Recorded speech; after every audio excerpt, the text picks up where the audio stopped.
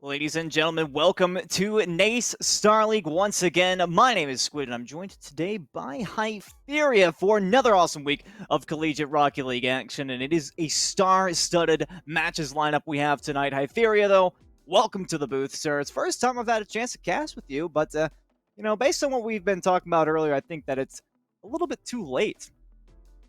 Well, it is a little bit too late, but you know what? The matches are about at this level, and then casting with you is almost up there as well, if not above. I think so. I don't want to do any harm to these matches because we have Fair got enough. some bangers lined up as well.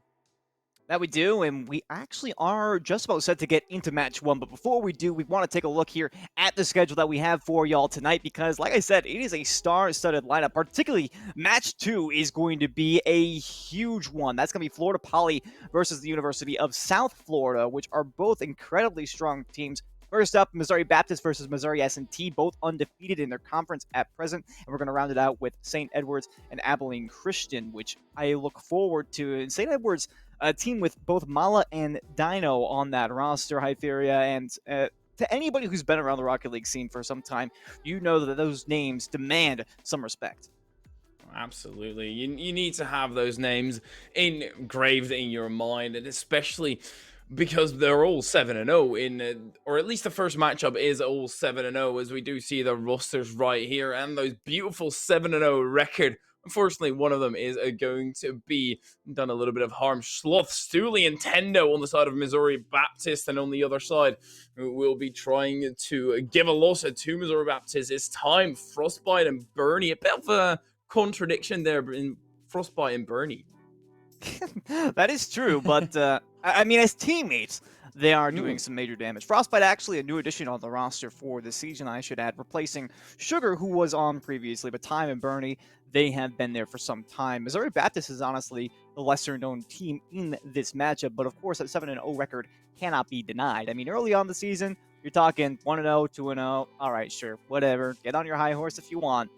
But you haven't put up that many great results. 7-0, that's a different story. That I can respect. So now they're coming here to defend their title against Missouri S&T, previous CRL contenders. So these guys clearly do have the strength to deal some damage. And so for Missouri Baptist, you know, they're kind of my personal underdogs, but that's mostly just because I haven't had a chance to see them. I do recognize some of the names on that team. And it looks like the players are just about ready to go here, Hyperia. I'm not personally going to make any predictions. If you really want to, then go for it, but I'm not going to throw my I'm not gonna throw myself under the bus like that. I always get my predictions wrong anyways, so it's probably for the better. I don't know about you. Well, welcome to the wrong prediction club. I'm a member. I've been a long-standing member, and I just want to predict a good matchup. I think that's the most important part about this. And we will get that. One team will be able, or will get a loss here today, and one team is going to continue their perfect record, perfect streak. And ooh, I have no clue which side it will be, but they will battle it out for sure. Either way, it's going to be a great story. Yeah, I agree as well. And the player's just about ready to get here on the field. So, Hytheria, the action must not wait any longer. Missouri Baptist going to be featured here in the blue. Missouri S&T to oppose them on the orange side. 5 minutes on the clock here. Beckwith Knight, the locale for this particular iteration of this matchup. And I gotta say, a pretty slept upon map here. And Frostbite almost with a shot chance, but immediately Missouri S&T miss a quality scoring opportunity. This map used to be my free-play map for ages until it finally changed to Forbidden Temple, so it surely brings up some special feeling for me back when I was terrible at the game. And now we shall focus on people who have been grinding it out. 7-0 time. Trying to go down the other end. Sloth with a quick shutdown. Tendo on the sidewalls. Misses the short burner with a good controlled aerial off the backflip. Gets it out further. Stuli, he has to be careful with those, and he does end up clearing it away. Yeah, beautiful gap closure on that one. It's something I really like to talk about when you're playing defense, is not allowing your opponents much space and time. And speaking of, the Missouri S&T, who had to make a save there on the back end. Transition out here onto offense. It doesn't seem like we're going to be seeing a lot of the midfield in these opening couple of minutes. Minute 1 is already dead and gone at this point. Frostbite has to drop this one down in front. It's not looking so playable here, though, for MBU. We'll have to concede down the sideline. 50-50 different times. The recursion is there as well, and Stuli forced to the corner. Stuli tries to get the ceiling reset, messes up the recovery just a bit, and thus ends up landing with the roof of his car right on the ceiling. It's going to be a bit awkward on the way back. They've got it all sorted right now. Sloth with a long distance shot. Bernie clears it away easily. Time extends. Frostbite and wants to have a go at it. Has to wait in the center. It's almost good, but just a bit too far out. As Frostbite does try to continue the attack, they're forced to go back on defense for a little bit. Will they stay? There's the real question. As I mentioned before, it didn't seem like we're going to see a lot of the midfield. And I really feel like we haven't engaged much in that neutral play. Perhaps there's been a forced challenge here or there, as you just saw. But it really doesn't serve much purpose other than to just get it back to your teammate. They're not realistically trying to achieve much all by themselves. Finally, we'll see a shot here. Bernie, what a save! Off the crossbar and away. Gets a savior medal to go along with it. And MBU still on the attack here, but Sloth can't beat Frostbite to that ball. Another quality scoring chance turned away in the 1v1. You see that shot and you just think this is going to go in, but Bernie, he's got other plans as he has other plans to set up an attack as well. Goes for the corner boost. A bit of a prolonged offense is the plan for Missouri S&T. They're not going to get it. They're going to have to kickstart this from the back line. Stuli gets a good 50. Bernie missed out on that boost battle. Stuli still able to turn in. Tendo not in passing option as of right now. Double commit on the clear away, but they do get it across the mid line. Tendo wasn't a passing option, so he's able to get it back on defense. Bernie is able to set up a play, goes underneath, but Slot clears it away. I gotta say, Stuli getting a little bit over aggressive on that initial challenge for my liking. It did work out in the end, but I don't really feel like there was much option for Sage. And now Time open that shot here, and will drop that one right into the center of the net. That makes it 1-0.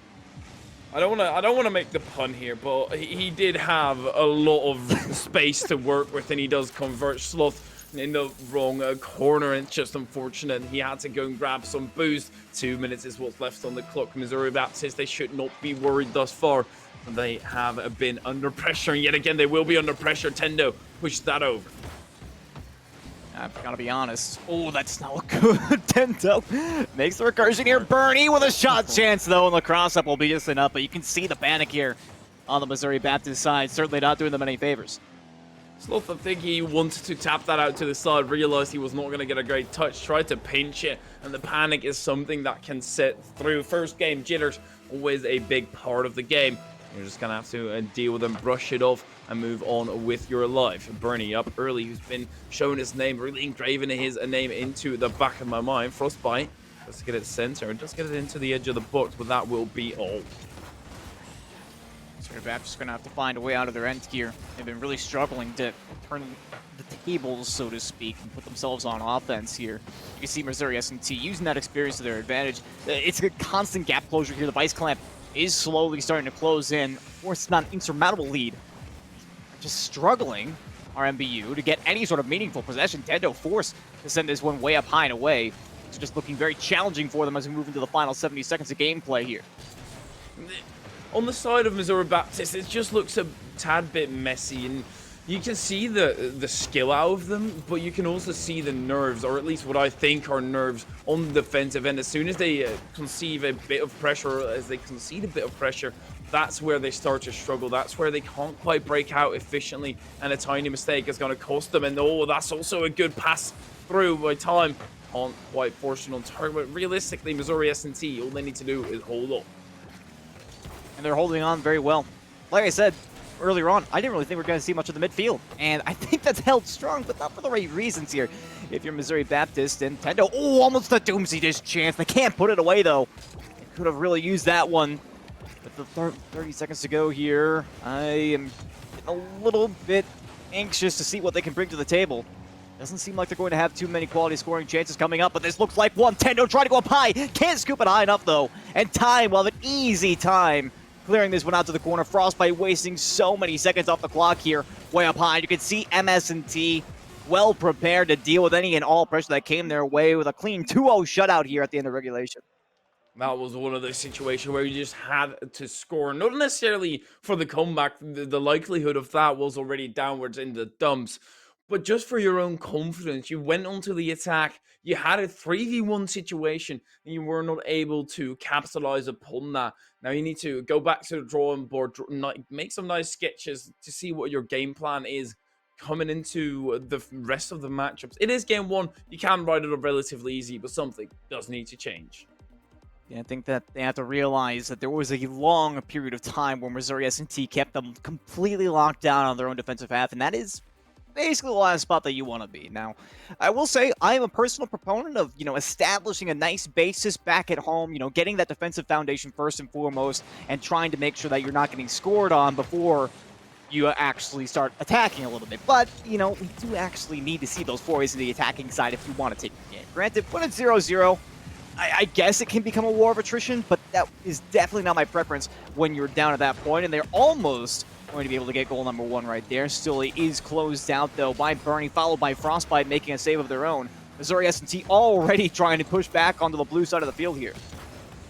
I love what they're doing right now on the side of Missouri Baptist, though. They are still moving into the attack, and you can see their confidence. It might have taken a tiny hit, but this is a good pinch, and Birdie somehow almost clears it away. That's impressive in its own regard, but it will still be forced through. Let's talk about preparedness here, Bernie. I don't know where in the world you make this read, but still put the handbrake to great effect. I gotta commend Tendo, though. You can see the read on that play initially. And having to make that kind of an audible turn your car in a direction that you never really expected or intended to have turned it in. And suddenly, hey, you still end up with a goal. So nice ground pinch. Gets them on the board and ends that 5-minute drought we saw from game one at the very least. Those 5 minutes ends to change as we are not quite at the beginning of this game. It's pretty old. That looked like a good opportunity. Not sure if Tendo would have been able to cut off that pass to source. Still, Missouri S&T, I think that's twice now. We saw near the, or at least in the opening minute, they missed out on a chance to score. Ooh, Missouri Baptist also missed out on the chance to score here. And they have to prepare for the counter-attack and infield pass, something that has been very high up in the rankings for Missouri S&T, but it gets shut down, and that is a danger of it. You do have to commit 2 players, and as soon as that doesn't work out, well, this can happen. And Frostbite sitting there in the mid, perhaps didn't see Sloth had a second touch from that one, or perhaps just didn't give the proper respect to Sloth in that situation. But you know what I said, High Fury, at the beginning of this one is you got to have a solid defensive foundation before you can worry about the offense. And I feel like MS&T did not heed my advice in that particular moment, so perhaps that was a little bit of a lapse in judgment. But hey, it's only 2-0 down. It's not an insurmountable lead for certain. And oh, Tendo, you gotta make those touches, and Time will punish you every single chance he gets. Still impressive out of Time, though. Always with those touches, you very much try and read where Tendo is hitting it. Time said, Tendo, I'm disrespecting you. I don't care what you're doing. You're gonna miss this ball. And with that, he will get the connecting goal 90 seconds in, and we've already had 3 put into the back of the net. Make that 4 as Sloth off of kickoff is rapid. Yeah, this one hurts me just a little bit for Missouri Baptist, though. This is probably a breath of fresh air. I mean, getting a face-off goal has got to be somewhat relieving after sustaining that one against. And Tendo, you can rest easy just a little bit. Everybody makes those kinds of defensive mistakes once in a while after all, so no harm, no foul. Reset and get the job done, but hey, there's a lot of time to try and hold on to this 2-goal lead. Missouri S&T has shown that they have a lot of striking power in certain instances. He's forced to touch this one away from Frostbite down here on the sideline. Will continue to play here into the orange half, somewhere I'm not used to seeing based on the last game, but they are closed out right before the goal line. We can see Missouri Baptist, they've generated more power, and as I say that, they also generated more speed. Tendo jumping in, Sloth on the back line, Stooley waiting patiently in game 1 jitters, but they are a real thing, or at least according to Missouri Baptist. Now to go back on defense for a bit. Tendo punched that wide, not going to get the follow-up, and after a double commit, Stooley's in a cooler situation where he has to defend against 3 oncoming attackers. Luckily for him, they pass it to the backboard, and they can easily clear it away. I'm going to have to do a little bit more work here, though. You saw that recursion from Frostbite. Tendo with that backflip there. That left a massive gap there in the upper corner. There was no punishment from Missouri S&T. Perhaps they didn't expect or realize that gap was going to be there. We move past halftime, and I got to say, I'm not feeling too confident, even with a 2-goal lead here for Missouri Baptist. Frostbite off the backboard, so much open space, and time will plant it firmly in the back of the net.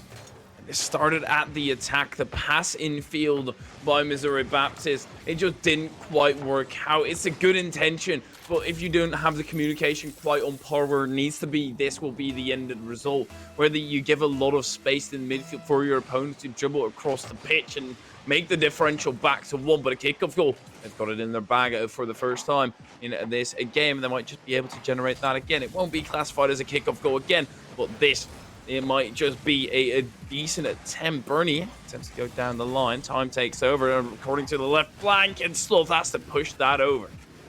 So much time given out there, and I'm not sure if I like that look. And again, a top shelf shot here from Bernie out of the corner. We're tied up here. Bernie is putting on some scorches here. What an angle, and what a powerful shot as well. Very much deserves this year all spring contender tag. I'm tied up here. I wonder what MBU is going to try to respond with. I think it seems pretty clear that Missouri S&T, they have their wits about them in just about every situation. As I mentioned before, they've got a lot of experience contending in CRL, and again, the placement here from Frostbite. So much space and time given to MS&T. The defense just left wondering what they're supposed to do about this. It just, in a blink of an eye, they fell apart at this side of Missouri Baptist. I'm not too sure why or how. I mean, obviously why. They didn't necessarily specifically start doing this, but something did go wrong in their attack, and maybe that's something with their communication, attack and defense, going a bit wrong as the clears away, just don't quite have the power needed, and you give so much pressure away to Missouri S&T, they will capitalize. They will, and again, it's the placement that really kills Missouri Baptist. I can't help but think here, Iberia. If you are getting annihilated every single time just based on the shot placement, you have got the shot. I mean, you just got to stop the shots from happening at the end of the day. Simple. Because if they just keep getting chances to shoot like that, they are going to put them in effective spots. I mean, in that regard, their accuracy has been through the roof. You could hardly ask the same with some pro teams at times. And one of the double tap back there. They will be shoved away. Seriously, though, now having to play from 2 behind when you had a 2-goal lead twice in this game has got to be devastating for the morale. Absolutely, and I think the biggest part between this level and the absolute highest level is just the speed at which you can do a certain action with. These players, they can pretty much do anything. Flip reset, sure, but can they do it when somebody's challenging them or in any single occasion? No, they need a bit of time to set that up. So as soon as you give that time to set up a shot with a proper placement, Missouri S&T, they will capitalize. But now on the other side, Sloth does not quite capitalize. And there you see the difference between these two teams as of this moment. Yeah, I could not agree more at this point. Missouri S&T, they just have their wits about them in a much bigger way than Missouri Baptist. And a finally scoring chance, and it will be a dunk in from Tendo. They're not out of this one just yet. And Missouri S&T let off the gas just a little bit and get punished for it.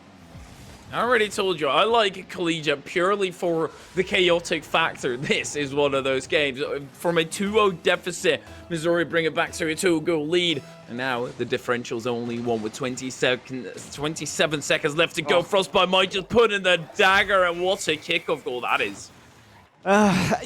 You know, I want to agree with you, but the only problem I have with this is that it means that Missouri S&T is going to move on to have a 2-0 lead in the series. Other than that, great kickoff goal. You know, I've got to give commendations to Frostbite. Well played, sir. But it still drags on my heart just a little bit here, Ifuria. I'm hoping that we can see a miracle here from Missouri Baptist, but it does not seem like it's in the cards. Sloth denied there on the back wall for an opportunity for a double tap. Move towards the final 10 seconds here with no possession for MBU. It looks like we're just going to retire game 2, leave it in the history books for now. And it's going to be on reverse sweep station here for Missouri Baptist if they want a chance to stay undefeated.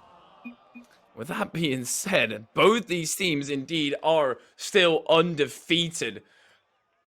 As of this moment, one game is, of course, what separates Missouri Baptist and Missouri S&T from trying to damage that record. But oh my word, does this not look like a matchup where both teams are 7-0? Missouri S&T, they looked calm, cool, and collected. They were moving into the attack, while also having a proper defense. On the side of Missouri Baptist, they had a good attack. Their defense was just not quite the rotation necessary. Yeah, I will agree on that point. I feel like it's just, well, I want to say, right, it's like making these minor changes in the game plan for Missouri Baptist. But I think at the end of the day, what I'm noticing is that the big difference is just inconsistency, because we have seen some really good and well put together plays from Missouri Baptist, but not nearly with the same kind of frequency as we're seeing them from MST. And I think that's kind of the issue, right? Is, you know, you can't just say like, hey, just play better. It is simple to say that, but the problem is, you know, Missouri S&T have been playing together for so long now. They've competed in CRL a couple of times now, and it just means that they are much more well thought out about how they approach things. And as I mentioned, their accuracy is ridiculous. And speaking of Frostbite, the double tap here off of the face-off. Oh my lord, it's beautiful. Oh. Yep, that is just beautiful. I just want to look at that in as much silence as possible, because that's just an exquisite goal to start it off. And Missouri S&T, this is that kind of goal to directly propel them towards taking this entire series. The Bernie with a flip reset, pre-flip, goes over it and doesn't quite get it into the back of the net time. Still able to extend their stay. Frostbite, that's going to be difficult with 0 boost in attack, and now the breakaway needs to come. Stooley, it's a big boomer across the side, but time is right there. Sloth Nintendo, they double commit, and here you see Missouri Baptist, they're just a bit messy, and they're forced to go back on defense. A shot like that will easily make it through. And Missouri S&T, they show class. I think the only problem I have here is the fact you mentioned this shot easily goes through. You gotta have somebody defending the backline here. When you don't have control of the midfield, you have got to have somebody defending out back there who's ready to defend against that passing play should it come out. Missouri S&T realized that there was nobody there for it. Frostbite just takes the free shot and makes it number 2 now. And Missouri Baptist on the death timer right now. They've got to bring this one back to the realm of reality. I mean, MS&T have had some amazing offensive strings from what we've seen. Not only self-sustained offensive strings, but I'm talking about scoring goals unanswered. They had a ridiculous string in the last game, which allowed them to come back from a 3-1 deficit to a 4-3 lead. I don't really think that they're going to slow down anytime soon. It seems like they're playing just a little bit more of a possessive game, but it also feels like they're circling like vultures at times. Missouri Baptist surely not walking on the bright side of the road here. Oh, the easy fix for that is just cross the road forehead. It's simple as that, and cross the pitch he does. Frostbite makes the last second save. Tendo still in the defense. There's plenty of time left for this comeback, but then you have to get another one. And another one. The road there will be incredibly tough, and time puts the shadow on Missouri Baptist even more. I just don't see what in the world the plan was here. Stooley being unable to make contact on that ball. I mean, that is suboptimal, but at the same time, having no support, having no backup plan for if that was a lost challenge just indicates to me that they're not mentally preparing for the worst case scenario, which I think, unfortunately, they have to be at all times. Bernie, the high shot here, gets away from Tendo. It's 4-0 now, and it seems like a devastating loss already here for MBU, but it's only 3 minutes and 19 left to go here. Talk about not being prepared for a worst-case scenario. That certainly is one of them.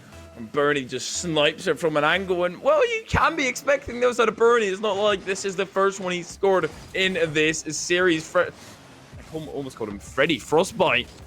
Gets it on target. Stooley on the clear away, passes it long to Sloth, but you see the power and the teamwork is not quite there with a 4-goal deficit. Frostbite just might do it solo. Sloth clears it away.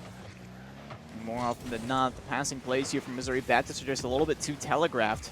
Missouri S&T can have people in position to cut it off at their leisure, and we've seen that a couple of times now. And to go with that, right, it's MS&T being able to read these passes, shut them down, and MBU simply cannot. Again, it's Bernie to Frostbite to Bernie. And honestly, here's the question I got for you, Hyperia. Who do we pick as an MVP in this game? I literally could not tell you, because Bernie and Frostbite in time have all been scoring and assisting and just generally tearing the other team apart. In this game, purely for that first goal, it might just have to be Frostbite. Very honest. In the entire series, I think Bernie has had a bit more lasting impact. That's not to forget time. I think you can make an argument for all three players, and oh my word, Missouri S&T surely showing class here as Frostbite tries to get it into time. It's very awkward. And that doesn't quite matter as we get it past half a time. There's still a 5-goal lead in the hands of Missouri S&T, and the only way I see that changing is with Missouri S&T's number going up. Yeah, essentially. I don't see there being any realistic way that MBU can come back from this unless Missouri S&T really drop the controller at this point. That's not to say anything against MBU. They have had some solid gameplay in the past. It's just 5 goals is so many to try and fight against. And fight they will, so that's commendable effort at the very least, but I feel like it might be a lost cause. I feel like the players are most likely hanging their heads in relative defeat at this point. There's only 100 seconds left to go, and at that rate, you need to score a goal every 20 seconds. Doesn't sound so difficult, but I really don't feel like any team worth their salt would let that happen, and it's certainly a comeback that we have not seen very often in the RL esports space. I think the only time I've ever seen a comeback of this magnitude, I think it was a 4-goal comeback by Space Station against NRG in Wave Dash, as I recall. That's the one I cite a lot of the time, and that was a professional team with Sipical on it. I just wanted to reiterate that they had Sipical on their team. I don't see a Sipical out here on the field right now. Perhaps we'll see one. Though. I don't think so. Starts with an S. Near enough, sure. And Tendo there to finish it off. So, hey, it's still very unlikely, but there is a chance. Now they've put it to a 4-goal deficit. Missouri S&T still heavily favored to take this one home. And if I were you folks, I would not bet my money on Missouri Baptist as of this moment. I think what happened, what really crushed them, is game number 2. I think we can credit this entire play towards that game as another goal rings through. This is just over. I'd have to agree. Game number 2 felt like the breaking point. And again, it's just wonderfully placed by time. I think, honestly, we're talking about who's the MVP in this game. Let's give a huge shout out to the shot placement for all 3 players. I don't feel like at any point I saw them take a shot on target that was placed poorly and ended up being saved as a result. I feel like every single time they took a shot, it was top show, or top corner, or down low where the defense couldn't defend it like time almost had right there. They have not a single time put a shot in a bad place, and I think that is a huge, commendable effort for MS&T, and they will move on here to be 8-0, 7-1 over for Missouri Baptist, which is certainly not a bad record by any means, but I think they're going to have something to think about after this one here. Well, absolutely, plenty to think about, but these are the kind of losses that make you stronger if you're able to talk it through, because I think that's where it essentially went wrong in the communication department for Missouri Baptist. That's where you start to grow as a team and be better across the pitch. Sometimes to make it a Brazil is just a meme goal and an own goal, but time, no, this is a phenomenal one. And it is. And the Brazil, we always love to see it. And this is why if I was asking who in the world do we give the MVP to, because at one point it was Frostbite, at one point it was probably going to be Bernie. time right now, sitting at 3 goals, 2 assists. I mean, Frostbite, 2 goals, 3 assists. Bernie, 2 goals, 1 assist, and the only save that they have this game. But, you know, I can go and look at the stat sheet. It has just been an absolute stomp here for MS&T, which, frankly, I don't think I expected. I feel like there were a lot of good things we did see out of Missouri Baptist at the outset of the series, but they weren't able to keep it up. I feel like their mental was not even close to keeping pace with the absolute just bleeding velocity that we saw out of MS&T that just tore them apart. And here's where you see where if you are a longer standing team together, it will help you massively. If a matchup is equal in skill regard, let's say you're all exactly the same MMR, but one team has been playing together for a longer time, that's usually the team that will be the favorite and has a capability to do such a thing where they go down 2 goals, make the comeback, and completely continue stomping you afterwards. The momentum gained and the momentum preserved for Missouri S&T was just too great to deal with. Unfortunately, Missouri Baptist, they Brazil in their record now as well because they got 7-1. Yeah, well, I guess, you know, being Braziled in the record, or I guess it's kind of like they got the Brazil, Brazilian. so that's not bad news at all. You know, I think when it comes to talk about playoff time, they're still in relatively good standing. And as I said, you know, I saw a lot of good things about this game. The problem is they had a lot of puzzle pieces, and they didn't really know what to do with them. So the ideas are there, but it's the execution that made the difference between them and Missouri S&T. And that's kind of the one of the big reasons that I mentioned at the outset of the series, right? I kind of favored Missouri S&T simply because they've been playing together for so long, not necessarily because they're individually the most talented players that I've ever seen, which granted you probably could have been forgiven for thinking that after watching how well they placed all their shots again. Huge shout out from me. But that's just the way that it goes sometimes. So for Missouri Baptist, you know, go back, check the VODs. It's the only team that's beaten you this season, so clearly there's something to be learned from them. And come back stronger. Come back stronger is a big part of it. It sounds very simple, but there is a lot that goes into it because let's say they reach playoffs, both these teams, they face each other again. Missouri Baptist, they have to come back stronger because they go in with already a mental deficit, thinking we've gotten swept by this team before. Of course, you can also argue the point that Missouri S&T, they will come into that a bit too lackadaisical and thinking, oh yeah, no, we've got this easy, we've swept them before. Of course, both sides of the argument, but in general, Missouri S&T are certainly favorable for gunning for that top spot. Yeah, well, I think when it does come to the CRL circuit and the general scene here in Collegiate, the last thing that you ever want to do is let your guard down. So I think I have faith that Missouri S&T will probably try to make the necessary changes. As I was talking about before, they did just narrowly miss out on making it to CRL fall here. They were so close, they were. But they ended up falling to one of their sister teams, Mizzou Gold, who actually is currently in the CRL. It was that qualifying round. They just couldn't make it happen.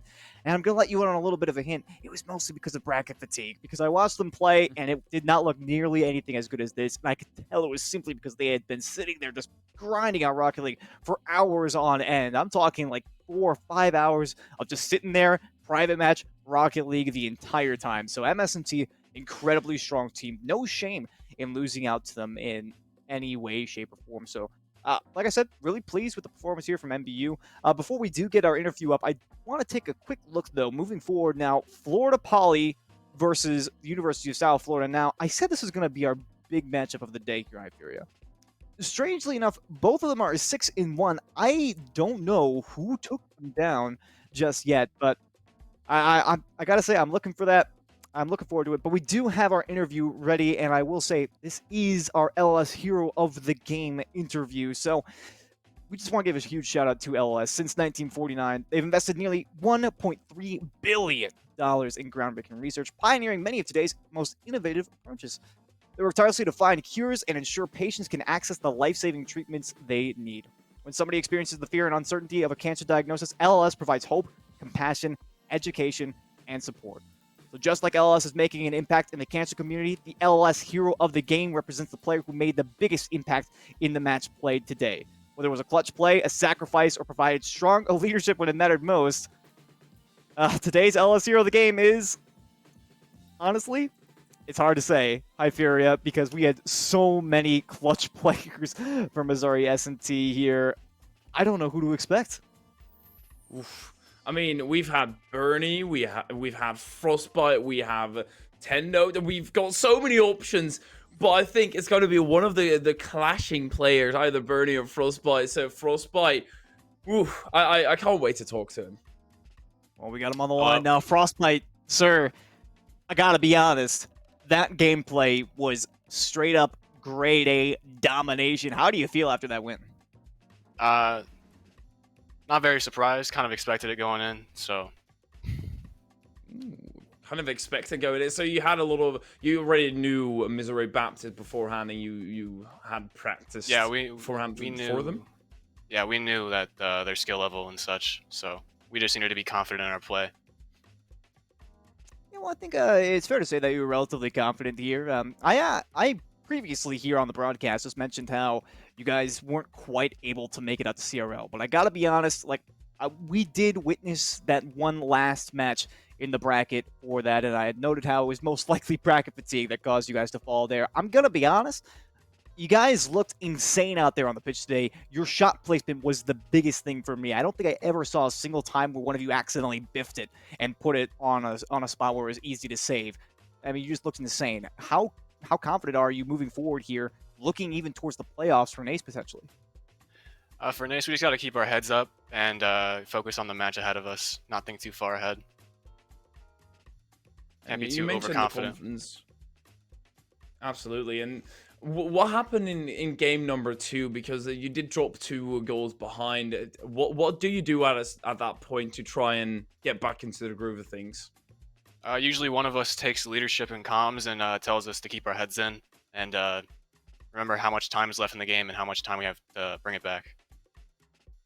Well, I mean, on that point, though, I gotta be honest, it looks like nobody really had that one leader role, that one, I guess, pop-off role. Y'all all really committed to the same amount of effort to that one.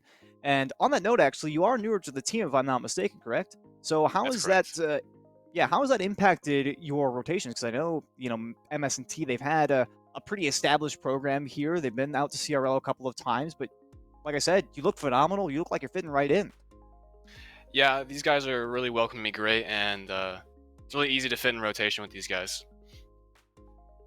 What kind of role do you like to play in the team? As it stands now, I mean, I just fit in wherever I needed to be.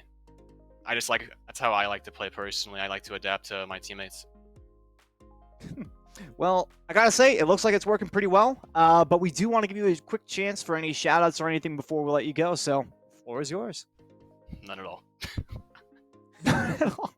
Well, thank you very much, Frostbite. We'll let you go so you can start, I guess, focusing on your next match, as you said, one at a time. So thank you very much for coming on with us. Yep, thank you. There you have it, ladies and gents. Missouri S&T, solid victory, and quite the confidence there from Frostbite. But as he said, take it one step at a time. I respect it. The confidence absolutely oozing there, and well, calm, cool, collect was their game plan. It was also the interview. No nerves whatsoever. Came in, said what he needed to say, and talked his stuff. And well, that is it for match 1. We are going to take a quick break while we get our next one set up, but it will be Florida Poly versus the University of South Florida, our highlight of the day. You won't want to miss it. We'll be right back here with more NACE Starleague in just a moment.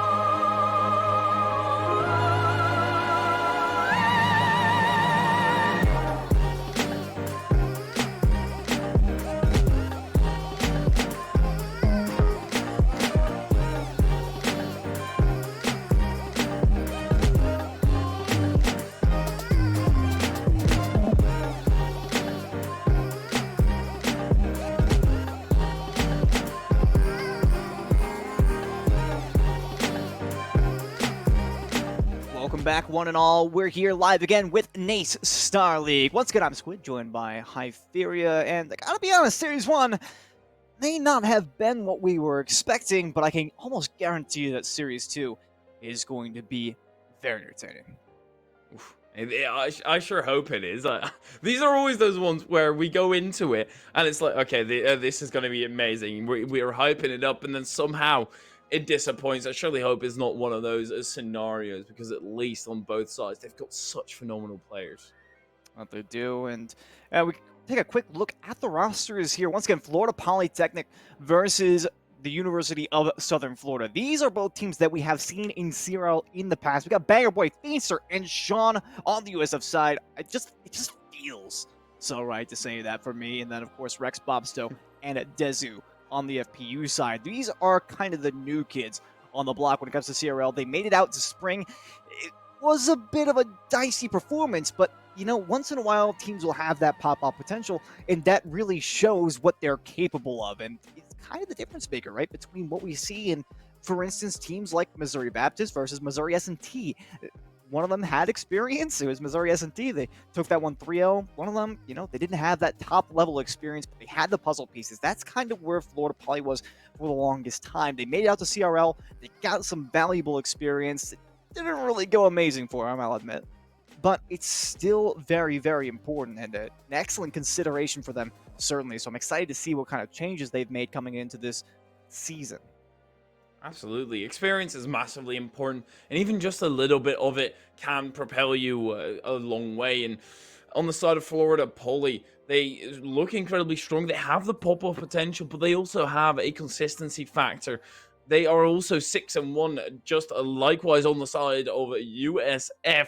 Once again, a similar record going into this series, and that makes it even harder for us. Once again, we go kind of the matchup of new kids on the block against experienced squad. I really don't know who to pick. Yeah, well, thankfully, this is just a little bit less so that situation, as I mentioned, but it still does have that kind of a disparity. You know, what can you say about it? It just remains to be seen. And I gotta be honest, from what we've seen out of Florida Poly, as I mentioned, it's a it's a great roster when it comes to the individual pieces. We've seen some great things out of all three players, personally, but for the USF side, of course, it's all about, you know, the team plays and such. And it sounds like Sean still patching Rocky Lake. We just had a 1.5 gigabyte update here, I fear. I don't actually know what it was about. I don't know if anybody in the chat can tell us. I don't actually have the chat open right now, but still, send it our way. I would love to know. I'm going to go ahead and open up right now, just so that way if anybody says that I can see. But I will say, random tangent, esports decals, when are we getting the away ones? Because I'm really excited for that, actually. Oh, well, I see. talked to my contact at Psyonix, and they told me absolutely nothing. I have no inside information. Is that unfortunately. just an analogy for you message Shice and he said nothing back because he never answers his DMs? Oh, yeah. Send him about 10 million. Away decal, question mark, away decal, away decal. I send him one every 10 minutes. Just have a bot doing that. Honestly, that's probably the greatest way. And Yes. he's still. Yes. You just have to call some beef, and he will reply to you. Very simple. Ooh, that's actually a good point. But still, though, making a bot to send Shice a message on Discord every 10 minutes, that's doing God's work right there. So thank you. Thank you, Hyperia, for your sacrifice. I'm sure that took a lot of effort. Probably not. But anyways, we are still waiting on a couple of players here in the lobby. Apparently, Sean... So, get this. Sean's game is finished downloading, but it's doing a lot of disk verification stuff. I actually had that same thing happen to me, so understandable. And, oh yeah. It's like 12 gigs. Just now getting in. I forgot you weren't actually in here. Let me get you in the party here, sir. And hopefully we can get stuff underway here. But enough of the informalities. Let's once again talk about brass tacks here. Hyperia, I know that this might not be too easy of a game to predict, but I am going to actually ask because these are two teams that you might be able to actually have some insight on. I know I do personally, and I honestly got to say, I think I'm back in Florida Poly on this one. I feel like they got nothing to lose. They've had the time to review the VODs, and I think they're ready to start taking names. I'm going to give it to them 3-1 here. Ooh, well, I want to go with familiarity. I've seen USF play, and I thought they looked absolutely amazing. Even though they were able to dominate their opponents with relative ease and just started styling off the get-go, they showed mechanical capability. So I'm really excited to see them in a proper format where they don't have an easy opponent. I do want to give it to USF. I'll go game 5, make it spicy to kind of counteract that sweep that we did end up having in the previous series, but they will be a great matchup either way. I would love to see a game 5. I'm telling you that right now. I do kind of wonder how the mental is going to shift, though, if we do continue on farther and farther into the series. Like I said, Florida Poly, they've had some experience in the past, not as much as South Florida. Certainly not. This is a very storied team. And honestly, I'm kind of curious as to how their roster is going to evolve here, because I know that Banger, Feaster, Sean, they've been playing together for the longest time. And unfortunately, with the nature of CRL, some people do actually they graduate. Whew. No, I know it's horrifying to think about. Ugh, chills down my spine. We actually saw that happen to Too Fast here not so long ago. One of the staple players on UNT and a content creator in the community, as some might recall. He's coaching him now, which is great, but he's not playing, which is not great. He's been around CRL since the beginning of time, basically, and it was a little bit disappointed to see him go, so I'm wondering where USF stands on that. It's always great when you build a legacy, but then, of course, at some point, the inevitable comes, you graduate or you exit college. Either one, you can't stay in college for your entire life, and if USF all of a sudden have to change their entire roster, that might just hurt. That's a good point, actually, and I have talked a little bit in the past about having, like, franchise veterancy, right? Franchise veteran status in CRL, where you do get some teams, like UNT, for instance. They have D-Bank, who is, like, the one anchor, but both Too Fast and... Oh, my goodness. How am I forgetting? Oh, my goodness, this happens every time. Too Fast. CRL knowledge. Oh no. This always. See, this is the problem. All right. Here's the deal. Is there's so many heckin' teams in CRL that there is no way I possibly remember them all. That's the way that it goes. Fair. All right. In any case, it sounds like Sean is launching his game, so we'll be underway shortly here. But in any case, Too Fast and the other staple for UNT, I cannot remember for the life of me right now, who left before Too Fast. They rotated out of the roster. You got Lucia and Corrosive there now, which are great players, but certainly it's difficult to replace such huge names, but they're still at the top, right? And I have to feel like it's the experience that D-Bank can bring to the table. Just one person still being on that roster. They're like the old gray hair wizard, right? Of like, you will learn how to play the game properly. Exactly, yeah. You will learn how to play Rocket League. I have a feeling, though, you're going to get to this name in about 5 to 10 minutes' time, and all of a sudden, all the way we go back to this conversation.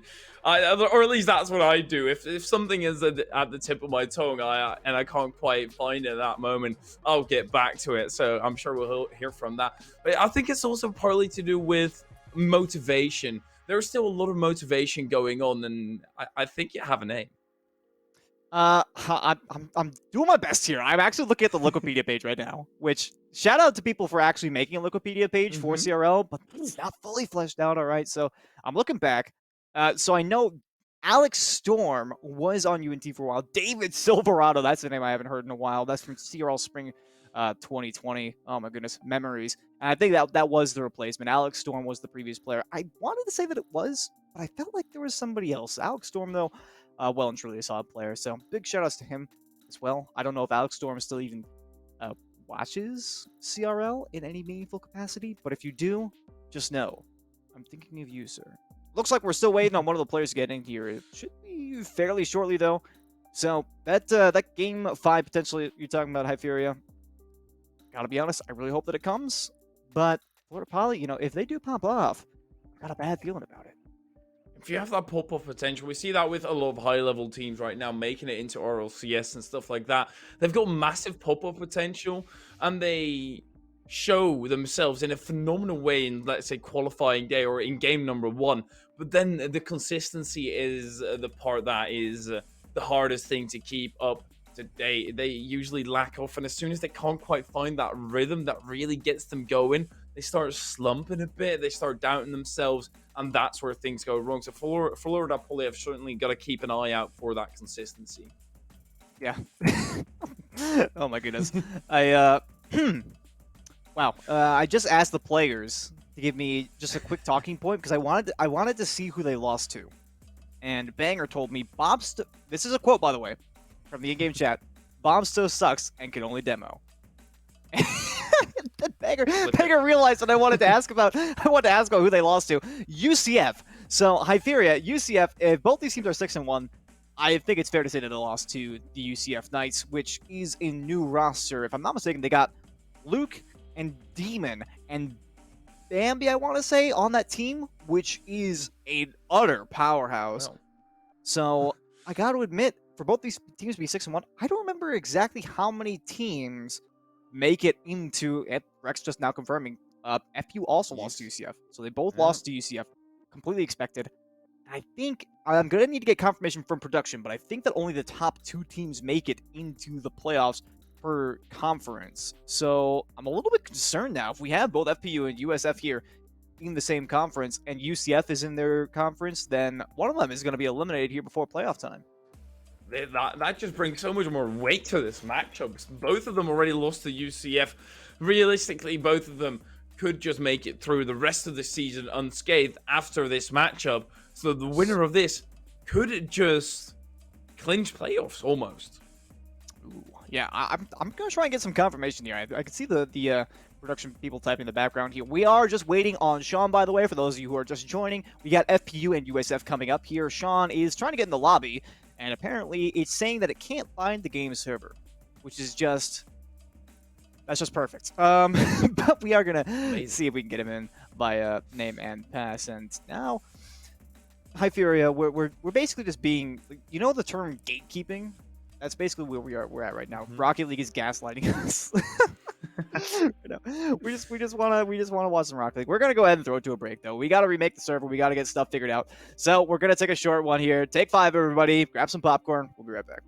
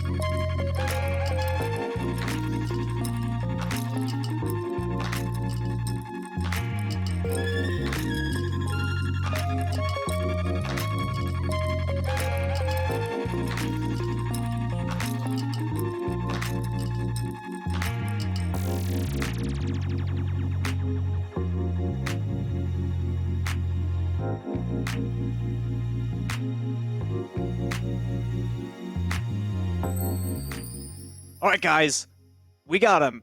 Ladies and gents, everybody's in the lobby. We're ready to go. Thankfully, Hyperion and I got just a moment of a break there for talking, but the teams are ready to play now. We got Florida Poly, we got University of South Florida on the field here, and FPU gonna be over on the orange. USF in the blue. Let's see what they can do, Hyperion. Reiteration, both these teams are 6-1 in the league, and this might just mean whoever wins this can clinch playoffs, or at least put some decent dent in towards that. Bubster with a good challenge, gets it to the center, clear away, but Rex still coming through with a shot. Banger pushes it wide. Already a quick start here for Florida Poly, and again, we'll just like brush over some of the points that we were making before the show started here at FPU. Bit of underdogs in this situation just because they haven't had nearly as much experience in the CRL bubble as USF, but very strong in their own right. I predicted for them 3-1. Hyperion, I believe you predicted a Game 5 victory for USF, if I'm not mistaken. And they are going to be... Oh, almost scored on there. I thought Bob saw that one for sure. I was so ready to call it, but now he can't put it on target. They did talk trash to each other before the game and saying he can only demo. So I guess as of right now, the trash talk getting proved that is true. Well, let's see what Bubster can do here. Pass it along the pitch. Rex tries to clear it out to the side, or at least pass it off to the side. Dezu is up for it. That's going to be a tough angle. Does get a second tap, but Banger's going to have no struggles clearing the other way. Rex catches it. Fencer also catches it, but that's an awkward bounce and doesn't really do anyone favors except for Bubster, who gets the demo. I feel like there's a little bit of irony there. Bob still picks up the demolition, but perhaps he'll have a shot yet. And that one will actually be closed up by Banger up there in the mid. Rex can't find that angle off the corner wall. Certainly a good idea. The demolition comes through. Dezu in the 1v1 will be able to make the play away. I believe that was Bob still getting... Oh, there's Bob still getting that one at the very least. There are car parts all over the field right now, Hyperion. Everybody just getting taken out. Banger tries to take out Sean for a lovely little pass, but that doesn't quite work out. Fencer still whips it up to the edge of the box. Bobsto gets it clear. At least he gives Rex the clear. Gets out to the side. Dezu to the side. Sean's waiting patiently underneath while Rex hunts for the demo. And these demos, oh my word, does that just 50 in? Yes, it will. Oh my word. What in the world? I looked away for just like half a second because this looked like a relatively tame play. It was just, oh, hey, it's just in the blue corner, and suddenly, bang. Just don't even know what to believe anymore. Come on, like, why is it? Every time I look away for even half a second, something ridiculous happens. Well, that's goal number 1 for you. I didn't expect it to go that way, if I'm being perfectly honest. I'm not sure how many other people did expect it to go that way, but I'll digress on that one for now. Florida Poly do need to come back for this one. Peter knocked way up into the air there, basically looking like a mob out here with CC like that. They will be able to recover in time. USF actually given a lot of time and space here on the defense. That 50-50 was miles downfield. Bobsto now with control off the backboard. It looks good. Dezu with a nice 50-50, but no gap closure there means that they will lose the possession. Ooh, Banger. Could just be setting up a play. That's a good pass into Fencer. Fencer's not faking it out. Dezu, he spots that. Gets the clear away. So go convert this quickly into an attack. Bobster takes over, gets the pass off to the center. Dezu even brain jumper, but Rex, he stays just grounded. That almost worked out for them. The shot not quite coming through. And with 2 minutes left, there is still time for this comeback. But Florida Poly, they're going to have to try and get something more on the board. As of right now, they've done phenomenally to get a shot opportunity, but then the shot is just not quite the same. And FPU still staring up a bit of an uphill battle here. We've seen some promising moments from them, but nothing particularly threatening here on the opposing net. This looks like it could be a chance. Banger actually trying to cut in front of that one, but had no contest, and now a completely open net here. Sean straight from the middle of the field with nobody even in the zip code on defense.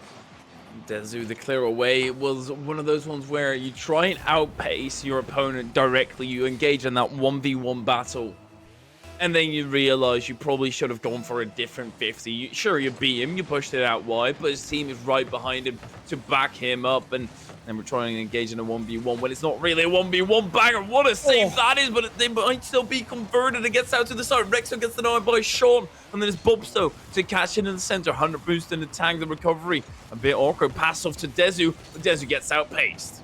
I can't believe that if Sean is spawned on the other side, that's a free goal for Florida Poly every day of the week, and a 1-goal deficit is never too demoralizing. Bobsto, though, has the angle on target. No, not quite. Rex will put it away, though. That makes it a 1-goal game now, just inside of a minute to go. Just inside of a minute, Bubsto. It's a good angle to send it over. Banger, who just did not expect that whatsoever, not even gaining a touch there. No 2 points on the board for him extra. And they get into this tantalizingly close final minute. This will be nerves galore, especially since it's game number 1. Banger with a 50 down the other end. Bubsto is able to catch it, but Banger, that's a bit of a loose challenge, a bit abrasive. Bubsto gets denied by Sean. Rex still has an opportunity, extends that with the aerial fencer in the way. They're getting close, though. Florida Poly Bob's still looking for more demos. He will find against Sean. It doesn't really make much of an impact, but I'm still excited to see it nonetheless, just because of the banter. I wonder if Bobsto's doing it on purpose. Either way, we're within 30 seconds now. The greatest contact here from Sean does find Banger. The pass back, and nice save by Bobsto. What a read, and now a chance to move downfield. No contact made here, but Dezu not quick enough on the draw. It looked like they had the backup there. The option coverage was here for Florida Poly, but they just don't use their ability to hit that ball. This is one of those scenarios where Dezu, he thinks he has so much time to clear this one away, and then all of a sudden Banger says, I be monkey, I'll challenge this ball from behind you, and I guess it will work. And that might just bury the game here, unless Florida Poly can get a kickoff goal here. It's going to be a tough in as it lands in the corner. That will be game number 1 locked up for USF. A battle it was, but the battle was won by USF. Oh my goodness, Florida Poly. Well, it's just game 1.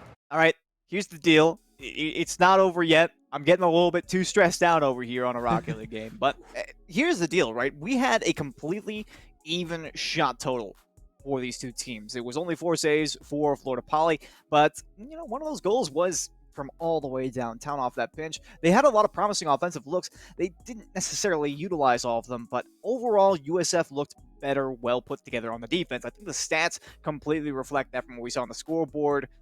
That was basically the story of game 1. You know, all nicely wrapped up with a bow on top. Now let's just let game 2 play out. Will Florida Poly be able to correct some of the minor mistakes that they had, convert on some of the opportunities that they had, or will the USF to continue their march towards victory? They at least go for a frisky kickoff strat, and fake one coming out of Florida Poly. Sean still popping into the backboard after the kickoff dust has settled down. Fenster, he still did not see that play unfolding properly. Rex getting the demo. They're being heavy demo players right now. Being really aggressive. It's almost working in their favor. You have to keep it clear on the back end as well. Fencer going down the line. He still has a bit of boost to work with. Sean, he's had enough of it. He wants revenge and goes for the demo as well. Sean underneath Rex right now. Bubsto still able to extend. That will be the end of the attack for Bubsto at least. Rex had an opportunity but also can't quite get it. Oh, well. Yeah, looked good there for a second. I was thinking the same exact thing. Now Banger over to Feedster. Oh, almost stop this. That looked like such a good play. They can't quite put it together though. And Bobsto will guide it out over to that midfield line. But oh my goodness, you give USF that kind of space and time in the mid. You give any quality team that kind of space and time in the mid. I'm going to make you regret that. Fortunately for FPU's sake, though, there was no shot quite on target. It was the 4th defender doing all the work for them that time. Remain at 0-0. This looks like a quality chance for Dezu. We'll have to go with the simple option, though. The 50-50 against Banger doesn't quite go in their favor. Continue past the first 90 seconds, still scoreless in game 2 here. I'm starting to wonder a little bit. You know, we did see a lot of demolitions from Bob, so they sound like they were background elements to a game, and this one certainly will not be. The demo from Dezu. They didn't expect this one. It was the mix-up, Hyperia. Didn't know there was a Rocket League chess game. What so incredibly well thought out was this play. The pass at first into Dezu, I think it was, who then ran on for the demo. It just was so incredibly outplayed. Rex and passing it along to Bubsto afterwards, and it will give Florida pulling the initial lead and almost another one as they try to force it through. But Feenstra, he's a bit awkward. A low boost on the back line. Infield pass that gets read by Sean and Banger, so they end up double committing. Dezu catching in the corner, gets past one, then taking up the pitch. This game is just demo galore. I mean, I would not want to get on this pitch right now. Well, if it weren't for the sake of me being able to respawn my car as good as it was before, then yeah, I would absolutely agree. Yo, alright, what if they actually made that a mechanic? Alright, I'll like Rex for now. In any case, Rex up for this one, finds the low angle, but Feenstra is there in the way. I do gotta admit, Florida Poly, they looked like they had a chance earlier on out of the corner. It was just a little bit of a lucky tap away on the initial challenge that allowed USF to avoid being scored on. The majority of the offense seems like it has been going the way of our lads on the orange side over here. As I say that, Feenstra looking for the redirect, can't quite find it. Bobso with a big touchdown field, and Rex actually interferes with it. I understand the idea on that one, but things are looking a little bit dicey on this. Banger can't quite get a good touch on that. Looked like there was a potential angle for the target, but they were just simply not in the right orientation. Banger, he still wants another go, tries to engage in the 50, does get it. Not quite the control that he was looking for. This will pop down and a bit harder than Dezu was expecting, so has to get it on the second tap. Dezu still running interference with Feenstra. Sean to the backward. Surely a goal is about to happen for the side of USF. They're putting on so much pressure, but the defense still holding strong. Now they're going to go for a demo run. Banger doesn't get it, and the shot was off target anyway. Bobso still comes in rescuing this game. As of right now, is an absolute banger. It's been classified as one by yours truly. Oh, Nick Kansas shot out there in the front. Bobso's there to meet it. Well, the sustained pressure from USF is surely going to break the ice at some point. We haven't seen this kind of pressure from Florida Poly. This might be the one big difference between these two teams. South Florida, they saw the opportunity to get out onto the offensive side, and they have been holding on to the midfield with a dead man's grip at this point. Banger looking for the double tap. Will he find it? No boost. Short for the fall. Dezu, the goal line save. Nice play on the back end. Let's get it around one player as well. Sean at least keeps it in the zone, though. And this will mark what seems like 2 or 3 minutes. We'll probably not quite that many. At least 1 or 2, though, of continuous South Florida pressure. And this is where that experience comes in for Florida Poly. They might not have as much as USF, but they have plenty to have a proper rotation in such scenarios. Sean double commits on this play. Feenstra to look for the counter-attack. I sure must imagine that they feel robbed. And they wanted to go out of that play. Sean to the center. Feenstra is up for it. First player to get a touch, but Rex nicely reads where that ball was going. Sean still gets a touch. Banger, absolutely no boost to work with, but wants to let Sean take control. That just gives Rex a free ball to work with. And now they've only got 20 seconds to try and get one on the board. I love how you say only 20 seconds. Feels like for South Florida, they have all of 20 seconds. They're looking at that with quite the optimistic viewpoint, I suspect. Feenstra off the backboard here for Banger. It's way up high. A double commit on the back end. Sean can't make contact with it, though. It'll be dropped out to the mid, and Florida Poly cleared all the way downfield for a Game 2 victory. Oh my goodness, that felt like eventually something was going to fall in their favor, and with that double commit off the back, it felt like that was the time to strike, but Sean was just a little bit too close to it. What a match was that, though. Florida Poly in defense, a phenomenal showing and a phenomenal rotation there as well to make sure that they can get back to every single ball that didn't get shot on their target. But that was so incredibly close. USF barely got edged out by Florida Poly, and well, that's where the Game 5 comes from. Florida Poly, they look incredibly strong, but the problem I always have with such a defense is that it never usually holds. Yeah, well, thankfully, that mold has been broken here. It's certainly not the first time that I've seen something like that. It's very uncommon, though. So I think one of the concerns that I have is if Florida Poly allows themselves to be set on the back foot like that again, it's going to be quite the cause for concern, at the very least for me. Perhaps they're comfortable with that. I certainly would not be as a player, especially with only a 1-goal lead to back you up. But we move into Game 3 now. It's all behind them, and South Florida have a clean slate with which to work with, and Banger already up here trying to find that angle. Looked like he had it down pat, but still denied out to the side. I think the real question now is, will we leave off where we were in game number 2 with relentless offensive pressure, or will it be a complete reset? It seems to be the case. At least USF want to set up that pressure, and they're getting it. Another shot rings through, and then Banger finally able to close it out for USF, or close this goal out. There's still 4.5 minutes left.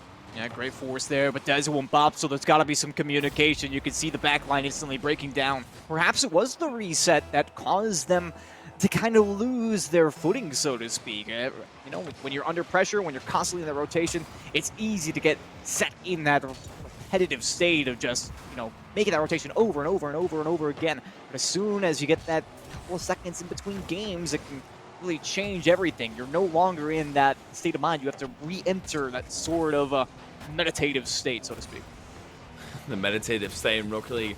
Your mental is massively important. Banger. Boost is also important. Doesn't quite have enough there. Sean, good boost pad, and gets at least 24 in the tank. Still wants that big boost pad and catches it nicely on top of his car as well. Still gets challenged early. Has to do some more work to get that out further. Does resume his previous work as Dezu has to recover for a bit. Rex, that's a dangerous clear out. Dezu has to bail him out of that awkward position, but a double commit. That could be close. Another 50 in the center. And it seems that Florida Poly have held on to that defense. Yeah, it does seem that way, but unfortunately they are going to have to push down eventually, and this is not a good-looking situation. Rex does make contact here with Fool's Feaster with it. But I would really love to see them push downfield here, and it doesn't seem like they have very many openings. Dezu will come in with a demolition here at the mid. Simply not good enough. They're going to have to do a little bit more than that. Find a passing play through the center, perhaps. Rex was looking for one there.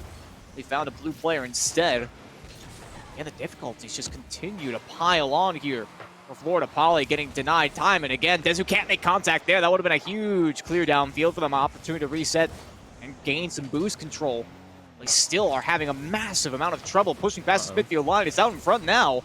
Rex has to get bailed out by Popsto here, strangely enough. Things are just going haywire here on the back line for the orange side. Everything going wrong for Florida Poly. With everything going wrong, they still managed to clear themselves away from a terrible scenario. Yes, another miss. Bobsto catches it, and Bobsto gets taken out. He probably is not too happy about that one. Banger has an opportunity, basically an open net, just has to be quick, and he is incredibly pacey. And he is, and this is just another example. Florida Poly, they cannot break out of this grip right now. It's 7 shots to 0 at present Hyperion. This is a stat line I would never have expected to see were it not for the previous game. But they're just going to have to fight this uphill battle now. There's still almost half the game to be played. So no worries there, I suppose, but it's all about the mental fortitude.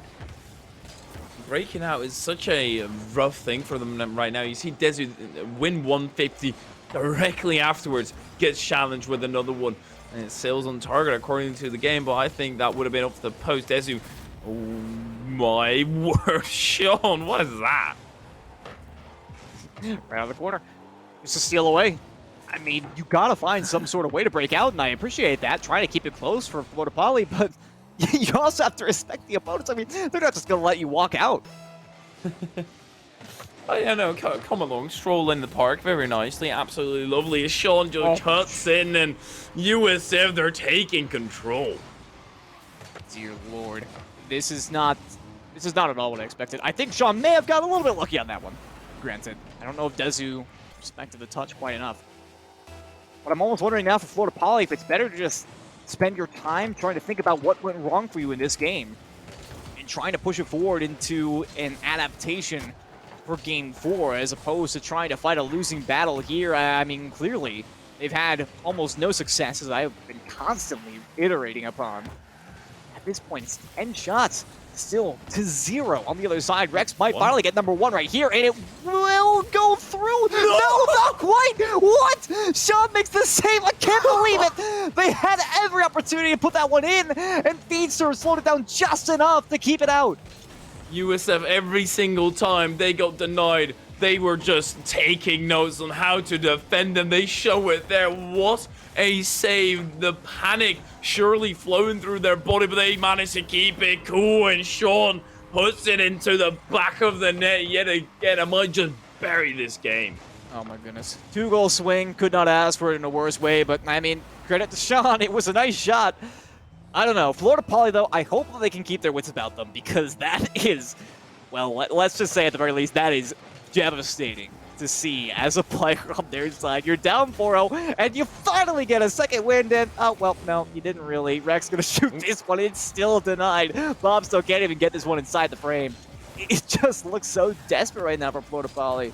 And like I said, it might just be time to concede that Game 3 did not go your way and move forward with it. USF, the confidence is absolutely surging through them. Their offense is electric. They really managed to create so much pressure that Florida Poly almost have to fold. They just almost have to give up at a certain point and say, okay, this is enough. I can't anymore. Passing field, just getting a goal here, but Bumsto, he's not even getting a touch in that exchange. Yep, that's just the way that it's been going for them this game. And I feel like I've seen it reflected in the consistency of their touches, or perhaps their attempts to go for mind games, so to speak, which I do respect slowing down the play. I've seen it a couple of times, them trying to attempt a bit of a slower ball through the mid. Not a bad idea. In theory, the problem is that USF are just diving at everything, because as soon as they know that they can make that touch, they are going to try to steal it away with them with all due haste, and it's been working wonders. So right now, for Florida Poly, maybe that just means getting more solid 50-50s. Maybe that means supporting the play a little bit more as they're moving upfield. You know, we've seen that kind of formation before. It's not uncommon to play the one player right next to the two, trying to make that neutral 50-50, let the two take it upfield, and then have the strong safety, the man way in the back. Problem being, Florida Poly has their number one man in the corner. So they're essentially just playing regular front-back post rotations at that point, and they have no opportunity to push out. And it makes it quite challenging, of course, in the boost control category. We have seen them making a relatively good use of the boost lanes. I think that's been kind of a skill that has relatively leveled out in CRL, so you don't need to worry about that so much. But still, you just gotta find a way to break out every once in a while. Even if you're just bombing it downfield, you gotta buy some time. Exactly. You gotta get the big boomers, but it appears that they're so prepared for the big boomers that you can see the experience flowing through here. Like USF, they are incredibly solid. They're not giving up. They're not letting up, and they're not giving you any moment of breath. They're keeping you exactly where they want you to be, and that is in the defensive end. That being said, Florida Poly, they could very much change this around and try and break out more, but I think they're going to have to start doing that with solo plays almost, or at least I don't even care what, as long as they break out of the defense, that will already be miles better. Yes, please, that is the one thing I want for Christmas right now. Just to see Florida Poly get out of the defensive end at this point. As we get underway here with Game 4, they are looking at falling here to the University of South Florida with a loss here. It's Banger and Sean immediately on the attack, maybe even looking for an air bump on that one. Will be unsuccessful in doing so. But I will note, Rex and Dezu both some hard changes, so perhaps some placebo in effect here for Florida Poly. I hope that's not the only tool in their arsenal, but hey. Well, they're going to be able to break out more easily since, well, USF, they're just styling. They're just trying to pre-jump when it's a 0-0 situation. Oh my word! Banger still rips another shot, but it's Rex on the clear away. Dezu tries to get a 50. Bumsto almost gets taken out by Banger. Well, that wouldn't have been much of a takeout. More like a takeaway. Tiny tap, tiny nudge. And Dezu gets along the side. If they can get a goal here off of the confidence of USF, that will certainly send them in the proper way. They managed to break out onto the blue side of the field. Doesn't look like it's going to be a very extended stay, though. John forces Bobsto up into the air. Beanster for the foul, looking for a passing target. Will find Banger. It's off the backboard now. Prime piece of real estate. Bobsto, fortunately, with the read. Now even open that downfield. John should make it back in plenty of time, and it was outside of the post. No worries there, but Florida Poly are getting a little bit more onto the attacking side here. Dezu can't commit for that pass. I wonder if there just wasn't the read on that play. It looked like a quality angle. We'll let it go by the wayside one way or the other, and Florida Poly, I guess I should say, back onto the defense here. It will move out once again, but still nothing promising I'm seeing on the offense. It's improvement, but baby steps aren't going to cut it at this point. You got to take this game win. We're going to take a huge leap into the attack. Not a leap of faith, because USF, they very much seem capable of shutting down Faith as Feast there and gets to clear away. tries to get it across Sean, I guess. I'm not too sure what Phoenix's plan was there. He's just chasing the ball until infinity, not letting up. It's like a dog as of this moment. He does get it away further than Sean. Make sure that they are clear of danger for at least a little bit. Banger can't get the save, and Florida Poly strike first. They really needed this one for their mental. But it was a nice pass over here from Bobst over to Rex, but you got to give credit to the demolition. I think Banger also sustained a little bit of a hit during that play as well. So the truck stick clearly working on the controller of, who was it that wasn't involved in play? Dezu over there. Honestly, anybody goes for demolition plays on this Florida Poly team from what I've seen, so wouldn't have been surprised if there's anybody. Oh, and Banger. That was completely free. I think they were respecting the touch from the opponent, though, trying to make it just a little bit quicker to the ball. And sometimes that's all you need to do is pressure your opponent into thinking they have to make an alternative touch to what they actually can.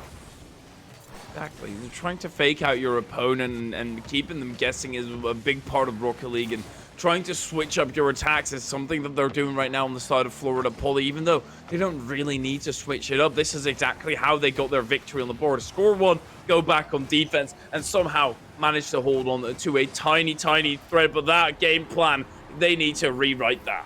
Yeah, unfortunately. So it was a little bit of an odd play there for Rex, and you can see how the 50-50 went awry. Bobsto, though, again, didn't have that option coverage. And, well, now I feel bad, because I did say that you want to have that coverage in the corner. Well, you want to have that close spam to play the neutral 50-50. The problem was it wasn't a neutral 50-50, so Rex, unfortunately, I think being unable to play that one properly caused some major difficulties in the back end. Does acquire a demo here, though. This looks very good. Bobsto almost a dish, and Dezu will finish. I thought he's going to pop it out into the mid, but the creativity shines through. Incredibly smart from Bobsto to slow this play down. Otherwise, it would have been easy for Feinster to read. And instead, he kept him guessing. What am I going to do? Am I going to go solo? Am I going to go pass it off? You're going to have to commit to a play sooner or later. Gets a good 50 into the center. Florida Poly regain that lead, but it might be a short duration. Bobsto has to show his classic defense as well. Does indeed do so. Dezu looks for the counter attack off the ceiling. Still flipping the bank. Now, I don't think he got another flip as Feinster clears it away. Would have given a lot of options for him to get that clear out. They only have to hold on for just under 90 seconds now. It seems doable. Feinster not making contact there is certainly a boon. Or, excuse me, I believe that was Sean in the air. One way or the other, contact on the offensive end is never really the thing that you want to go for unless you're intentionally faking, which I don't believe they were. Rex way up high. That looks difficult to field for Banger, but Bobsto doesn't have the read either. Would have given them that 2-goal lead that I'm sure they yearn for right about now. Still, it's been a major change of pace here for Florida Poly. That makes their 4th shot on target. Percent shooting is pretty darn good. Bobsto, no contact there. Oh, this looks dicey. Rex has to get up, and they just do, touching it over the crossbar. And now they're off to the races down the other way. Bobsto, hopefully with an option in the mid here. Feinster, oh, wow. I don't think anybody was anticipating that one. And USF will stave off this counterattack here, but things, oh, wow. Things were so close. They got that red vision there on the attacking side. They thought they had it. Okay, what is going on the side of USF? Their defense seems so awkward. Their breakaways not smooth, not nearly as smooth as they were. Rex pre-jumping that to infinity. Dezu clears it off the back line. Feinster still wants another go at it. It does get it into Banger. Turning from Sean. Sean with a shot. Bobsto with a clear away. Sean still keep it close to the plate. Feinster tries to make the entire opposition half a guess. Bobsto, he just wants to ground this. Feinster will try and come in for the play. Gets blocked, and we go to a game 5. A beautiful dunk there by Rex to close it out. Florida Poly, they've got their wits about them once again. And I got to admit, there was no extended offense like we saw from South Florida earlier on in the series, and I think that was the #1 thing that allowed them to succeed here. It's not necessarily trying to hold on the defense. It's just get them out of there once in a while. Just throw the ball downfield. It's going to break up all of their pressure, right? They do have a lot of good one-off attacks, but it's nowhere near the kind of accuracy that we saw out of Missouri S&T, so it's nothing to fear as long as you can keep them at bay once in a while, right? Get that massive clear downfield, get a scoring opportunity of your own, and with the lead, I'm sure it seems a lot easier. USF seemed a bit overconfident in that game number 4. Whether they can find their confidence back and try and get a dominant victory in this game. I think Florida Poly, they've got something to say about it. Rex goes up for the clear as he pushes it wide. Feinster punched that into the edge of the box, though, as Sean It's at center, pass off to Banger to the backboard, but Bobso still there, lurking on the back half as once again he goes towards that goal line. They can't quite get it through, but they are getting a lot of pressure already. But you can see that massive clear now. Fiends are the only one back. They knew they had to close the gap quickly, otherwise they'd be at the mercy of all three of the enemy players for a physical opportunity. Very much like their recognition. Once again, we talked about this briefly at the outset of this series, but it's important to note that these two teams are not favorites in their conference. But Open. outside of UCF, there seems like there's not a terribly large amount of competition for them, so this could have playoff implications here, unless something goes wrong with the Knights, and I don't see that one happening. We're a minute in here to Game 5, no leader. Oh, but it looks like it might change! Bobsto! Oh, Bobsto, my dear sweet boy, you're gonna be regretting that one in the morning. I think both sides, they have some regrets in this one. USF already having an opportunity early with an open net, missing it. Also, this shot not quite where he would have wanted it to be. And Sean tries to pitch it off the ceiling, no flip in the bank. It is a Feenster up for the play. Good speed out of Dezu. Rex tries to get a shot, but Sean easily clears that away into the hands of Banger. Banger pops it up high. Feenster extends into the corner. Banger still lurks underneath, misses the play, but Dezu backflips it out. Sean won't be able to stay with the play, so he just waits for the hit for Rex, and then Feenster with a shot. Dezu can't quite get to this one, and it is USF to take the lead.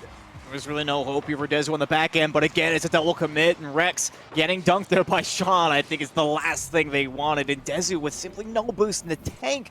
It's a double commit that really broke their back, but so many things went wrong for FPU on the back end on that one. But it's simple mistakes like that that are the easiest to correct, so if you at least get this one goal back, things should be at the very least in hand for them, or at least close to it. Feedster looking for the flippers that close down by Bobsto. There's that proactivity. Oh my goodness, that pinch! Dezu can't get there! And Feedster now for number 2. It just seems to be the case where if Florida Poly score first, they try and hold on as long as possible into the defense. And as soon as USF score first, it just starts breaking apart for Florida Poly. They've got 3 minutes to try and bring this back to a level game. When considering the struggles they've had with scoring in the past and the previous games, that will be a very rough task. Bobso at least tries to make a crack at it, but Sean denies him.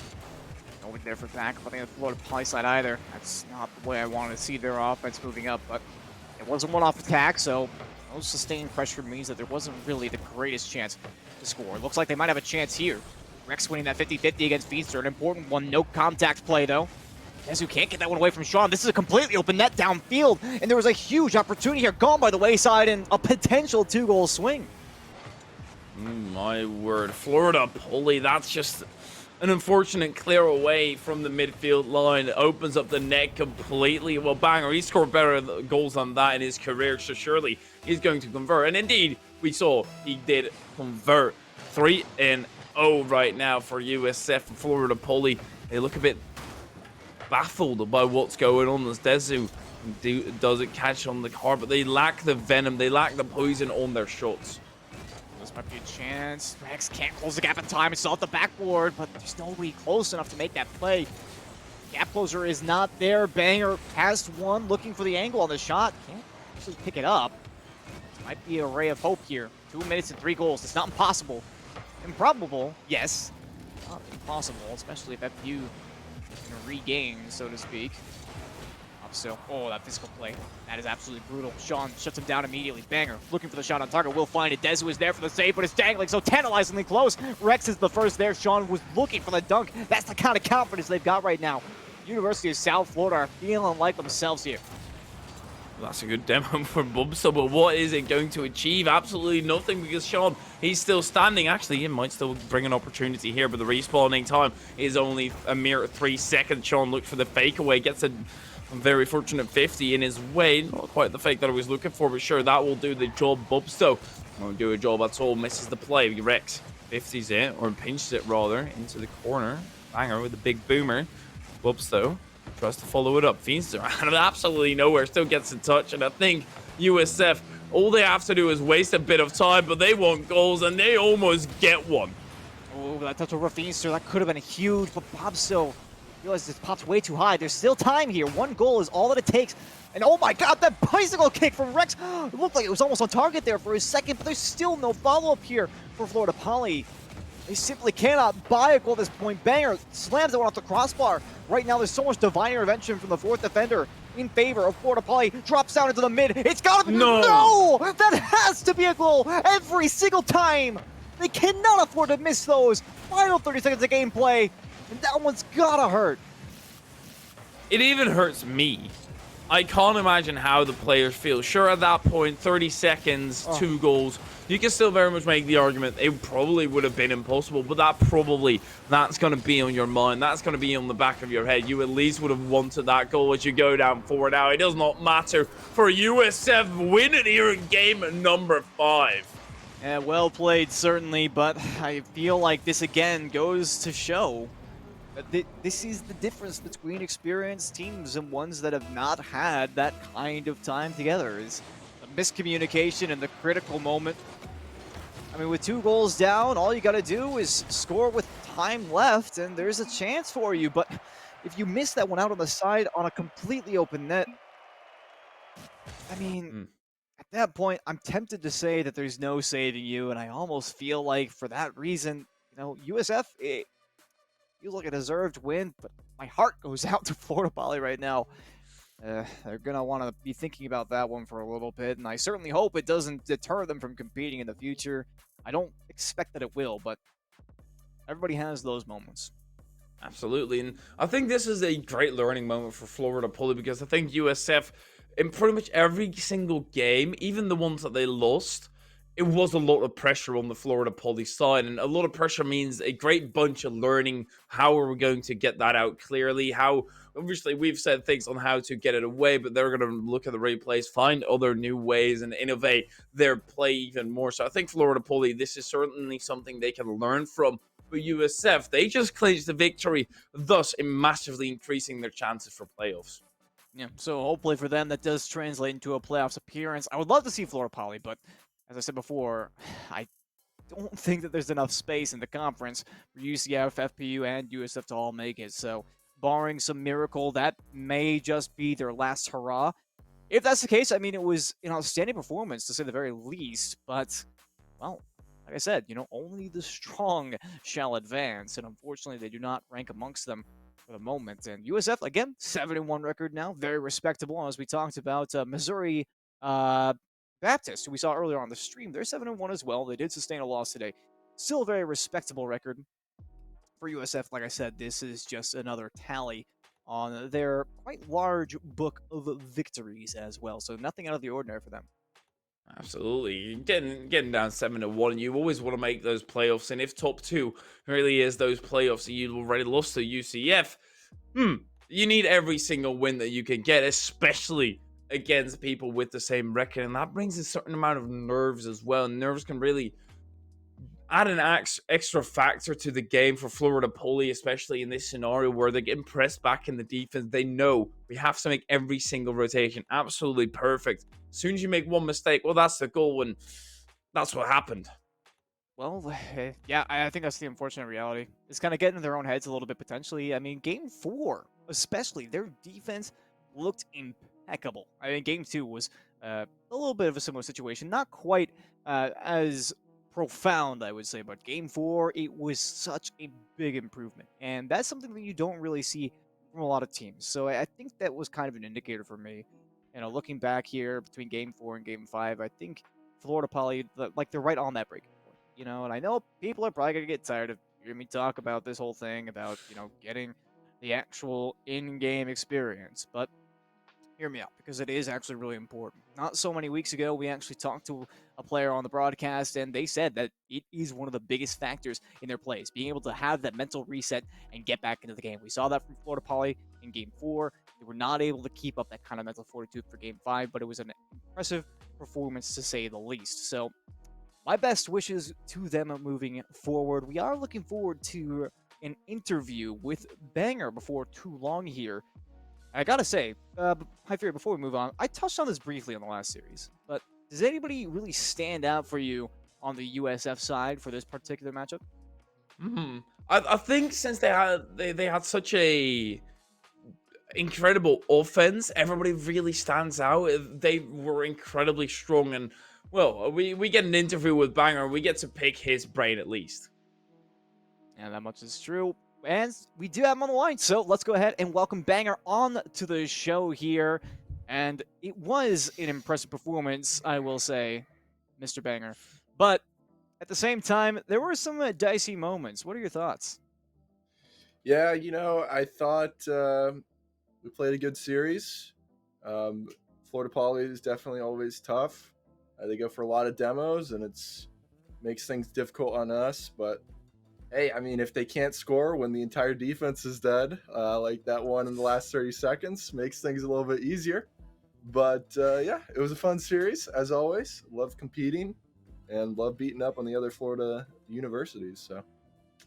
I mean, talking about not being able to score, you had a game 3 as well there. You're sitting there very relaxed right now. But in that game number 3, it was incredibly hard to break through. What does that do to the mental in the team when you just can't break through?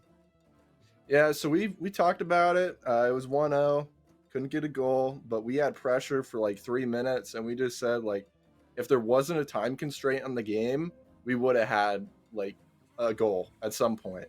And it was just, at some point the time ran out, and we didn't get it, and we just kept doing what we were doing. It worked in game 4, I believe it was, or maybe, yeah, whatever it was. We were up like 5-0, and then game 5 was closer until we pulled away at the end, and yeah. So. I think I might have been getting my story crossed a little bit, because I just remember that it was like game 3 or game 4, where you guys absolutely smashed the other team, right? Can't quite remember, but either way, I do gotta ask, Florida Poly, they came in as the new kids on the block here for CRL Spring before, and I think it's pretty clear to see that they have made a little bit of a change with their mental. It was one of the biggest stories for me, but you guys were also able to make some significant changes, as you said, punching, just absolutely unloading on their defense for the longest time there. In one of those matches and not being able to put up a goal, but then you came out, same plan in the next one. Their defense simply couldn't hold on. How much confidence does that really give you? Because it's pretty obvious you were able to pick a game plan, stick to it, make the changes, and it worked out. Yeah, it definitely is something that comes from experience. Sometimes you lose the game, and maybe you're the better team when you did. That doesn't mean that you're supposed to change anything, because if you panic and try to change up your play style, and you think it was working and it just didn't get there, you may run into issues. So, I seem to recall like way back in fall of CRL 2020. So I guess only a year ago, but it seems like forever. We played Stockton, got reverse swept, and that whole thing was because we lost that game 3 and we panicked and we changed everything and lose the next 2, and that's how it goes. So you got to be confident with what you're doing and stick to your game plan. Although sometimes you got to adapt too. So it's all dependent on how the series is going.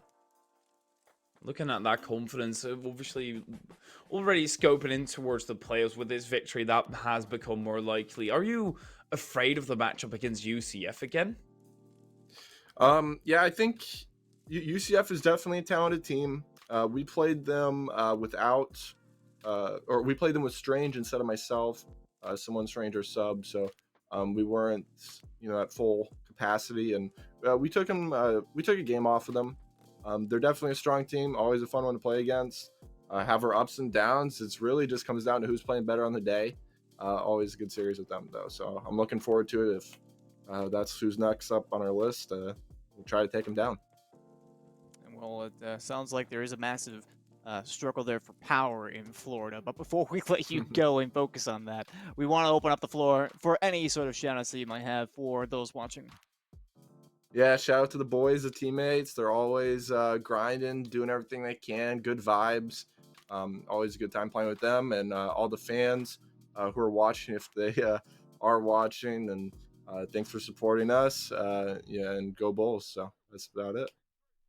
All right, well, thank you very much, Banger, and we're going to go ahead and let you go. All right, thanks, guys. There you go.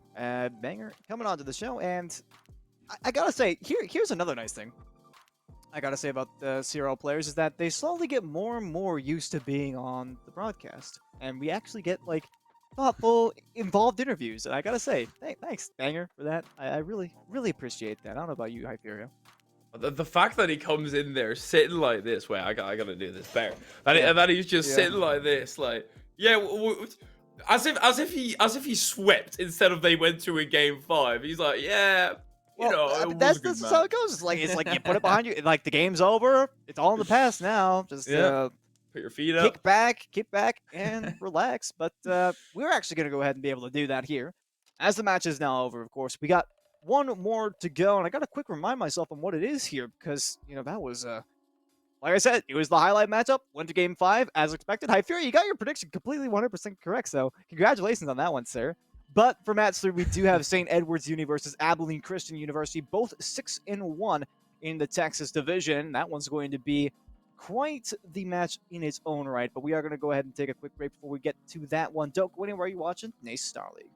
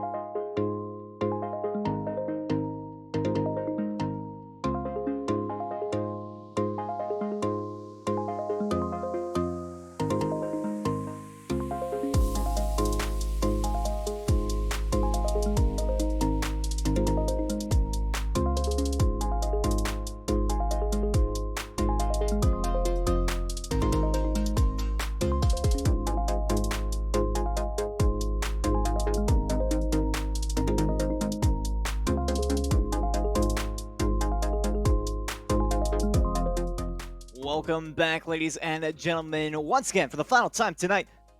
I'm Hypheria, joined by Squid,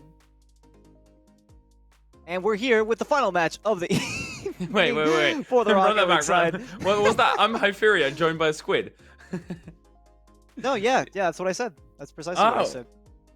Oh, okay. Were things turned around? Okay. I mean, it felt great being. I'm not gonna finish that sentence because that sounds way too grim. It was great being Squid for 10 seconds.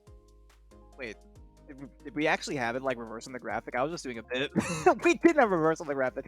Anyways, we got our final match of the night. It's two 6-1 teams here in the Texas Conference. Both, I believe, have sustained a loss to UT Dallas, which I believe is dominating that division right now. We got St. Edward's University versus Abilene Christian University, who is a bit of a lesser-known team and certainly my personal underdog in this match.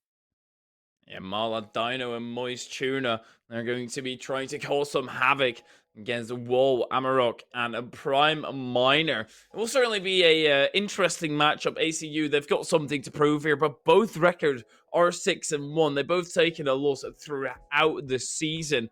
With that happened in the previous series, it was against the same team, and it went to a Game 5. I sure hope we can get it again, but I might just have to join you in that St. Edwards. They're looking incredibly strong. All right, well, it seems like the players are just about ready to go here, so we can have the conversation for another time here. But in any case, what in the world? I'm talking to the players in the lobby. Mama says that we used to play together. I don't remember this. Hang on, what? Ooh. Hang on. This is like drama. I'm so lost. Oh no! You've just thrown him off his game. You are disadvantaging St. Edward by hurting their feelings and making yourself forget about them. Dude, I'm actually having like an identity crisis right now. I know that I'm a forgetful guy, but I feel like I would actually remember one like that. I don't know. We'll sort this out later. Either way, we got the match ready to go. Oh my goodness, we got the match ready to go here. All the players on the field. We got St. Edward's over in the blue against Abilene Christian in the orange. We'll see what kind of damage can be done in this one. Again, this might be one of those games that you see for that second place slot in their division. We'll see how it plays out. Amarok tries to extend Mola after getting the touch goal taken out. Prime to the backboard. Dino still there in the vicinity. Mola has to clear that away right after being taken out. Wall is going to be taking a decent amount of time. Doesn't get the second tap and now has to get the recovery. Prime up high. Wall is on the set wall as well. Clear off to the center. Gives Wall an opportunity. Gets denied directly by Dino. Honestly, for Abilene Christian, one of the biggest plays right now for them might just be get out on the attack as fast as possible. Of course, like I said, those of you who are familiar with the Rocket League scene, you probably heard of Mala and Dino before. Moist Tuna coming in as their third is not too shabby either, from what I've seen. So it could be quite the concerning, or at least mentally taxing situation to move into. Doing all right for now, though. First minute has come and gone rather uneventfully until this point. Wall off the back. Wall can't actually read that one. Neither can Moist Tuna. Straight up demo. Here in the back line, taking an orange player out of the play. Nice coverage there by Mala. Shot on target here. Dino just narrowly gets it away and will be safely escorted to the midfield line. Safely. It was only up until that midfield line. After that, the ball was set loose and directly Abilene. They want to cause some havoc in the St. Edward's defense. And as of right now, Abilene looked like the stronger team. They've been onto the attack more, and they've just had better opportunities. Moist Tuna trying to block Wall's attack or Wall's advance until the attack. This is Dino, great pass into Mala, and Mala converts St. Edwards. That was a nice play. And this is the trouble here. Dino in the 1v1. I mean, if you're Amarok at this point, you want to force that, but Wall was not in the position to capitalize on that forced challenge. There's just good recognition there from the St. Edwards side, realizing they had that open passing lane. One way or the other, they were going to try to put that one on target. It worked out wonders for them that time. That's the kind of coordination you expect. I think Dino almost had a shot angle on that one out of the corner. Yeah, we're expecting that one. So for ACU, they find themselves at the deficit. Still plenty of time to go, though, so never fear. Or maybe you do fear. that would actually be kind of valid. Very valid concerns that do come across here. You are facing a strong side, but clears like that, they're not going to work. If Wall off the crossbar down and in, now are they worried still? I think not. Maybe not. Dino not able to get this one exactly where they wanted. There's nobody back home to defend this one either.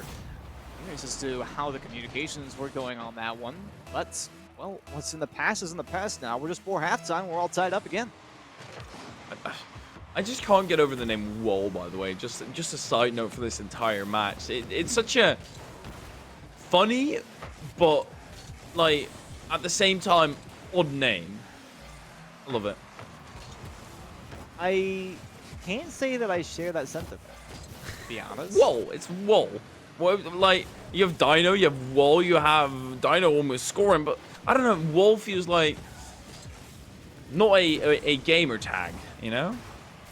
Well, the way that it sounds like you're saying it to me is wool.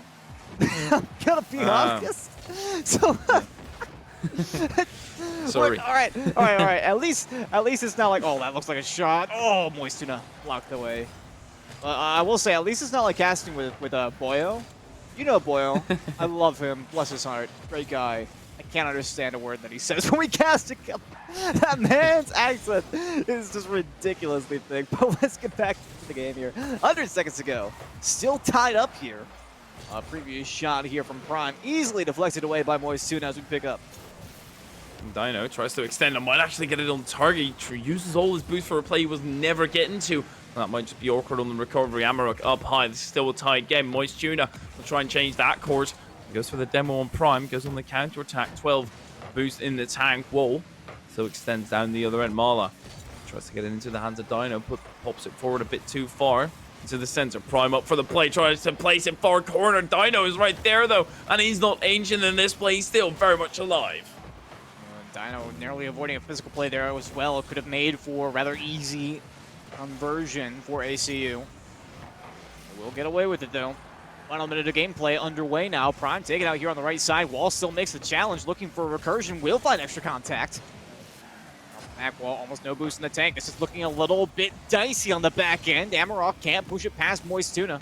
Have to eat a few more Wheaties if you want to make that kind of a play. Move out onto the defense now. Dino off the back wall. Mala under control, looking for the double tap. That one's just a little bit too far down. That buzzer will sound. We're still looking for a leader. 24 seconds still to try and fight this one out in regulation, and after that you go to a golden goal scenario, but realistically we might already be in that. Dino in his own corner, it's 50 straight to the center of Moist Tuna. Can it still take control? Misses the second tap. Amarok, patience right underneath. Dino tries to cut this inwards, gets the pass off to the center. It's a bit too far behind. Moist Tuna still up to the skies. Dino is up for it as well. The double commit might just work out or might just not work out. That is always quite the game in Rocket League, but this time it will be completely. Yeah, Mala had every opportunity to let that one fall, and fall it did. We got overtime for game one. And I figure, have we had an overtime all night yet? I can't quite recall. I feel like we might have had one through USF, and that is a nice pass there. Moist Tuna just a little bit behind the curve on that one. Will be cleared out now. We did. Through the corner. Did we have one? I don't. My memory's garbage. And for me, it's 3 a.m., so I wouldn't count on me too much either. But for as far as I know, if you put our two brain cells together, there's not been an overtime. Right. Well, first time for everything, as they say. I'm a little bit surprised to see it happening here. I really expected this was going to be a bit more of a one-sided match, but ACU is putting up an excellent fight right now. Now continuing to drive downfield here. Dino there to meet Amarok on that one. Pushes straight through the 50 against wall. Mala with a clear path and will take it. And that makes game number one. An odd 50 in the midfield where Wall couldn't quite get the control, and Dino. It's a bit of an awkward play. But St. Edwards, they will capitalize at 53 seconds into overtime. And it will be St. Edwards going up by one. And game one can always be incredibly close. And after that, if one team is the favorite, they might just continue that momentum. That's very true. It's a common tactic that we see Northwood use at times, or at least it used to be back in the day when there was only one Northwood team that you really had to worry about. Now there are two, so I don't really know how exactly that's changed. But in any case, they would do that, right? You play the safe game in game one, take that dub, really break down the opponent. And then that's when you start pulling aces out of your sleeves and say like, oh yeah, no, I've got a heck of a lot more gas left in the tank here. And I'm kind of wondering if that's the play call. Perhaps not, though. Like I said, Moist Tuna trying to fit into this rotation with Dino and Mala, two incredibly talented and experienced players when it comes to the top echelon of Rocket League. They might have to play a bit more of a conservative rotation to accommodate that. It seems like it's been working out relatively well, save for the one goal against they did sustain, but we're well underway in Game 2 now. St. Edward's already on the attack, so let's see what kind of damage they can do here. Moist Tuna can't quite force it through as that will land in the hands of Dino. Goes for a forward post short wall, has no trouble clearing that away. And then directly following that up for solo play into the attack. Extends, accelerates, but Moist Tuna very much saw what was happening. Prime also able to catch, and the amount of times that Abilene are able to catch and try and set up a play is pretty great for them, but they've not been able to make it work as St. Edward's double commit. That's true. They might get a chance here. Mala is slow on this ball. That's a double commit on the back end. Moist Tuna will bail them out, though. There was a closer on that one. We're very easily having a goal for ACU. Mala will have to touch this one away. Does get knocked out of sight afterwards. Still 4 minutes to go. I mean, that first minute really belonged to ACU at the end of the day. So they're going to continue with their attack here. Amarok with the follow. Where's the mid? It's a bit of an awkward ball between Moist Tuna and Dino. Trying to go up high is Prime. It looks like a bit of a difficult ball to play with. Dino will get there nonetheless. Beats out the last defender. Now all Mal has to do is put it on target. And what was the crossbar? And Dino will get credit. It looked like it might have sat there for a second, but it's 1-0. Deja vu. I have been in this place before. This feels like a direct repeat of that previous game where St. Edward were not the favorites. They were being pressed back. ACU had opportunities, and it's just one knockout point for St. Edwards to go down the other end, and ACU, they have to bring it back again. That's a good 50. It has a bit of boost left, but no flip. I guess that's enough to fake it out. Mala can't force it away, and that is right back out of the tie game. Well, if there's one way you want to respond to it, this is certainly the way. I didn't expect it to just fall like that, but hey, stranger things have happened. Perhaps it was just a slight rotational breakdown again for St. Edwards. It's the way we saw goal number 1 scored for Abilene on the last match. It's not impossible to think that would happen again, but Dino, well, there's a lot of space and time for the double. Dino can't make it happen. And Mala with no power here towards the target. And that will be turned away. Moist Tuna in the air. Mostly their final shooting chance on that drive. Unable to make any contact. Well, a demo is coming in now, and well, the only player left standing on the field on the orange side. They'll make the play nonetheless. Taking out a wall, and okay, it happens there. I was gonna say is harder than one might think, but then he gets taken out of the pitching completely. So it makes whatever I'm saying wrong as Wall goes for a shot here. Mala steers it clear of the danger. Dino tries to get the clear away, but Prime, he's been solid. And they've really been hunting for those quick challenges into the attack to keep St. Edwards forced in the back half. Oh, this is a good pass. Dino lands a bit too late for him to gain control of that as Mala with a quick challenge. That net is open. Can Wall get there first? No, it's Moist Tuna. It's coming in stronger for St. Edwards. Look like they've been having some good attacking ideas, but none of them have come to fruition just yet. Previous couple of attacking drives so far. Looks like we're ready to get set up on the attacking side there for a moment, but the red zone quickly closed itself down. Mala with the flip reset. Nice touch up high. Amarok is there for the option coverage. That's the kind of solid defense you need if you want to compete at this level. Dino for the double touch. Can't quite find it. Mala for the top right shot, but that one won't succeed either. Despite what St. Edwards are putting on target here, or at least threatening to put on target, there's no success for them, it seems. Dino with a double tap chest. Surely that one falls, but no, that one's denied as well. Oh my word, the amount of pressure that they have right now on the side of St. Edwards has been so incredible, and a complete change around from those initial 90 seconds. Moist Tuna, now then, yes indeed, they finally break through, and 90 seconds remain. An absolute clanger as well. 85 miles an hour. Yeah, quality shot here to say the very least. For St. Edwards, finally they get some sort of relief after so long of being unable to score here. For ACU, it's all an uphill battle at this point.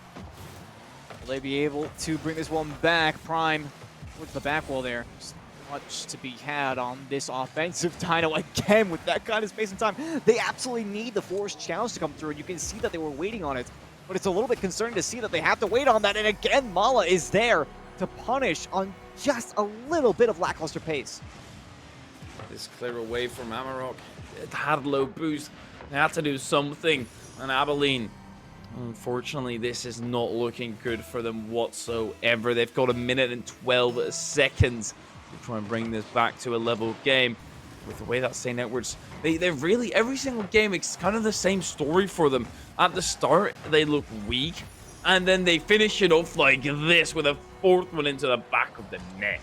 Well, they've had so much time spent on the attacking half, it's really difficult to say that this one should go the way of Abilene Christian. They are doing just an immense defense right now. I mean, they're doing a phenomenal job. But the problem is, as I've said before, it doesn't really matter how much defense you play and how well you play it if you can't actually score goals against the opponent. And granted, they have had one in both games now, but one is generally not enough, and that generality has maintained itself throughout the course of this series so far. It looks like St. Edwards are very well poised to go up 2-0 in this series while having a little bit of fun with it in there in the mid. And Amarok, actually, the 2v1 almost works out. Moist Tuna, though, on the goal line there for the maintenance. And although we're coming down to the end of the game, they still got that defense in line. I like to see that, at least.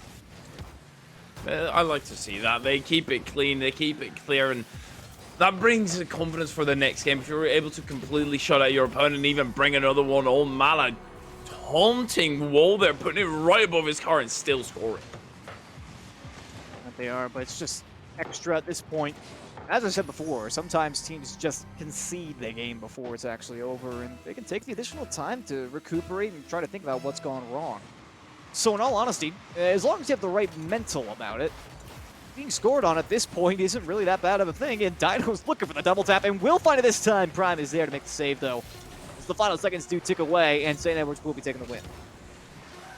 They will be taking the win, and with that, looking on form to sweep here, which honestly, if you look at the initial part of the game, really shouldn't be the case. If you look at the initial 90 seconds, ACU, they're able to keep it incredibly close, if not being dominant in the match.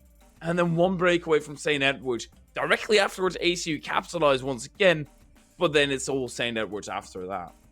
Yeah. And I'll be honest, I want to see a little bit more out of Abilene Christian after this, regardless win or lose. But, I mean, if we want to see them more in playoffs, the likelihood is that they're going to have to win it out here. Reverse sweep against St. Edwards, who just beat you 5-1. And as I said before, there were a couple of goals there at the end that might have just been like, hey, who really cares? You know, let's re-up for the next game. So take that as you will.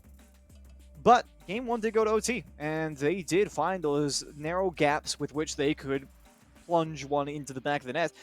Although I will grant that it was mainly rotational errors that allowed for those goals to be scored. So once they can get into their groove on offense, I'll be a little bit more convinced. But until we get to that point, St. Edwards is most likely going to have the vice clamp closed down here on their opponents. So we get now into game number 3, which could very well be the resting place on the regular season here for ACU. My word, they're really starting it off strong once again. And let's see whether we indeed can get to that point. Marlow with a pinch into the center. Prime clears away, but you see Wall, he was up in the air as well. Wanted to get a touch. And Wall in the back corner, back pocket, and tries to get a bump afterwards. And the extension not quite coming through as Prime misses the ball altogether. Marlow doesn't find the angle, but Wall, you can't be close like that. Oh my word, that was incredibly close, and he left that hanging for a bit too long. Sometimes you just have that kind of confidence. And at the end of the day, the play was made, so these kinds of judgment calls can be risky, and definitely not what I would personally like to see, but it works out. That's really all that matters at the end of the day. So I like to say, it doesn't really matter how a ball across the goal line, it's just the fact that it did that makes the difference, and sometimes it doesn't that makes the difference. Prime saving that one away there as well. 50-50 in the mid here against Mala. Double commit here. That does not look good for St. Edwards. They're going to leave a little bit of a gap. Dino with a cut in the rotation. Plenty of time to work with this one. Looking for some real estate on the backward. Almost the double, but the post is on the plans. Mala for the follow-up. And that'll make it 1-0 and start the death timer. Mala will get the follow-up, and St. Edwards, it just keeps on going the exact same way. Now, I wouldn't say that ACU have had a dominant first 90 seconds, but it's still St. Edwards to score first after a relatively close back and forth. That will surely hurt an ACU. They have to make a comeback physically, but also mentally from being down in the gutter. Or at least I assume they're down there a bit. Dino clears away in front of Prime. Shuna engaged in a battle with Amarok, who also comes out victor. In the end, it lands at Wall's hands, though. They're actually making a lot of progress with that as well. You can see the 50 made up in the air. Amarok straight down, almost getting that dunk on Mala, but doesn't quite work out in their favor. Mala now off the backboard. Dino has the read, not quite on target, and that's a bit of a divine gift for ACU. Going down 2 goals would certainly be devastating at this point in the game. At this point in the series, I should say. You still have a lot of time, at least to make up for it, even if they do concede the second one. Although, I will iterate on the fact that they've been unable to score more than one so far this series. This looks like it could be number 1. Dino makes the play away. Both Wall and Prime up for this one. There has to be some communication there, and it came in just a little bit too late, so there was no passing option. Driven back to the mid. Wall drives that to the center as well, into the edge of the box even. And Wall doesn't quite get the follow-up afterwards. Moist Tuna waiting patiently on the side wall, gets the ball given to it, and then Mala. It's Dino actually up for the shot, bottom right corner, and he will snipe it through. No lead for St. Edwards. Has got to make them feel a little bit more confident. I don't know what exactly Amarok was doing back there, but you can see it cost them just a little bit of time. Weren't able to get out to meet Dino at the source of that shot. They didn't have any backup either. It's unfortunate to say the least, and as I mentioned, it's going to be a bit of uncharted territory here now for Abilene Christian. They're going to have to make it happen if they want a chance in this series, and as I said before, it may very well have implications for their playoff potential. We'll start to drive downfield here. Prime on the right-hand side. Let's find some space on the back wall, actually. Amarok with the takeaway. This could turn into a passing chance. Moist Tuna has the coverage, and there's no backup here. Prime has a dive as the 3rd player. That was risky. They do keep it in, but only for a moment as they're allowed to reset onto the defense. Moist Tuna now for the shot. Can't make contact. Plenty of open space available, though, and things are not shaping up here for ACU. I just don't know what I'm looking at here. And the pass is accidental out to Wall with no recovery chance. It looked like it would have been a textbook save, but they find this gap. Perfectly said. I don't know what I'm looking at here, and I don't quite know either. Moist Tuna, surely that could have been somewhere else. Instead, pass it directly off to Wall, who's had no trouble converting that. This might just be a close ending phase. Second half, it hasn't been put in a long time ago. As Prime from distance takes the shot. Dino on the backboard. It's a touch out to the side. It will still roll on target, but it only roll. That's not enough power. Dino gets bumped into the cleared wall. Closes that gap as well. Mala can't quite find the touch. Moist Tuna has a similar problem, so it's Wall. And back in defense, just lets his teammate Prime take over. Prime, can he extend this even further? No, but Wall with a great read as Amarok gets taken out. So Wall says, I'll do it myself with a flip reset. Passes it off, but Prime was already far away. Just over a minute to play here. Abilene Christian need a miracle at this point. And that one looks a little bit dicey out in front. They do hold on to it.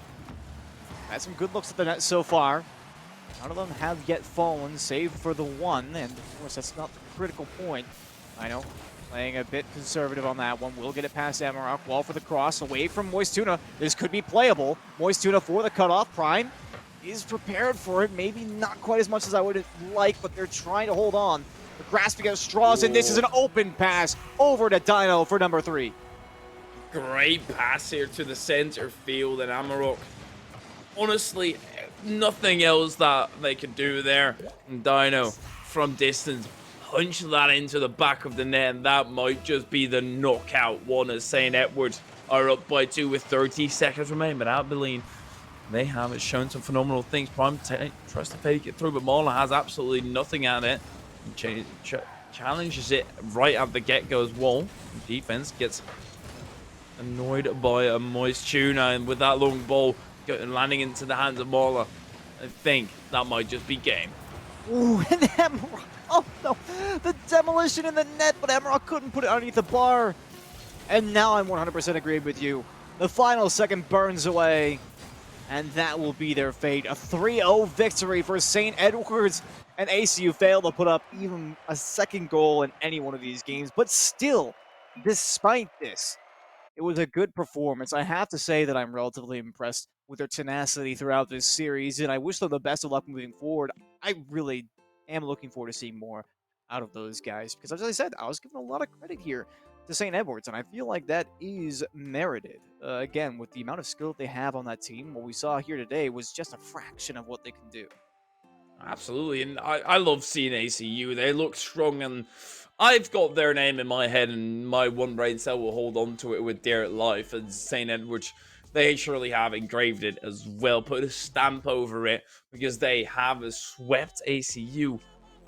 It's hard to say dominating. This is one of those 3-0s that felt a lot closer. That could have been a 3-1, but in the end, St. Edwards, for sure, the deserved victor of this series.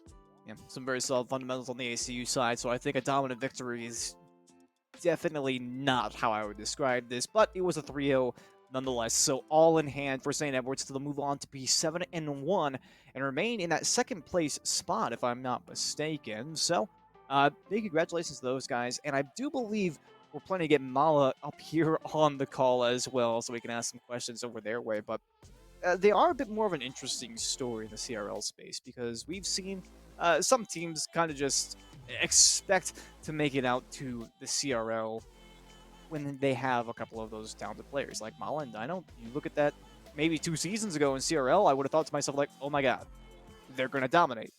Now it's not really the case, right? You have a lot of talented players, and many teams are greater than the sum of their parts.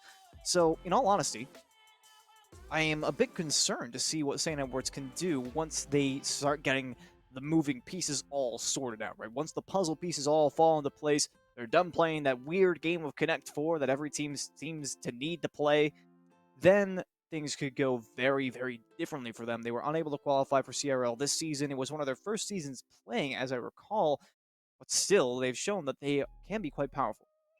If you look at a player like Malo, who's been in Rival Series since Season 2, and then Dino since Season 4, that is a long time where you have to try to keep up with the innovation of Rocket League, whereas new players who are getting onto the scene a bit more, they already know that innovation. They can practice that, and that seems more simple. You see a lot of new coming players who are mechanical masterminds who just are able to ball anyone on the pitch, and you see with older players, for example, Kirksor as well, they struggle to keep up with certain mechanics and kind of have to get it from the rotation and the brain department. And sometimes also that just, it doesn't keep up.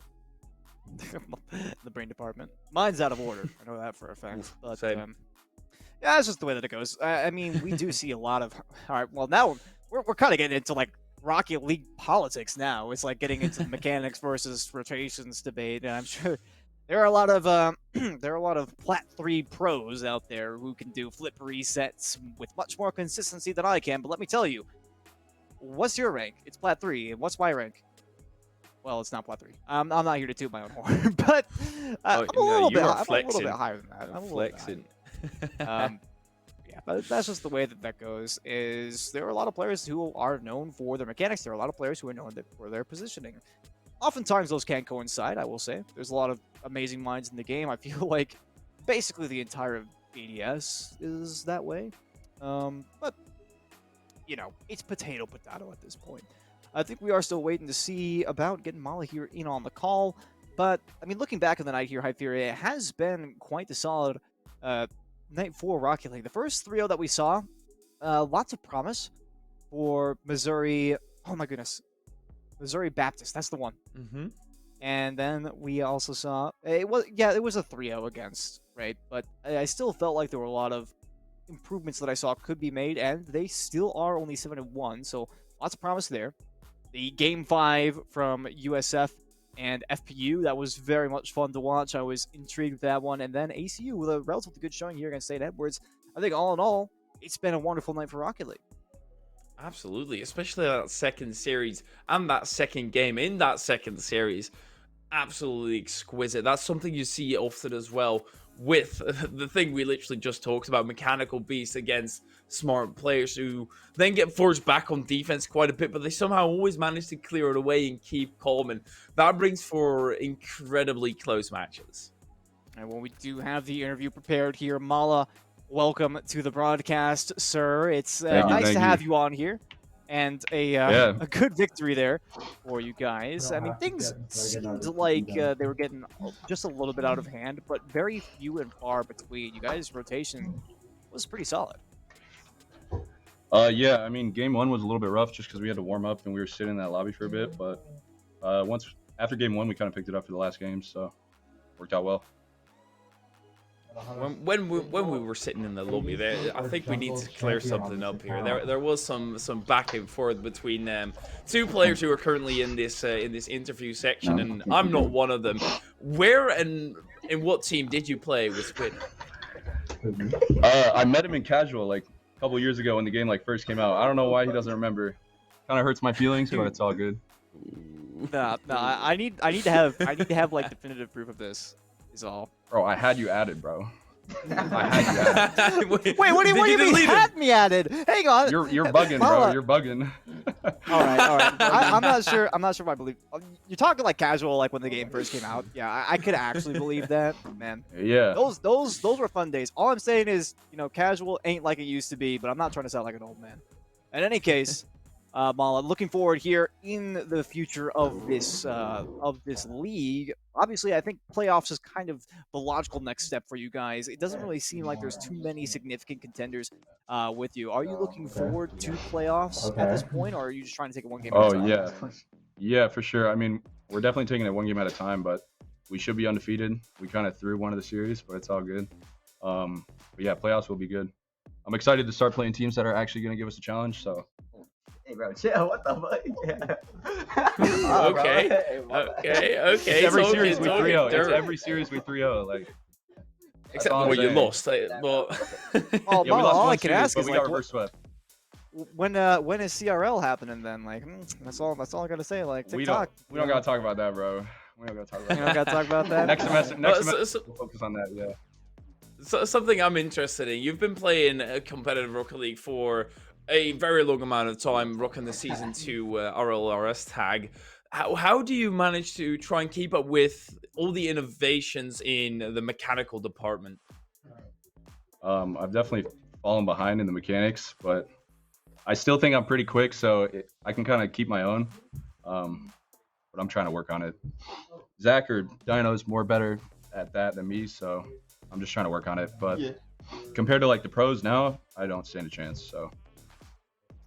I'm sorry, did I just hear Dino in the back say yeah? Just trying to affirm that. All right, well, first off, hi Dino. How's it going? I guess welcome to the interview that you just hijacked. Hey. Get it. What's up, man? Let's go. Yo, how's it going? Hey, hang on. Actually, come to think of it, Dino, you got the Season 4 Rival Series tag, right? I'm pretty sure that's the season when I was casting it. So welcome. You got the Season 4 tag. Was he casting you in Season 4? I was a sub. I played one match against Plot Twist, and I subbed in, and Dazern was casting it. That's all I remember. Yo, wait, what? Daz was casting? Yeah, was he on? I think he was on probably like the Rival Series for Rival Esports. Any case, that's a bit of a tangent there. I had a plan on what I was going to say next. Right. So you talked a little bit about using your brain and obviously leaving more the mechanical side to Dino. I want to know how things have been going with Moist Tuna, right? Because obviously you got yourself, you got Dino, both very experienced at the top level. Moist probably doesn't really have that kind of level of experience. So how has it been going trying to integrate into your rotation at third player? Because it seems like it's going fairly well from what I can see so far. At first it was definitely hard, like picking up a player who doesn't have any competitive experience, but like as the weeks have gone on, he's been grinding way more than us, and he's improved a lot. So he's picking it up. I love that he pops into the biggest thing was like, it was just like kickoffs and then just like simple rotations and knowing when to go. Like confidence was a big issue for him, but he's starting to pick that up a lot, so it's working out good. And you say you're looking forward to teams that can challenge you more. which are some of those teams that you look forward to facing either again or for the first time? Bro, I want to play my boy Omar. I want to play Omar. I know he's in this league. I want to play Omar, and then I want to play the the Northwood guys. But those are pretty much it. Look forward to that. I mean, Bay State, I mean, they've been even making some big waves in CRL. I Yeah. was very excited to see them start competing personally. So, yeah, set the sights high. I appreciate that. I feel Yeah, we like haven't played there's them a much, couple but of those will be people. good. There's probably a couple of people like in between there who are probably gonna be like, hold up, we want to get a shot at you guys first. But I appreciate that, and I appreciate the confidence as well. But we do want to give you a quick chance to shout anybody out before you hop out of here. you So can hear the that? floor is Are you yours, fucking sir. walking back? Can I shout out my Twitter? I Can I shout out mean, my you Twitter? kind of, yeah, you can, go for it. All right, at Malukas on Twitter, please. Shout out to my teammates. Shout out to everybody watching, and appreciate you having me on. All right, and thank you for coming on, Mala, and good luck in the future, sir. Yeah, thank you, sir. Have a good one. Have a good All one. right, that was quite the entertaining one there with Mala and a little bit of Dino as well. So thank you, Dino, for that one. But I fear now coming to the end of the broadcast here, closing it out. Like we said before, it's been an excellent night of Rocket League and some great banter between the players too. And yeah, I gotta say I'm very pleased with how things went. Absolutely. The funny thing to me is he plugged his Twitter, Malukas. I've no clue how to spell that. So even That if is people true. want Hang to on, look him hang up. on. I got it. We're I got gonna it from my boy. properly plug his Twitter for him. Yeah, shout out. I know In it. the meanwhile, that just felt like a reunion almost between two old lost friends. Man, that was an interesting one. I really do have like the worst memory ever. And he said that it's like, oh yeah, we played in casual so long Yeah. ago.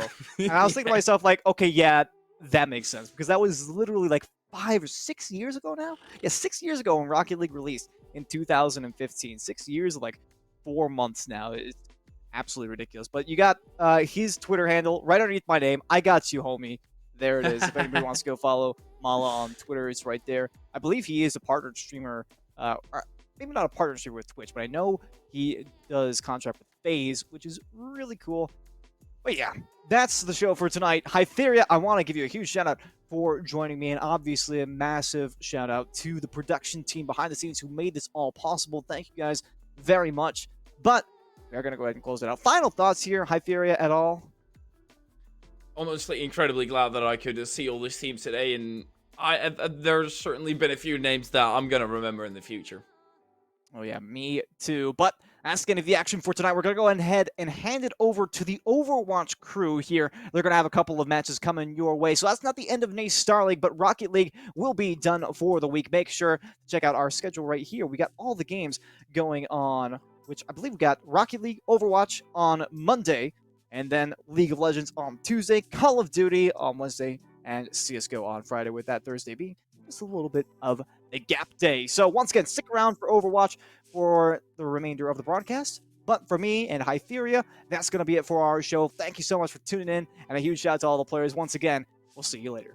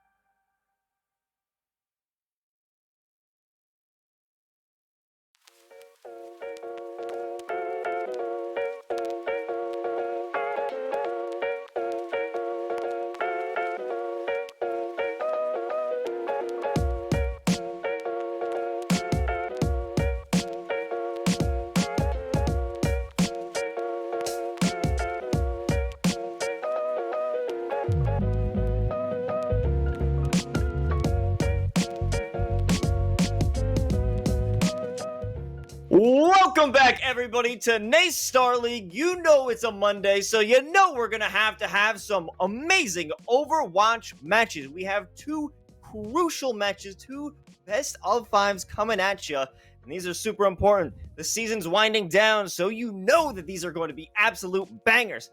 And, of course, you know that myself, Los, and LaFon are here to take you through that action. LaFon, how you doing? Doing pretty good. I see you got a haircut there, buddy. So I did. We're polar opposites today. I've got the the main, I suppose, and you've got the nice fresh cut. So we're on polar opposites, but that just means that we are set to get some Overwatch action underway. As you said, the season winding down, the regular season winding down. For some teams, it's time to put a bow on what has been a fantastic season. For others, it's time to try and gain some space at the end and some redemption, if you will. So excited to see how these teams play out. Of course, we got to start off with match number 1 as we get set to go underway here. Well, before we dive into those matches, don't you guys just hate it when some of your teammates dive into the enemy team without really thinking or communicating? You know what they could use? It's Medify. It's a one-on-one coaching platform that allows you or someone you know, or even your collegiate team, to work with some of the best coaches in the game. This being Overwatch or any other game that Medify covers. It has a great VOD review, so you can send out your VODs to potential coaches so they can give you better strategies on how to improve your game. And you could book sessions with your coaches and chat with them just to level up your game, just to learn the ins and outs. And they also work with collegiate squads, so if you need one player to get it done, if you need an entire team coaching session to get done for your league or your team, Medify is the way to go. But like you were saying, LaFon, we have an amazing set of matches tonight. The first one being between Ohio State and University of Illinois, Urbana-Champaign. It's a mouthful. That's why we call it Illinois Esports. Yeah, we're gonna get a look at their at their records, and fairly close right here overall. Right, 6-1 for both squads. There we go. Gonna look at the teams, the full squads coming in. All 6 on each side. All right, so getting a chance to kind of talk about this. It's 6-1.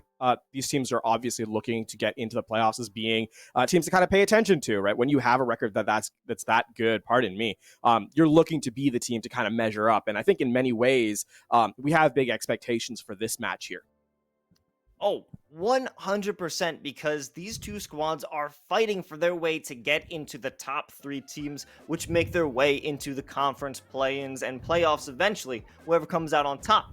So right now, Illinois Esports and Ohio State are all in a 3-way tie for second, along with Akron, which is a very crucial game for these two squads. Whoever can break away from the pack right now and end up at 7-1 puts them in a perfect position for them to be within those top 3 squads to further their season. And something that is actually crucial is that Ohio is facing off with Akron next week. So, this is a difficult matchup 2 weeks in a row, where on the other side, Illinois is going up against Ohio Northern. So it's a much more favorable matchup.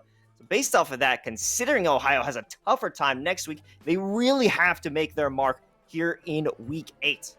Yeah, strength of schedule does come into play at this point in the season, right? And when you talk about, matches that were played earlier, for Ohio, this is a match that you need to win. Getting 7-1 here gives you a little bit more breathing room, as you said, almost certainly cements you in that conversation for that second-ish spot. So, all games are must win, but for Ohio specifically, as you highlighted, this is very, very important. But, we got to talk, of course, about our upcoming map as we get set to get into the game in just a moment. Starting off on Lijiang Tower, right? We are on Control. Pretty sure we've said at this point, that specific line, we're starting off on Control Lijiang Tower, I think every week here. So, a well-played situation for us.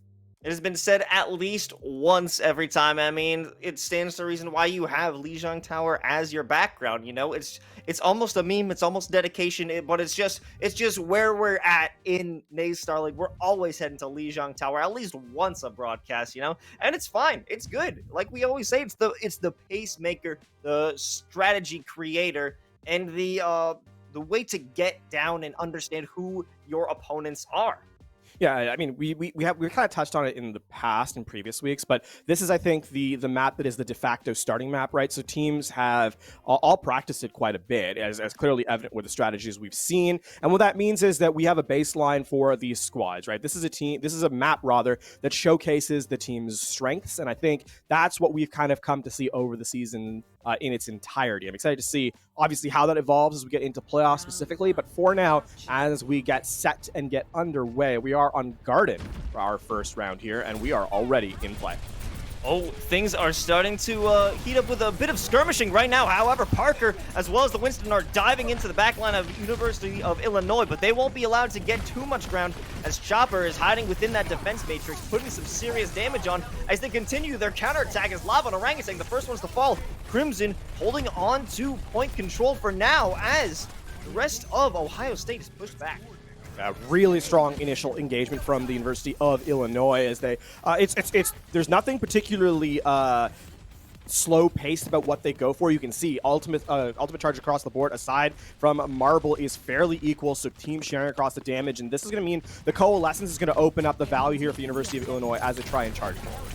The hack comes in against the Diva. No defense matrix will be available, and we can see that Performance is swapped over to the Reaper to try and get some damage in, but Crimson taking out the backline hacker won't allow anyone to have an advantage on them, pushing it back again over that bridge. Yeah, that Coalescence is such a game changer, right? And realistically, if that Coalescence wasn't online, you would expect to see the offensive EMP come in, but again, that damage and the healing throughput is too strong. Now the University of Illinois can start to stack up their resources. They're going to have the Primal Rage, they're going to have the EMP, and they're going to have the Self-Destruct, all tools they can use aggressively here. Comes GrabChew, does have the EMP at the ready, but the Coalescence will be popped up by Orangutan. Lava, the first one to make an entrance, and here comes the EMP, and finally Ohio State is going to have some ground to take. And all of that comes again. The Coalescence is such a great value resource here as we're seeing the highlight or the cleanup kills onto the objective. On top of that, Silly Phil actually tries to go for their own EMP, but is eliminated by Lava in the middle of the cast, so it never actually fully activates. What that means is that Ohio State University is able to layer their EMP. No defensive resource available. Thor is still building up to the sound barrier, and that's a really clean re-engagement. Now, it's going to have to be all-out aggression here from University of Illinois as they try and retake.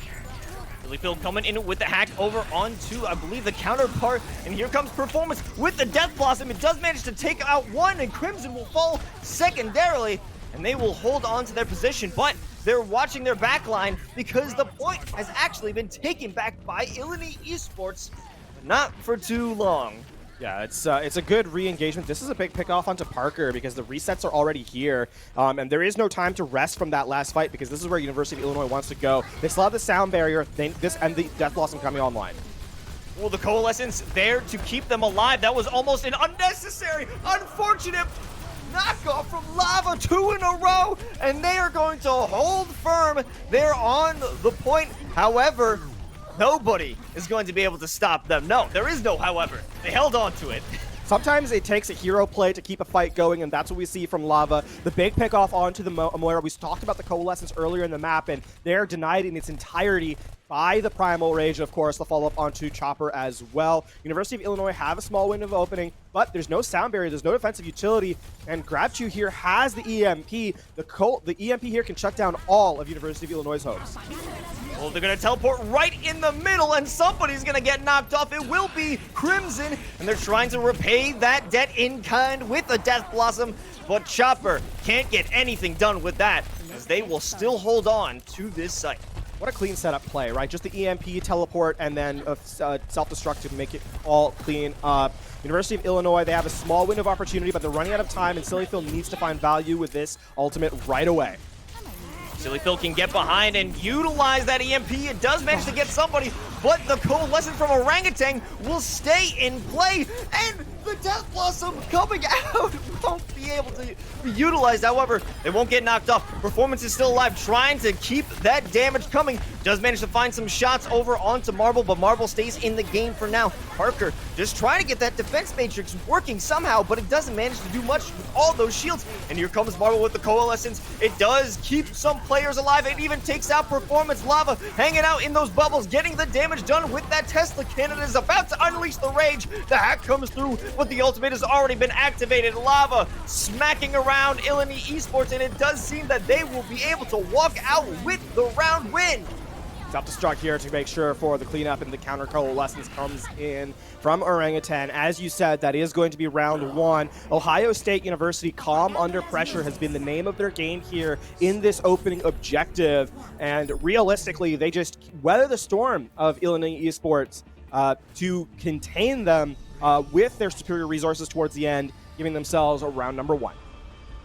That was a great round on both sides, LaFon. I really enjoyed that, and it's got me with high hopes for the rest of this best of 5. I mean, you know, it's only one round.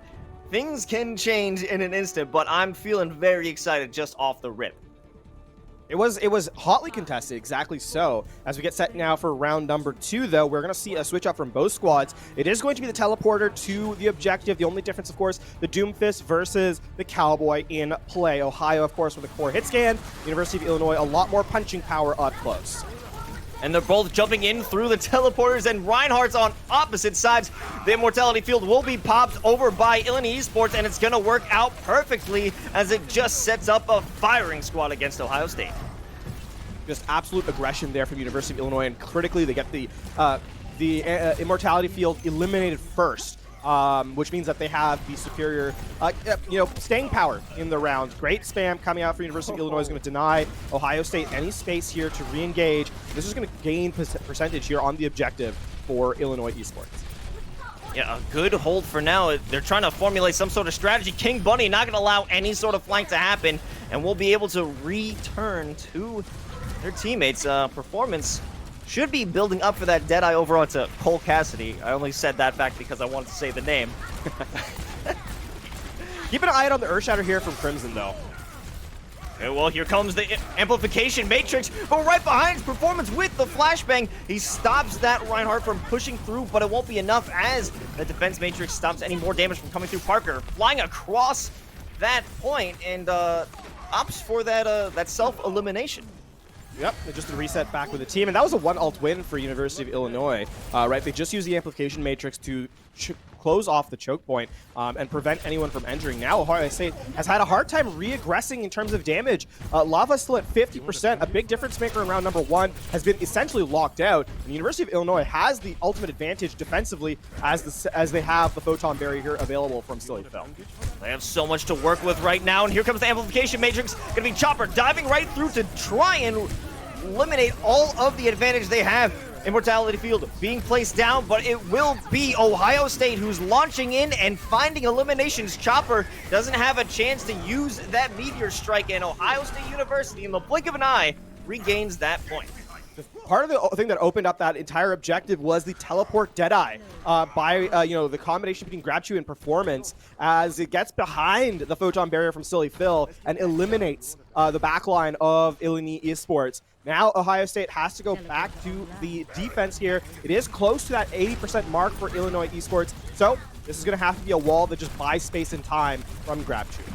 Well, they're not going to allow themselves to be taken down by their same trick. No teleporters will allow someone to be put in the back line, but this fight is being taken inside the point. The Photon Barrier is going to go down, and most of those players on Ohio State are hiding behind it. There goes the Immortality Field, and soon to be the rest of University of Illinois as they're pushing them out, going into the night market and trying to find everybody that they can. GrabChew doing some serious damage. Picture perfect defense, right? That Photon Barrier is so essential in these late rounds or in these late fights when you can bisect the objective and prevent damage from being applied to your team. None of Ohio State University goes below half HP in that fight, and Illinois Esports don't even get that much in terms of resources out as they use the Amplification Matrix. Now on the re-aggression, you have to go. This is going to be that 60% mark, and you need this fight to be clean.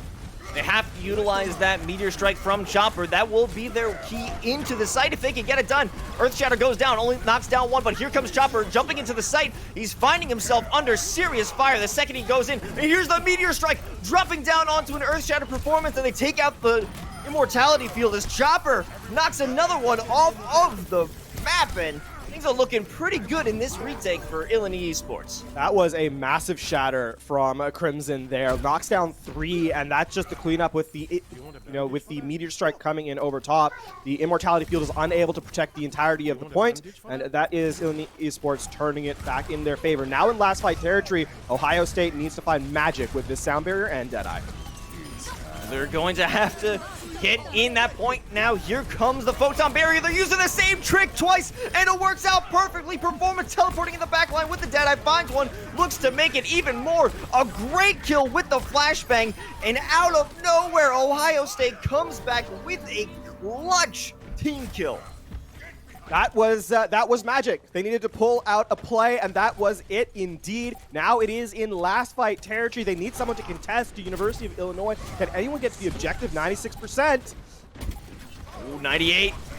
99. It will be into overtime, but they have so many ultimates on the side of Ohio State. The bisecting of the point with that Photon Barrier renders that self-destruct useless. And Ohio State is holding on strong, clearing out this point without a problem. It is just the last second contest here from the Tracer and Thor as they get taken out one by one. That will be a strong map, number one, from both teams, as we are going to get the 100-99 closeout here from Ohio State University. They will take map number one, giving themselves the 1-0 lead in this series. Los, we knew when we started off this broadcast that at 6-1, both these teams were going to be very, very close, and in fact, they indeed are. Sure, we didn't go to a third round, but both objectives that we saw were to that 100% 99 mark. Yeah, that was just a wild, wild retake and flip coming out of Ohio State in the last possible second. Lightning had struck twice when they allowed or were able to get performance into the backline. Not to say that Illini allowed it to happen. It was just great placement of your Cole Cassidy to use that Deadeye, and it was huge. There was nobody there to detect it or stop them once they were in place. What I would have liked to see is a diagonal Photon Barrier from Illini Esports, because that means that the teleport, when the teleport comes through, you can dodge it a little bit easier because you can.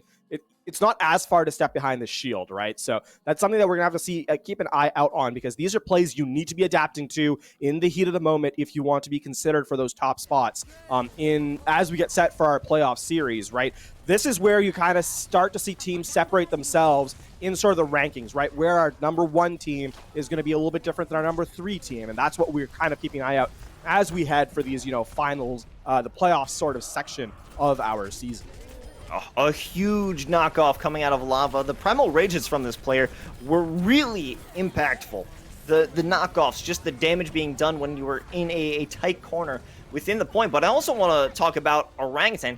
How many coalescences did we see from that first round? It seemed like a lot. The damage and the healing coming from that player were easily a key to success for Ohio State to just stay in those fights.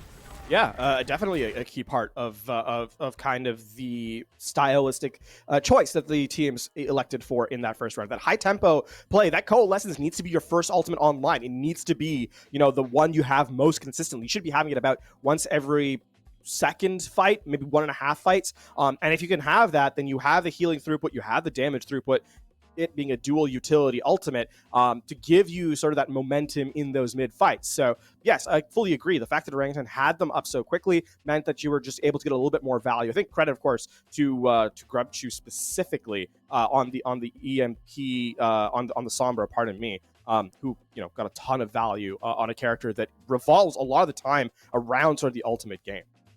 Oh yeah, I think just the synchronization of all of these ultimates, all of the plays combined, show truly how skilled these teams are. We saw it on both ends of this team fight, both Illini Esports and Ohio State using great EMPs to try and get a leg up on the other. However, Ohio State just managed to get it that much better, and we'll see if they can keep that strength going as we head over on to Kings Row for map 2. Yeah, I want to highlight something actually specifically from Illini Esports' side, is that they were trying to force plays a little too much, just trying to play a little too quickly, trying to, just get a little too much on their side. That's something you have to slow down a little bit in Kings Row. And, there's something we've said on previous broadcasts here, Les, where I've kind of highlighted tempo as being the name of the game, to play quicker, to play a little bit more efficiently.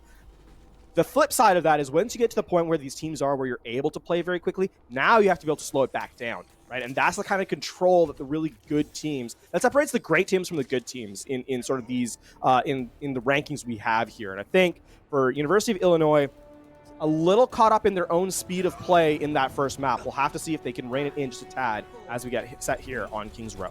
They had a little too much dip on their chip, as some would say, but let's see if Illini is able to turn that around as this attack begins. Most of the players hiding behind the other side of that statue. So we see them swinging around. The ice wall will isolate the Reinhardt, and that will be the first one to fall. It's Lava, but Grabchu is dealing some damage as well. Immortality Field will be placed down first by Ohio State. Now, it won't be too much done as Illini Esports will back off. And, you know, normally this is where you would say the offense has a little bit of advantage in terms of the speed of return, but we're seeing Lava's already back to the point because of that teleporter. So both teams will reset and they go at it hammer and tongs. Chopper looking to get into that backline, cancels that punch, but we'll just wait around. They're trying to wait for that perfect moment, but I don't think they're going to get it. Standing around will only give Ohio State the way to get in, and they do. Orangutan and Parker taking the fight back over to Illini Esports, and they're forced to reset once again. The adaptation that Illini Esports here needs to make is getting off the Diva and going to the Zarya. Normally, this is not a call out I'd make, but in this particular instance, the Crimson is being blown up by the double damage dealers here from Ohio State faster than the wall from the Make can find value. Blizzard's going to be online, needs to dodge this. The defense matrix. Otherwise, this fight is going to struggle massively.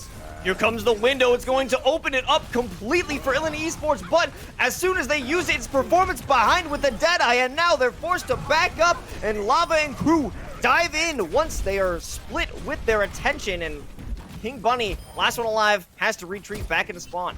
That is the third Deadeye teleport into Deadeye that we've seen in this series, and it's kind of, the fact that it's getting value is not ideal from, from the offensive perspective.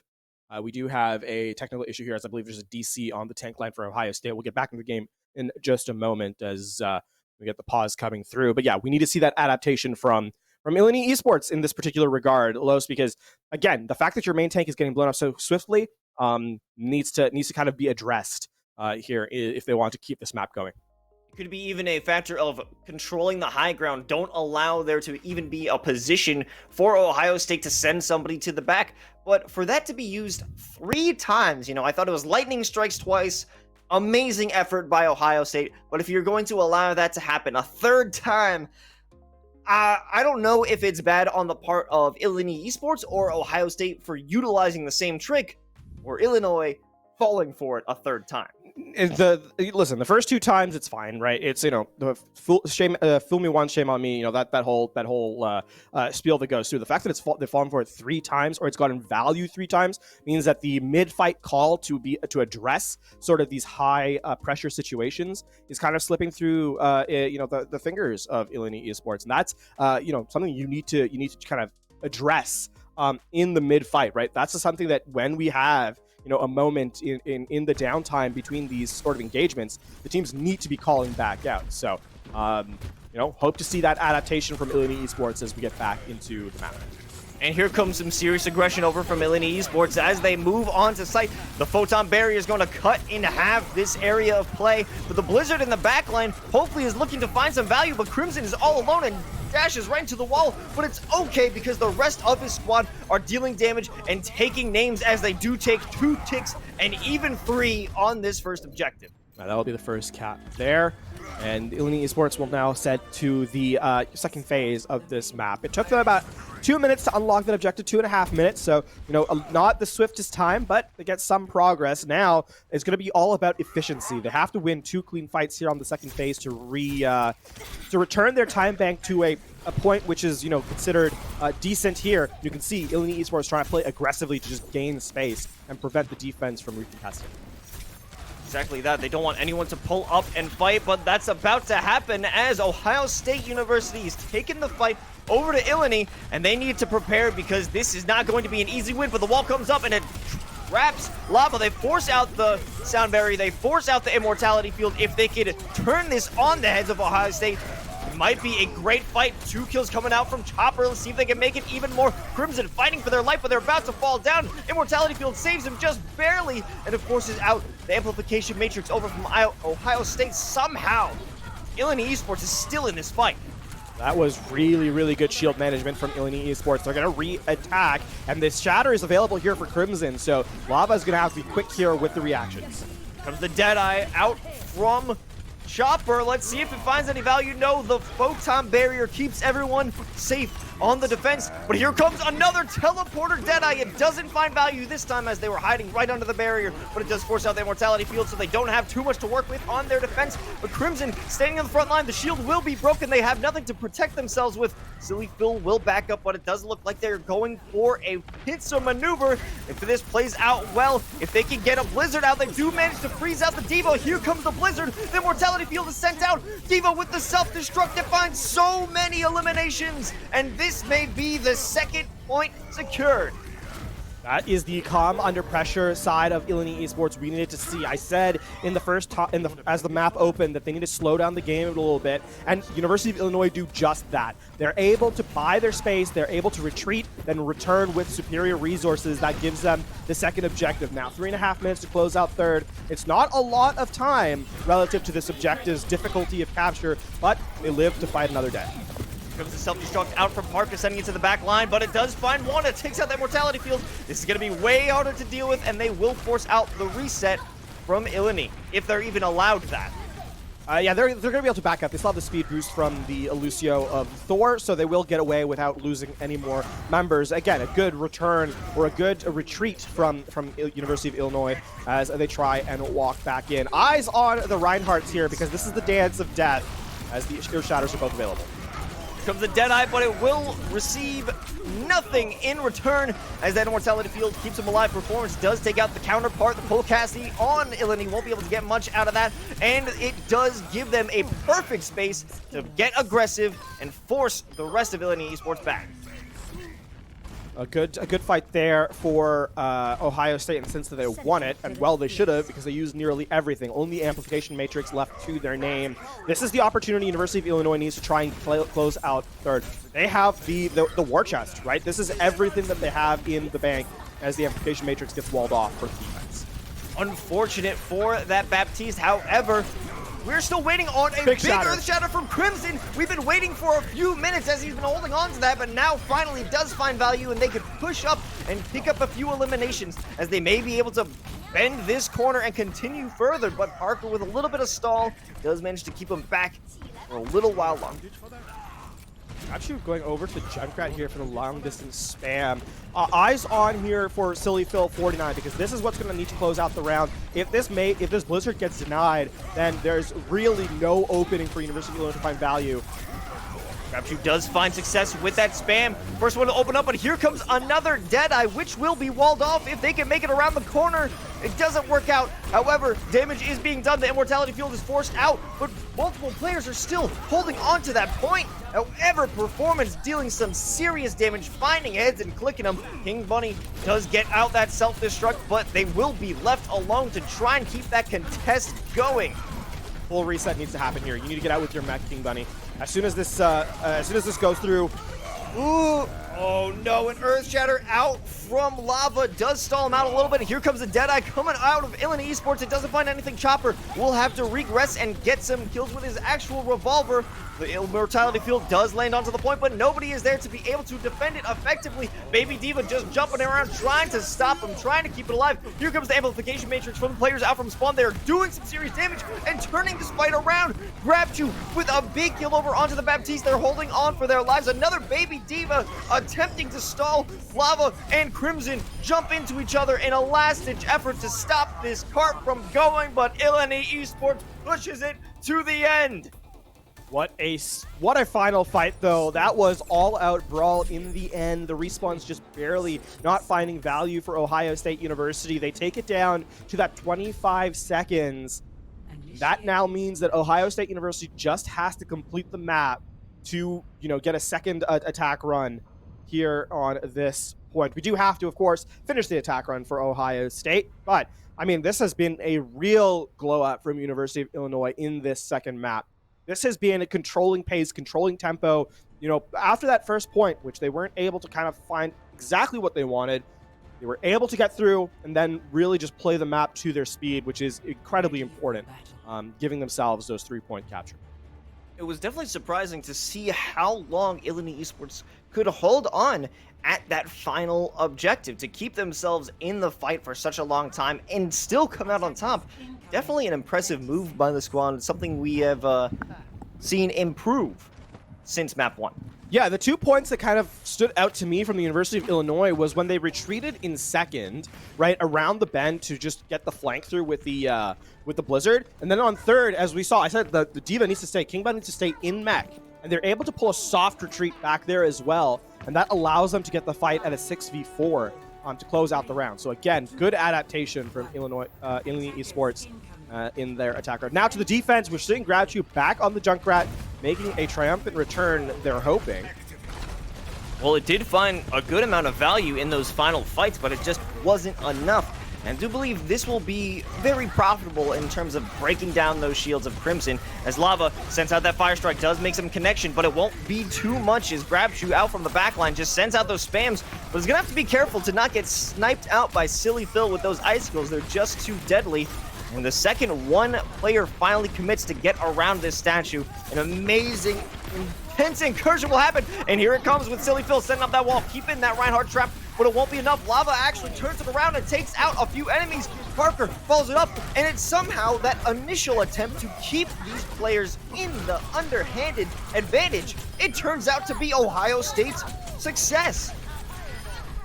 Ohio State, they force Crimson out of the immortality field, and it doesn't get any value, which means that with your main tank down, there's no threshold, there's no cleave damage, there's no support, there's no shielding, and the follow-up damage is there from Ohio State to clean out the objective. Now, heading into the second phase, they have a wealth of resources available. The Amplification Matrix, of course, the Rip Tire, and performance with the Deadeye has been lethal throughout the series. The window of opportunity here is for University of Illinois. They have to go back to slowing down the match. If they can get this Blizzard online, there's a return possibility. Huge Fire Strike amplification, and that just starts a whole chain reaction of the rest of the squad decimating Illini Esports. We have one player sitting in the back alley, and they're not going to make it out with their lives. Chopper will fall as well. Yeah, clean Fire Strike through the Amplification Matrix. 200 damage, not much you can do.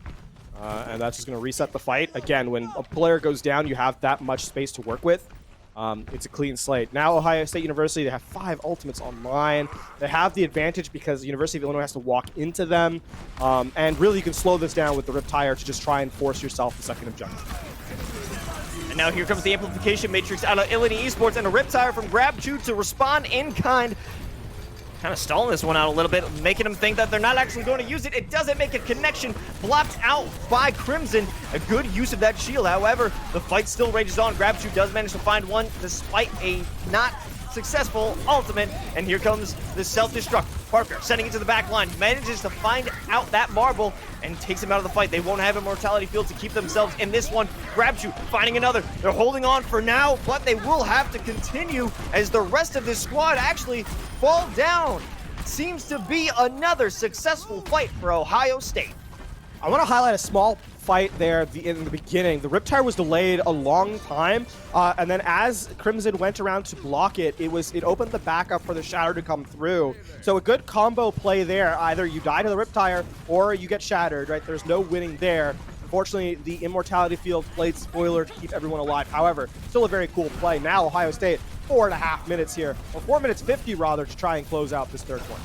You know, it would have been tough or easy to say that Ohio State blew most of their ultimates on that fight, but they're still holding on to that Amplification Matrix. It is walled off, so they don't get too much value. The Sound Barrier comes out of Thor to keep the rest of Illini Esports in the game for a little while, and they are still managing to keep themselves in this fight. However, Performance shooting players out of the sky, D-Max that one D.Va, and now the momentum is back in the hands of Ohio State. The Sound Barrier sends them even further into that back line. That's going to be clean up through, but flashbang doesn't find elimination as it was counter flashbang. And actually, this has been a really good return play by Chopper as Lava and Performance both taken out, and that's going to be the reset coming in for Ohio State. Ohio State thought they had a window of opportunity to use the sound barrier and just play aggressively. The spawn room's a little too close for Illini Esports. And now this is where you can combine it, buy a lot of time, right? You have the Deadeye, of course. You have the Blizzard online as well. And Heart Control is yours to play with in space. Bit of hubris allowed them to make that mistake, but here comes GrabChew with the Riptire that takes out 3! And I think that was in conjunction with a Lava Earth Shatter, and it's a huge team kill. I don't think this will secure them the win, but it is going to give them a great deal of ground. Yeah, this is going to be up to the final fight here. Last one to contest, Deadeye out of the spawn. Does it manage to get anybody? No, but here comes the self-destruct, and that still won't take anyone out as Silly Phil follows it up with the Blizzard. That will be potentially spelling the doom of players on Ohio State, but they still are in this fight somehow against all odds, against all ultimates. Ohio State survives and takes this round with 3 minutes and 39 seconds to spare. And this means that University of Illinois will tick back up to a minute. That's going to be a very large time bank differential here in our extra innings, if you will. I mean, exactly. You said calm under pressure, by Ohio State University. They play against ultimates that should have the advantage in a fight like that, right? It all starts off with a brilliant shatter by Lava, which then allows, GrabChew to get the Riptire triple. But I think then, more importantly, they play aggressively into the resources the opponent have and don't give them the opportunity to walk back in. The Deadeye to create space was fairly ignored. Everyone hides behind, both the shield and the cart. And then the Blizzard, even though it's laid down, there's no one who can follow up the damage throughput. So credit to Ohio State University for understanding their spacing and finding value to give themselves a healthy time bank as they get set here for this the second phase of the map. I mean, this is a story we've seen quite a bit. One team that had a great aggressive push throughout the entire map ends up with a huge time bank, can easily defend that 1 minute play, only to easily then secure 1 tick in the next round. Will this be the story we've seen before? Well, University of Illinois is certainly hoping so. They get through the choke point. And they get to start the skirmish here as the wall comes in. There it is. It will push them back off on that point. However, nobody has fallen on the side of Ohio State. In fact, they haven't even lost too much health. Immortality Field is going to be forced out by Marble, and this gives Lava a great opportunity to get some wax in, but hopefully play and stay with their alive. GrabChew going in for a flank, potentially with the Junkrat. Doesn't manage to get anyone down just yet. Parker finding themselves in a bad situation as well. The first tick will be secured by Illini Esports, but nobody has fallen. Now, both amplification matrices are online, so they're going to mirror each other out, but Eski down early. And there goes those amplification matrices, both of them, and Chopper in the backline will be hunted down. However, he's staying alive, staying in this fight. Only one person has fallen throughout this entire fight, but now it's starting to crumble over for Ohio State's defense. And even through that massive fight, even without all of them dying, Illini Esports secures that first objective. And now Illini Esports has a real shot again the second objective. Look at the resources they have online, right? These are good overtime ultimates. The Blizzard to, when the attack is, again, the attack needs to happen on the objective here. Ohio State has to force University of Illinois off. And if you can play, force the tanks to get into this Blizzard and then eliminate them, and you have a fairly successful hold, or a fairly successful attempt at the attack. So keep an eye out here for University of Illinois because it's all about laying these ultimates down clean. Ohio isn't looking to take any major risks, or at least I wouldn't imagine so. Here comes that first Deadeye. They're going to utilize a Earth Shatter from Lava, but it doesn't find too much. The Riptire from GrabChew doesn't get anybody, but he will find an elimination for himself. Silly Phil in the middle of madness will be supported by the rest of their squad as Illini Esports does take control of this entire fight. Crimson doesn't manage to get anything with that charge as he's set flying into the air and eventually into a wall, but he does manage to work out the rest of Ohio State potentially off of this point. That is 5 ultimates used in that fight by University of Illinois, so a lot on the table there. I don't think there's going to be a contest here at second. Now it's down to this last fight really on third, and what this means is that Ohio State University have essentially 1 fight left in this map. 1.5 fights, because this point is going to capture. You get 1 fight as everyone returns. Lava jumping right into that amplification matrix, but will be supported out by that sound barrier. And it does seem that Parker takes out 1, and it will be enough momentum to get them into the backline. Lava swinging away, hoping to build up enough charge for the Earthshatter to keep this fight going, but I don't know if they're going to be able to keep it up. The wall comes out from Silly Phil, canceled out to use that Blizzard to catch everyone off guard, and it works pretty well. In terms of Silly Phil will be hit with an Earthshatter in kind, but still, there's so much strength coming out of Illini Esports. They will secure that second objective. Yeah, and this means that, that was a fairly bold fight to take, because the respawns just weren't in their favor. Getting to the objective, they didn't have a true 6-person return. Now, I mean, University of Illinois still has the Deadeye to create space. They're going to have the self-destruct as well. Ohio State have to find magic with this Riptire. Now, what started with a very solid defense in this first round turned into great attacking prowess from Illini Esports, and there's Eski once again being taken out in the beginning of a fight, but here comes the Riptire, manages to take out Marble, but they will be protected by Thor's sound barrier to keep this fight going. Orangutan trying to get everyone on Ohio State healthy, as they do manage to drop a few more members of Illini Esports. King Bunny, however, will stay in this fight, as well as Silly Phil. Ice Block over onto the point. The Earthshatter comes through. I don't know if it actually managed to hit anybody, but these last 2 players, May and Diva, are keeping their chances alive. King Bunny will finally be demeched, and once this fight is over, Marble, oh no! It will be the end of the round, but such a great performance from Illini Esports in this overtime. In the overtime fights, that first pickoff is even more important than it is in regular time, right? You just don't have the ability to return to a fight. The 10-second timer that is normally in, for the respawn gets extended further and further in overtime. So that first pick is so vastly important. This time, the Riptire is able to take out 1, and then Ohio University can just continue to sort of snowball their potential, their superior numbers into a fight win. However, it did take them till the 3rd objective to get that stabilization through. And so University of Illinois, off a minute, have found themselves in a very, very winnable situation. Absolutely. I did expect this to be another clean win from Ohio State. Not to say that map 1 was clean, but to not have so much resistance out of Illini Esports. And this is a very good game so far. And I think Illinois can pull this one out of the hat and take this map. We are seeing a strange look here from Ohio State. Well, I shouldn't say strange. We're seeing a new look from them. Oh, wait a minute. This is a little familiar.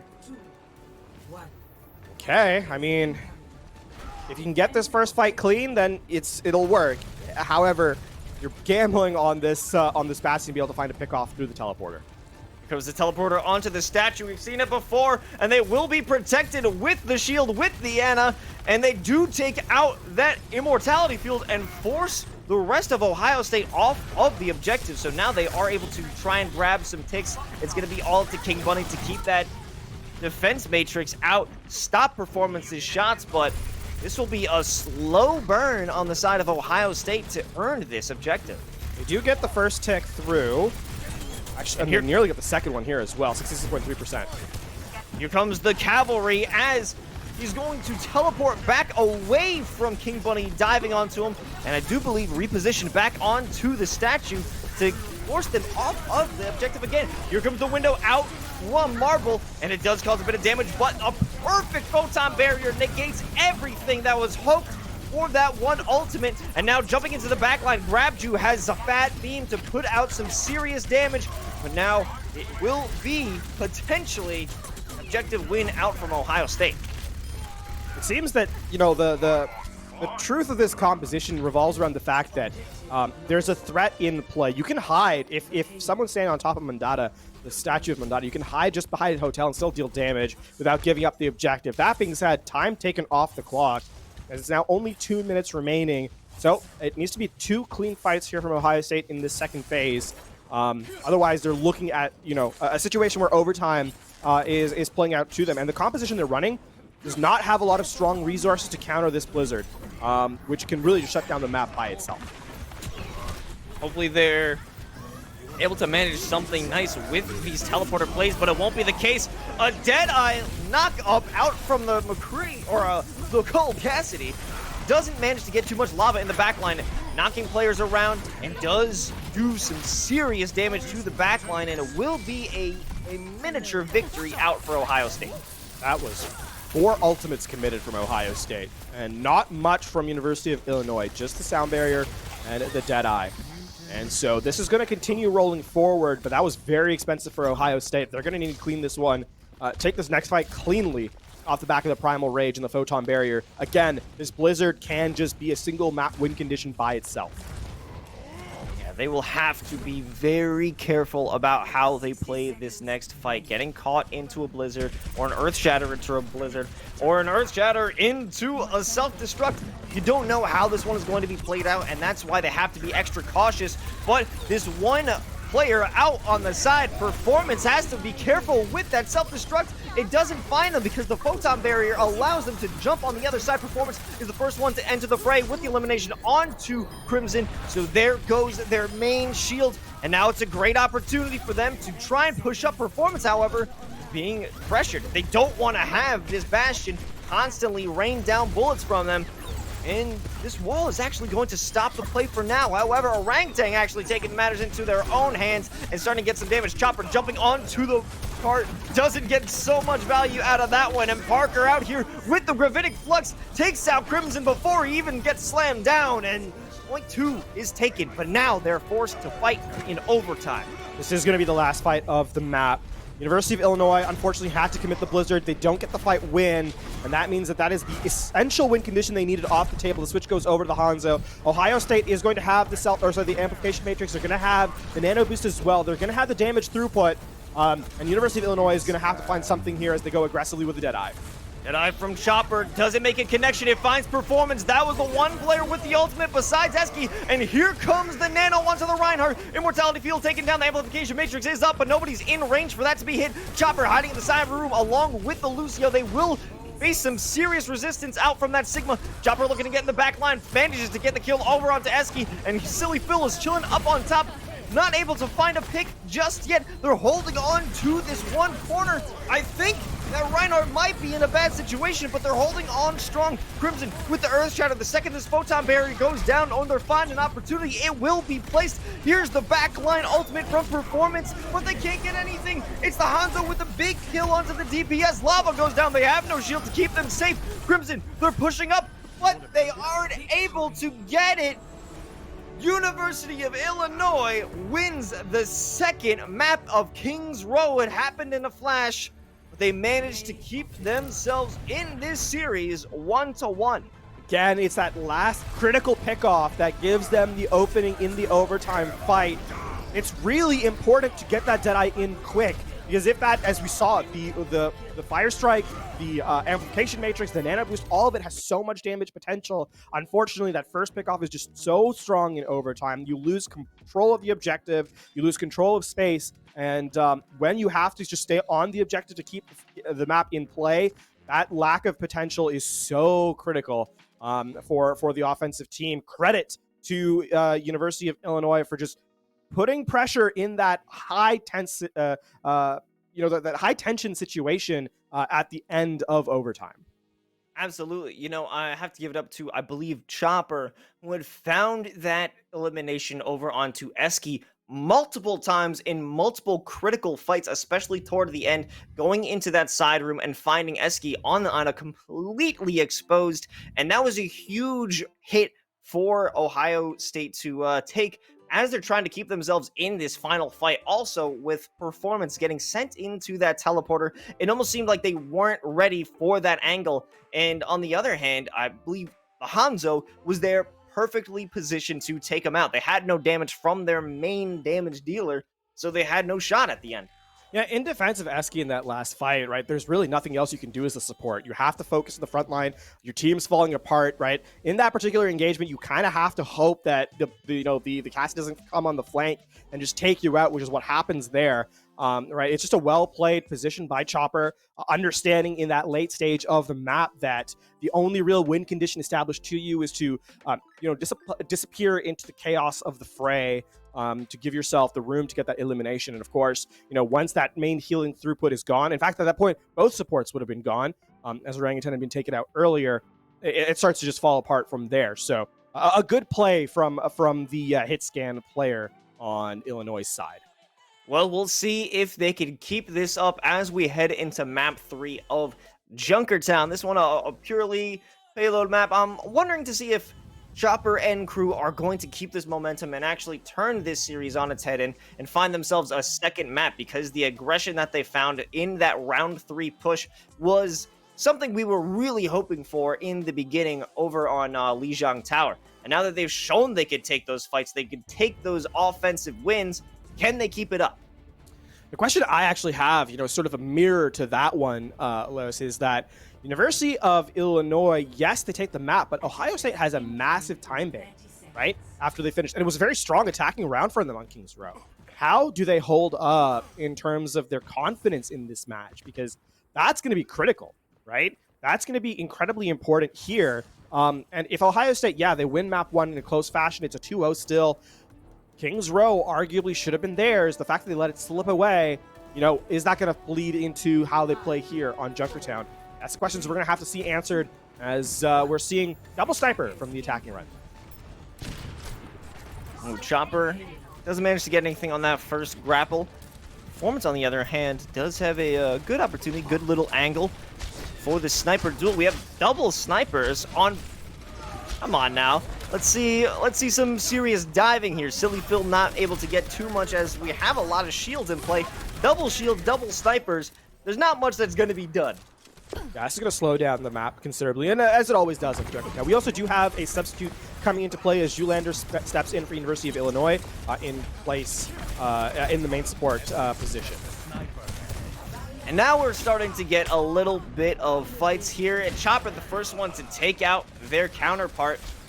But it won't be enough. Chopper sitting in the back line, taking some serious damage as King Bunny and Crimson are fighting for their lives right now. Eski jumping into the fray, whacking them around, forces out that immortality field, but they will be pushed back instead as Chopper does manage to keep the pressure on from the side. Oh, a nice headshot, but it won't be enough to get that elimination.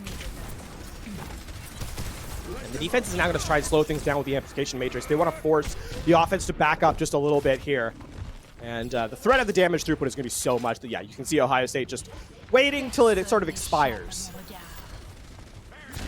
This is kind of just a lot of waiting right now. They're setting up so much at this point. All those players sitting in that one area and trying to converge, get that first elimination, but Chopper will be the one to take it here. And GrabChew looking to get some payback, especially with this amplification matrix, but at this point, nothing will be done. And here comes Parker with that gravitic flux, but actually it's going to be dropped from King Bunny as well, doing some serious damage over to Ohio State. And now this is a brawl in close quarters. The Meteor does manage to get some kills, but they're stuck. They're off of the point. They're trying to defend, but the cart is way far away. It's a smart read there to use the gravitic flux away from away from where the immortality field is. Oh, Chopper. Oh, I'm so sorry. The halts deny the grapple, and wait, Chopper's not dead yet, so there's still a chance. Just a little bit of discouragement there. The fact that Chopper stays alive and is actually able to get back to the team is big, because it means that University of Illinois can get this fight going immediately as they kind of set up here on the high ground with the supercharger available, and it's going to be really difficult to destroy it. So Illinois has the advantage of spacing. And this upper angle Crimson, if they could drop that supercharger, this could be a big move, but the first one to do it is Lava, and Crimson will return it.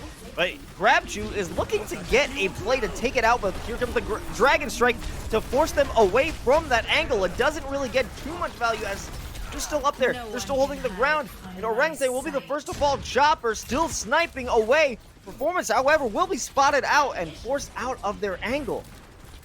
The two Widowmakers dancing at in sort of dismay at each other As this is going to slow things down with that pickoff. It's so bad. It's so big here for the defense.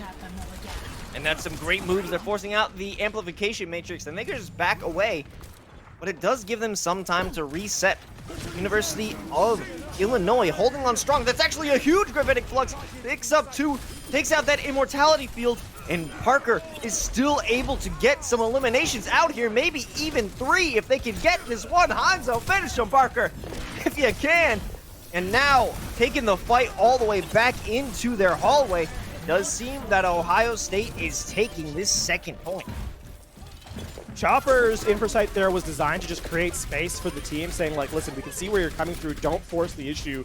Parker, who had previously used the kinetic grasp, pardon me, to gain a lot of shielding, said, all right, that's cool, can't headshot me anyway, goes in for a solo gravitic flux and is the own cleanup for Ohio State to give themselves that second point. Now, controlling Rotator at the top here is so massive for Ohio State. It's just a massive brawl of the shield heroes. Is it going to be successful? And they forced the high ground. This is now high ground control for the offense. This is massive. Ohio State still only Parker up there, I believe, but he's almost taken out. Chopper in the back line. Inversight will be utilized. There are 2 players up there.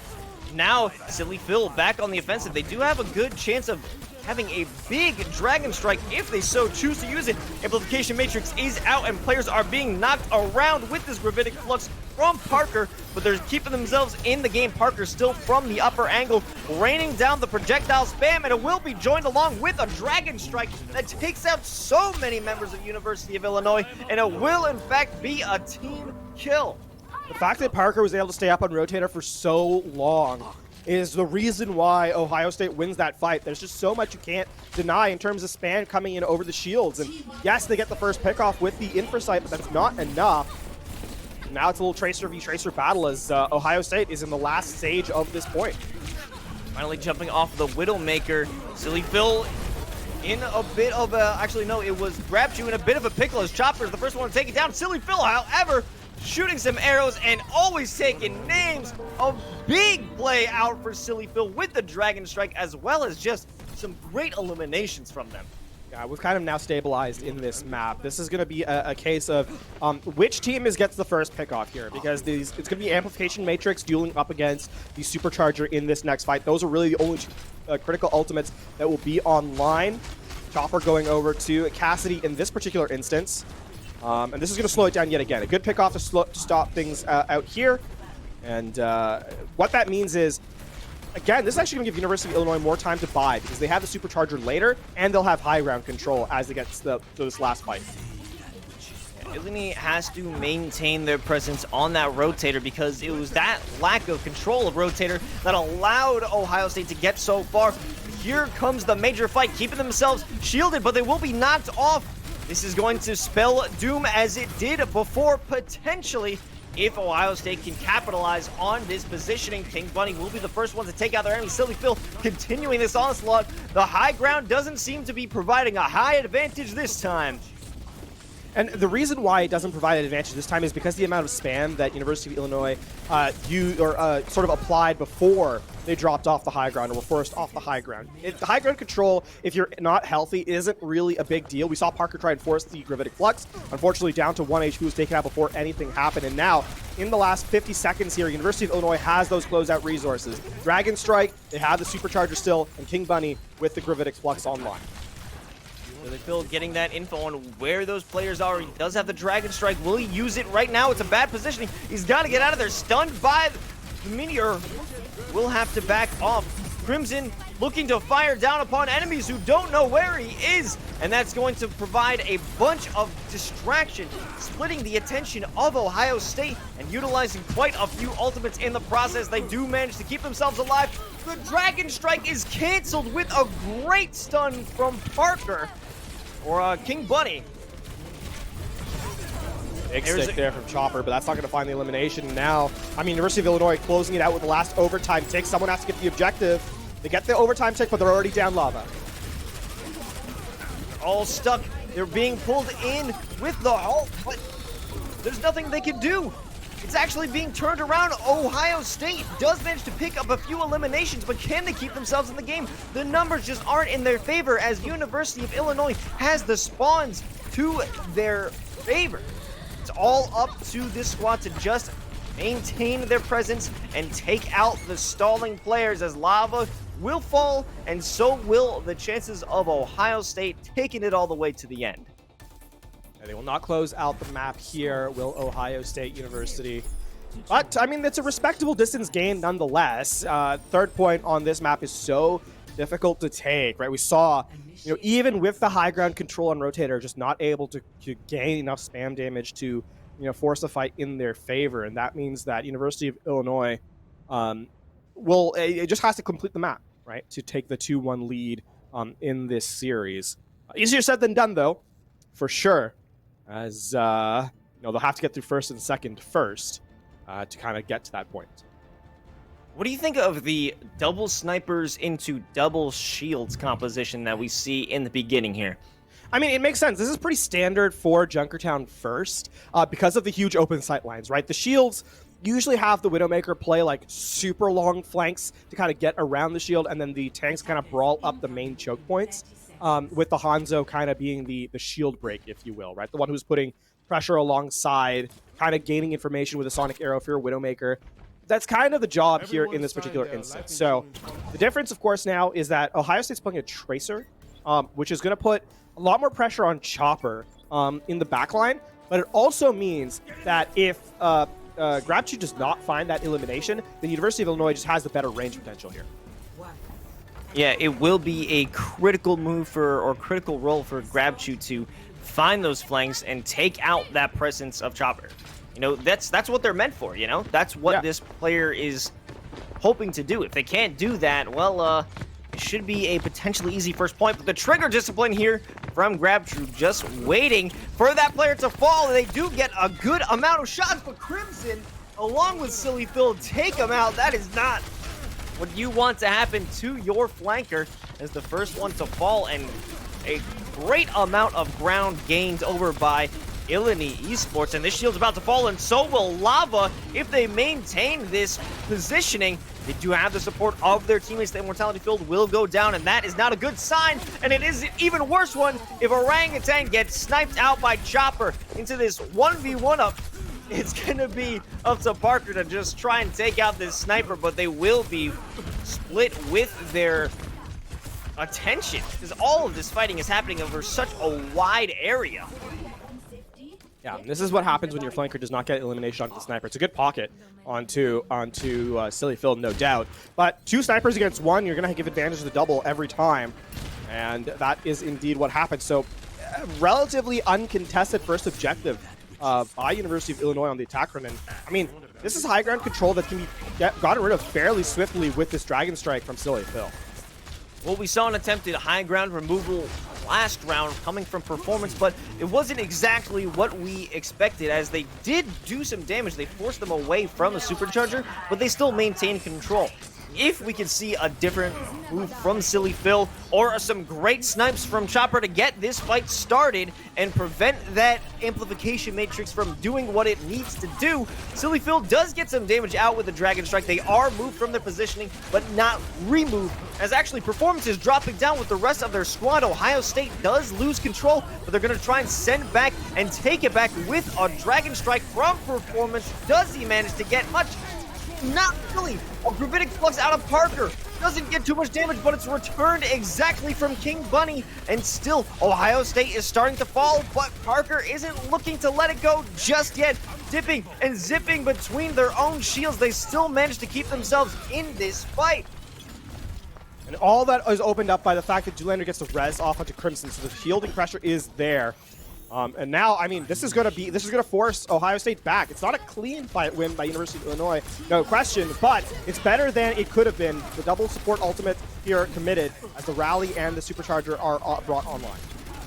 Big rally, it forces Illini all the way back into that entrance of P2, but they're just gonna wait that one out. There will be some armor still left onto GrabChew, but that's about it from the rally. And it's just going to take a minor reset out of Illini Esports. But here comes GrabChew jumping into the back line with that blade. It does some serious damage, takes out Marvel. Will he be able to find more and be out for more blood? Chopper's the next victim, but will they actually be a victim? No, Chopper turns it around and takes out the ninja. The SMG2, well played there. And that means, I mean, Ohio State is going to be back fairly swiftly. And this is going to have to be very careful from, University of Illinois is going to be back very swiftly. This is going to be very careful from Ohio State. If they get forced off this high ground, this could just be the point given over in its entirety. Here comes the shield, but a gravitic flux out from Parker might make this a little bit spicier. Lifting him up, it does give him an advantage, and the first 2 players will fall from Illini. But Chopper is in the back line, just getting some movement on the payload. Does bring GrabChew out, but not much else. Yeah, it's a good aggressive point from Ohio State. The margin for error there is very small, and in fact, they play it correctly, the halt into the Gravitic Flux. That being said, University of Illinois still has this Dragon Strike to try and clear everyone off the high ground. And there it is, a huge Dragon Strike out from Performance, takes out Silly Phil and Marble, and that is going to force them to reset again. Here's backcap attempt number 2. I don't think it's going to be as... I think it's going to be about as successful as attempt number 1. As Chopper gets caught and is forced to retreat back to the team. Now, we get a small lull in the action.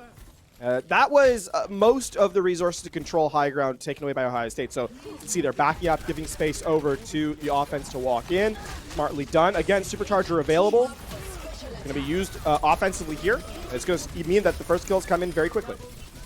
Oh my god, Lava is lighting them up. A great use of that supercharger. The damage output there was immense. And Illini Esports, what do you know? They're resetting again. Yeah, these have been very, cohesive, aggressive fights from Ohio State University, not letting Illini Esports, set up in any sense. And University of Illinois have had, these 3 key ultimates online for 3 or 4 fights now, and have not been able to use it just due to the aggression of the defense. That being said, this is now the opportunity to use them. They're going to walk in, behind the back line of the defense. Utilizing that shield, they will try and get through. It's going to be Silly Phil's Dragon Strike that'll give them the space they need, but that won't be all he can do. It's going to be GrabChew coming through with that Dragon Blade. Does pick up 1 and takes out the Immortality Field, but however, University of Illinois is still fighting. They're still going on strong, and this angle from above is going to be exactly what they need to try and regain some control of this payload. That's just a resource difference right there. Ohio State simply doesn't have enough to fight in the immediate brawl. The Dragon Strike isolates the off tank of King Bunny, and then the eliminations follow through there as well. University of Illinois, it took them a fight to get 5 ultimates online to actually, commit, but it's a fight they win, and they win it handily. Now Ohio State has to go up third. That being said, they've taken off so much time on this clock. 1:30. It was 3 minutes plus for Ohio State University when they were on the attack run. So you can see how difficult it's going to be here for the team in blue. Here comes the Gravitic Flux, but Lava is already doing some serious work. The Pulse Bomb goes through and finds 3. A moment after that Immortality Field is removed, and Chopper goes massive for his squad. However, they won't be able to gain much ground off of that one. Yeah, the fight had already nearly been lost by University of Illinois, so Chopper just keeps the cart from being stagnated fully. They're going to be able to walk through this choke point here. Ohio State University is not going to be able to play that aggressive style they'd ideally like to, but we are in the final minute of play. Silly Phil opening things up with a clean headshot onto the Shimada counterpart. Great shots out from Silly Phil, putting some serious damage over into the side of Illini, but he won't be able to escape with his life on that one, but it does build some space for the rest of the squad to try and get that control of the rotator. And, Performance does find out where everyone is with the Sonic Dart. He might go out and use that Dragon Strike, and he does. The moment that the Amplification Matrix is used, it's wasted in turn, and now all alone is Chopper trying to recall and maybe escape with their life, and I think they actually do. Yeah, it was still really good spacing from Eski there. Gravitic Flux just to get to the cart, gets 2 up in the air, but stunned immediately out of it and almost taken down. GrabChew coming out with the Dragon Blade, Oh no, in conjunction with the Gravitic Flux, it is all but over. Ohio State will prevent University of Illinois from making it to those final steps. They will hold on and win map 2 or map 3. Ohio State hanging out on series point right now. That is certainly a very close series, though. Get a quick highlight of the game from Silly Phil 49. It's just a good combo here. The Dragon Strike into the Gravitic Flux. Right, there's not. It's textbook in that particular instance. And I think, at the end there, it's those hero pickoffs, right? Those first plays. We've seen it throughout the series so far. Los is on the back of like those final fights. If you can get that first pickoff, you're going to win the fight. We've seen that in every single map now, and it's such a hard place to go back in. If you look at it statistically speaking, which map or which fights kind of find you're more likely to win, it's overwhelmingly in favor of your team when you get that first pick off. And the fact that we're getting seen 1, 2, even 3 sometimes from these players just means that you're that much more likely to win these critical fights. Going forward, both of these squads are going to have to learn how to protect those essential players, or just every player in general. Learn the positioning, or try and read the positioning of your enemies to make sure you're not the first one to fall. And we'll see if anyone can read each other as soon as we get back from a quick break before we go into map 4. Don't go anywhere, folks. We will be right back.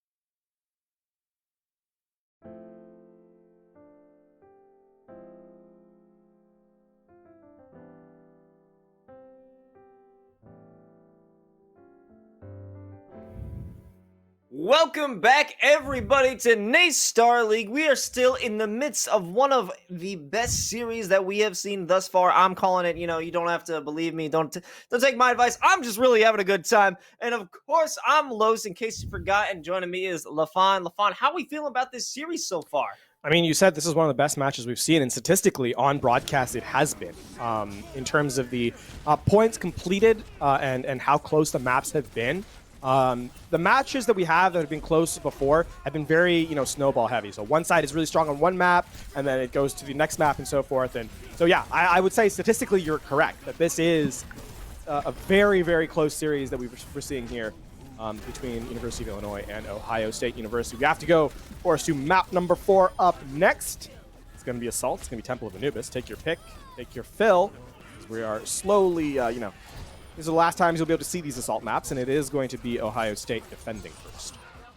It's a bittersweet feeling. You know, I've said it before that I like Temple, but I'm going to disagree with you on that one. I got some reps. It's just a sweet feeling for me. Like, goodbye, Temple of Anubis. You will not be missed by me. I was leading up to that. I was gonna say, you know, I was enjoying the idea of Temple of Anubis, but then I jumped into some ranked. I played a few rounds, and I'm like, oh, well, maybe I was wrong. Maybe I want this to be gone, and I do. Absolutely. It looks cool. Yeah. It's not fun to play in. No, the maps are gorgeous. I mean, even Paris is beautiful. I would not want to play Paris, but it's a gorgeous map. You know, it's not. Those are, you know, not mutually exclusive ideas. I mean, you know, I think that historically, as I may wax poetic about Overwatch for a second, that there have been some fantastic matches on Assault maps. Absolutely.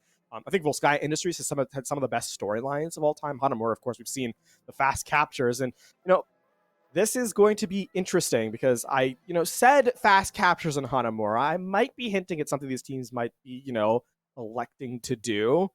If that first point doesn't get defended very well, you can get snowball pretty quickly to that second B objective. So we'll see. We'll see. There have been a lot of speed runs in the NACE Starleague over the last little bits in Assault specifically. So we'll see if that trend breaks here. Both of these teams are strong attackers, and they will capitalize on any possible advantage that they can take over the other squad. So if there's one minor slip up, it's full steam ahead, both for Ohio State and University of Illinois. So we're going to see if Ohio can actually clutch this one out and close it into a nice 3-1 victory, or we will be pushing our way over to map 5, but we're taking it over here to Temple of Anubis. Yeah. Getting a quick look at what the defense is running. I think this is going to be interesting because this is a rare matchup where two very different styles but play very strongly to their respective sides, right? The more static bunker defense, which can kind of hold space very well. It doesn't really like giving up ground, and then the more, you know, aggressive dive composition coming in from the offense to force, you know, damage into the setup. Think of it like a siege, right? Like if you're sieging a castle, and it's sort of or like a capital ship, if you want to think of like star battles, perhaps. There's the high mobility offense trying to play against the very slow but healthy defense here, and I like sort of the difference between the setups here. And you know, just like a siege, Ohio State is going to try not to starve. I don't know what I'm saying. Anyways, the fight's getting started as Crimson jumps right onto that platform, but doesn't manage to get too much out of that one. King Bunny tries to join them, and as well finds a similar result.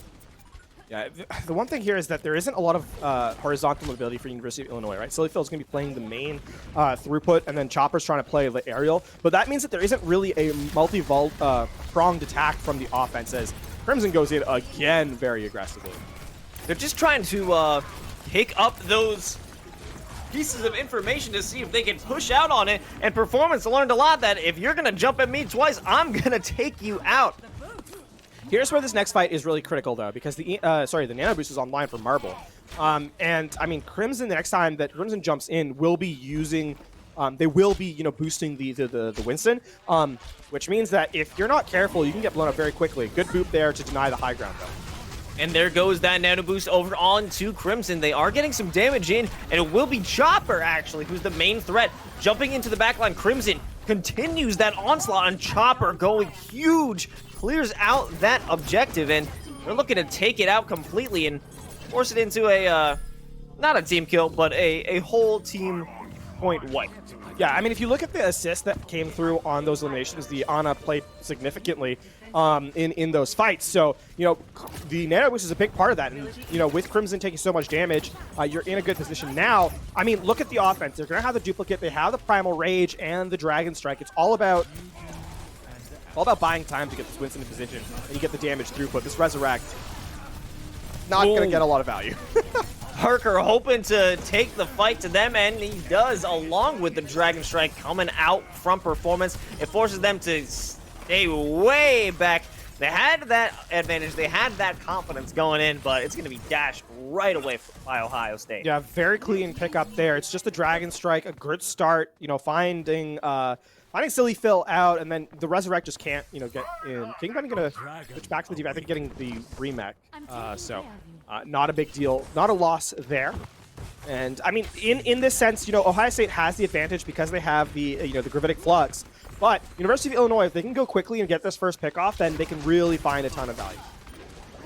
Illinois, tons of ultimates at the ready, and they will use that Dragon Strike to start things off. And Good just sleep. jump over is going to be, it's Chopper. He's taken over the form of our very strong Parker, but what else can he do? He duplicates into it, but there's no support from the team. He's going to have to back off, and Will might be able to be taken out by Ohio State if they can keep the pressure on. Oh, Chopper narrowly escapes.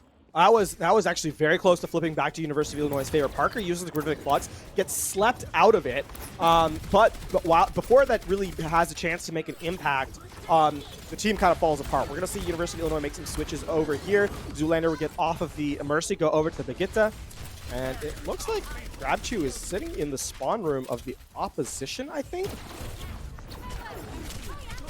Pulse Bomb whips. So too does Grabchew. Back to the respawn queue. Yeah, they kind of realized that or acknowledged it with the nice hello.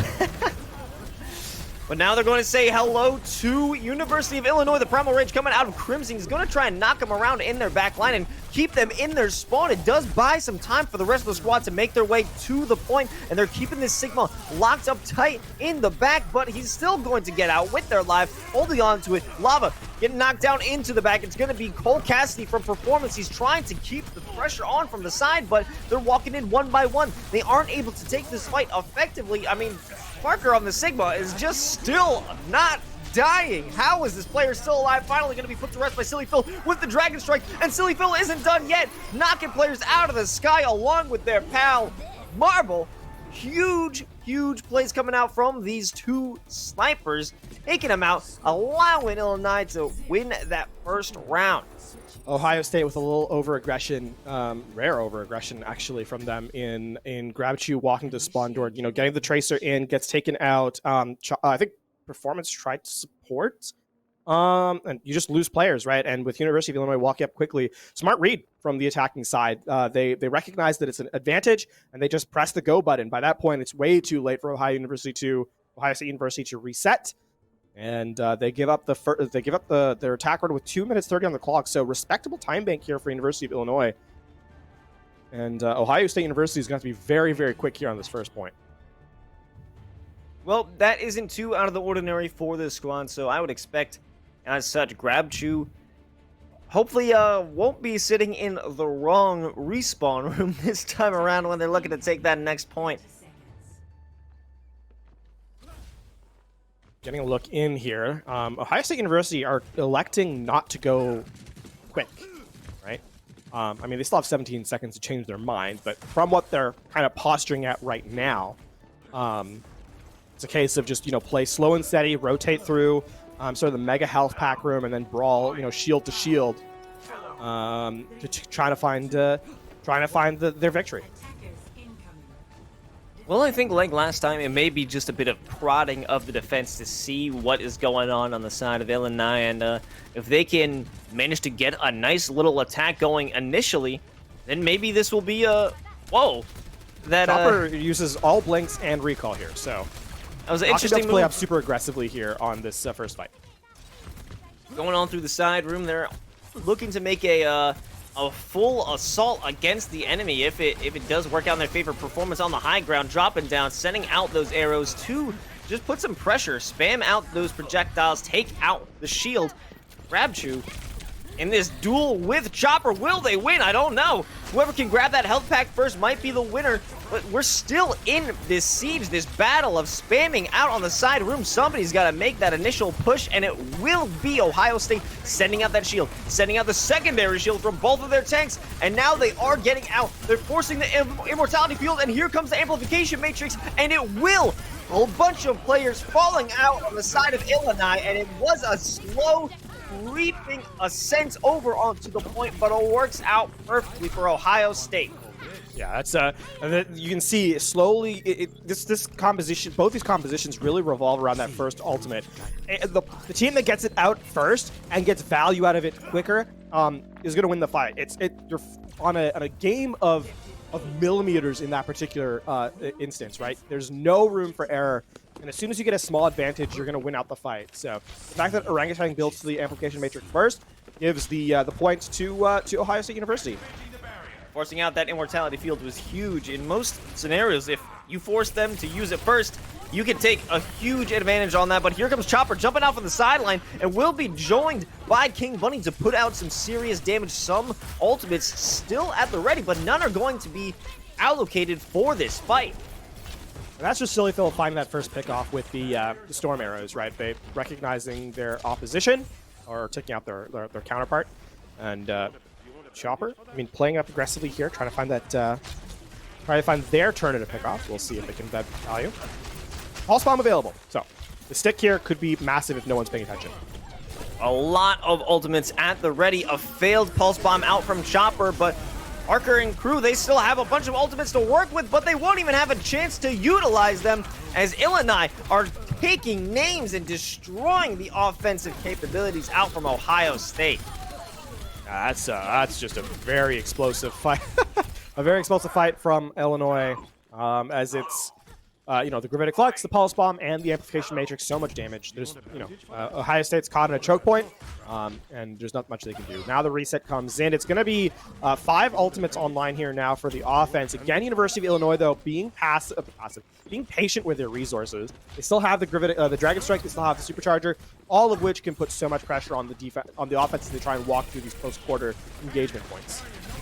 Chopper hanging out from the side, doesn't want to get into an unnecessary fight. Performance going to send out that Dragon Strike, and it does manage to find a good amount of damage. The Immortality Field will be sacrificed to keep him alive, and here comes the Amplification Matrix. It's going to be Parker and Lava putting out the serious amount of damage as they maintain and look to keep this control of site, forcing off Illinois and making this round a very winnable situation. Jumping out, flying on the side, it's going to be Zoolander to try and stall it. Here comes a charge out from Crimson. They're looking to make this stall a possibility and successfully keep themselves in this game, but it doesn't seem to be so. The Amplification Matrix out from Marvel. I'm not sure what it was, because other players are coming from the opposite side, but they're still able to keep themselves in this fight. The stall works out, and Ohio State is forced out of the objective. The fact that you're able to get the supports as an initial pickoff, even as Ohio State's winning the fight on Assault, is so critical. The focus fire from University of Illinois is not ideal, but Ohio State just can't clean up faster than the respawns come through.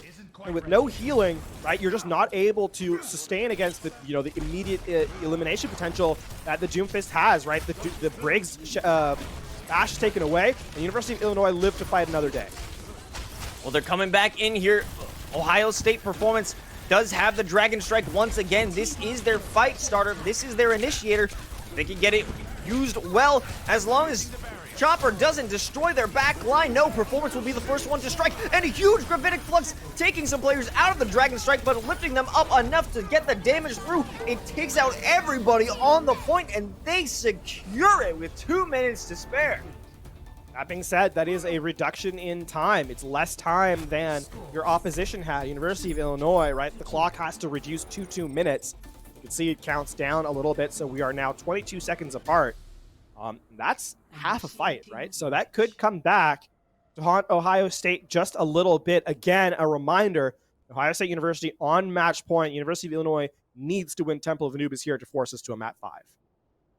You know, 22 seconds could be everything. It could be enough time to allow your players to resume a fight, get back on, and stall just in the nick of time for overtime. And if Ohio State is able to go faster, they definitely need to go faster in this overtime. They took their time getting that first objective, but on the second one, it was way longer than they needed to. I guess it's all about trying to protect those supports. Really is. Actually, this is going to be an interesting adaptation. Speaking of slowing the game down, University of Illinois going to the Junkrat from Sillyville. You know, I think it was the Junkrat here has puts a lot of damage downrange, right? This is going to be just a lot of spam from the University of Illinois. The Junkrat, the Hanzo, right? Between the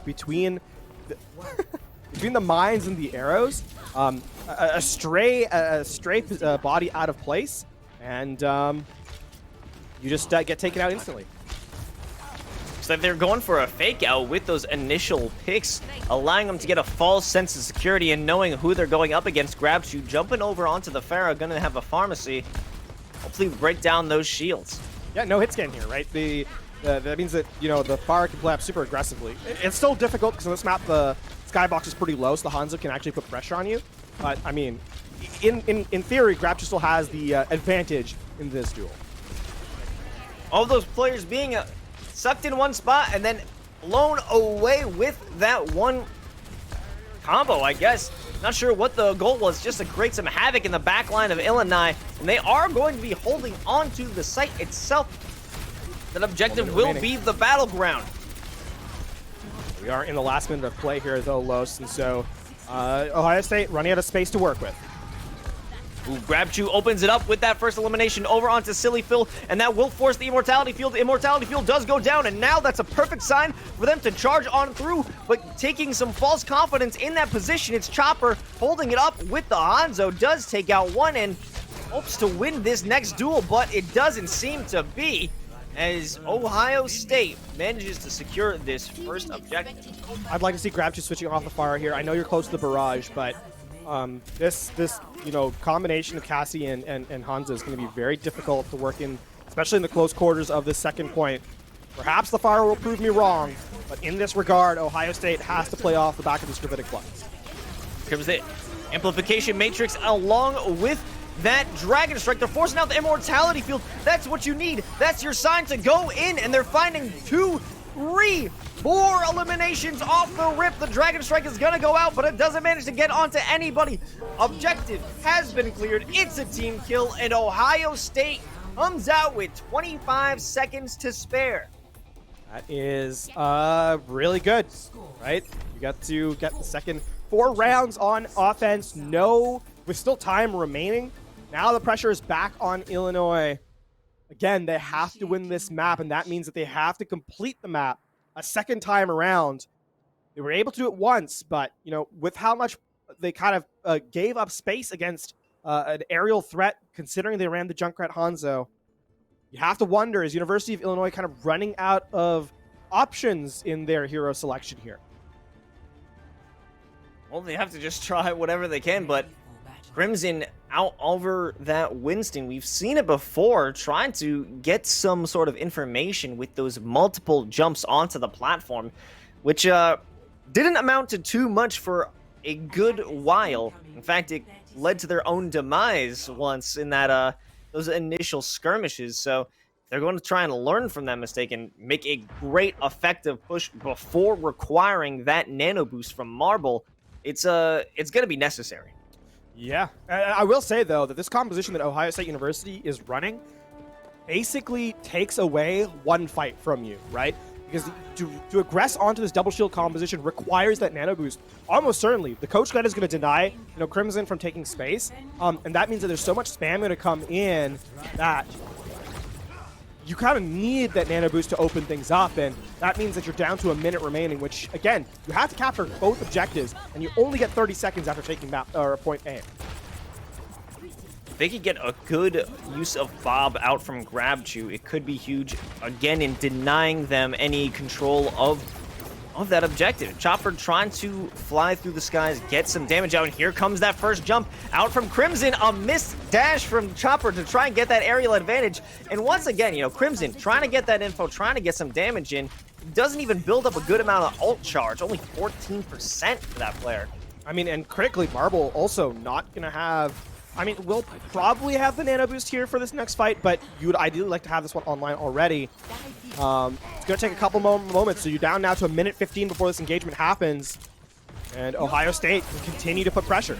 And here comes that nano, and Crimson just lit up, dropped down to 120 health, has to go back, has to fall back. The nano doesn't do too much, doesn't get that much value, but it's all about keeping your damage dealers alive. Grabchu gonna have to back off because they're being dived upon by King Bunny, who is trapped in their back line. It's not a very good situation for this player. They're picking up the Mega, but the rest of the squad, Lava and crew, they're dealing major damage and even taking the fight to the back line.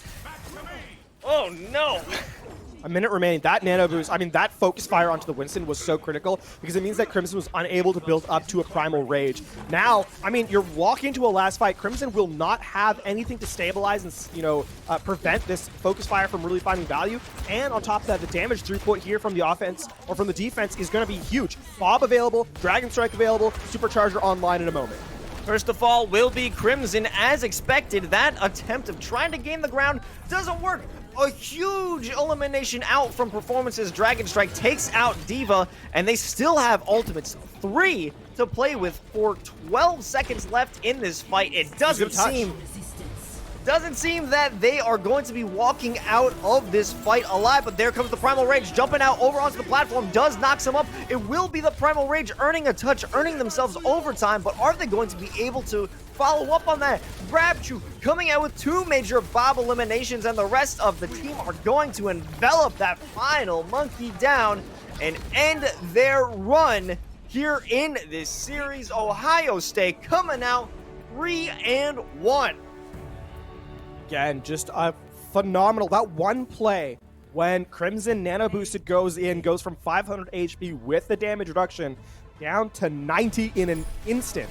Yes, they recover for a moment, but that, I think, is really what heralded the end of this map. And the sheer pressure on that front line. In the end, the damage throughput from Ohio State, gave them that superior resource advantage into the final fight. And then when you have like 30 seconds remaining and nothing in your resource bank, and you're facing up against 4 ultimates, it's a rare sight to see anyone even make an attempt to that fight, and Ohio State just shut out any opportunity at contesting to give themselves the 3-1 series victory here.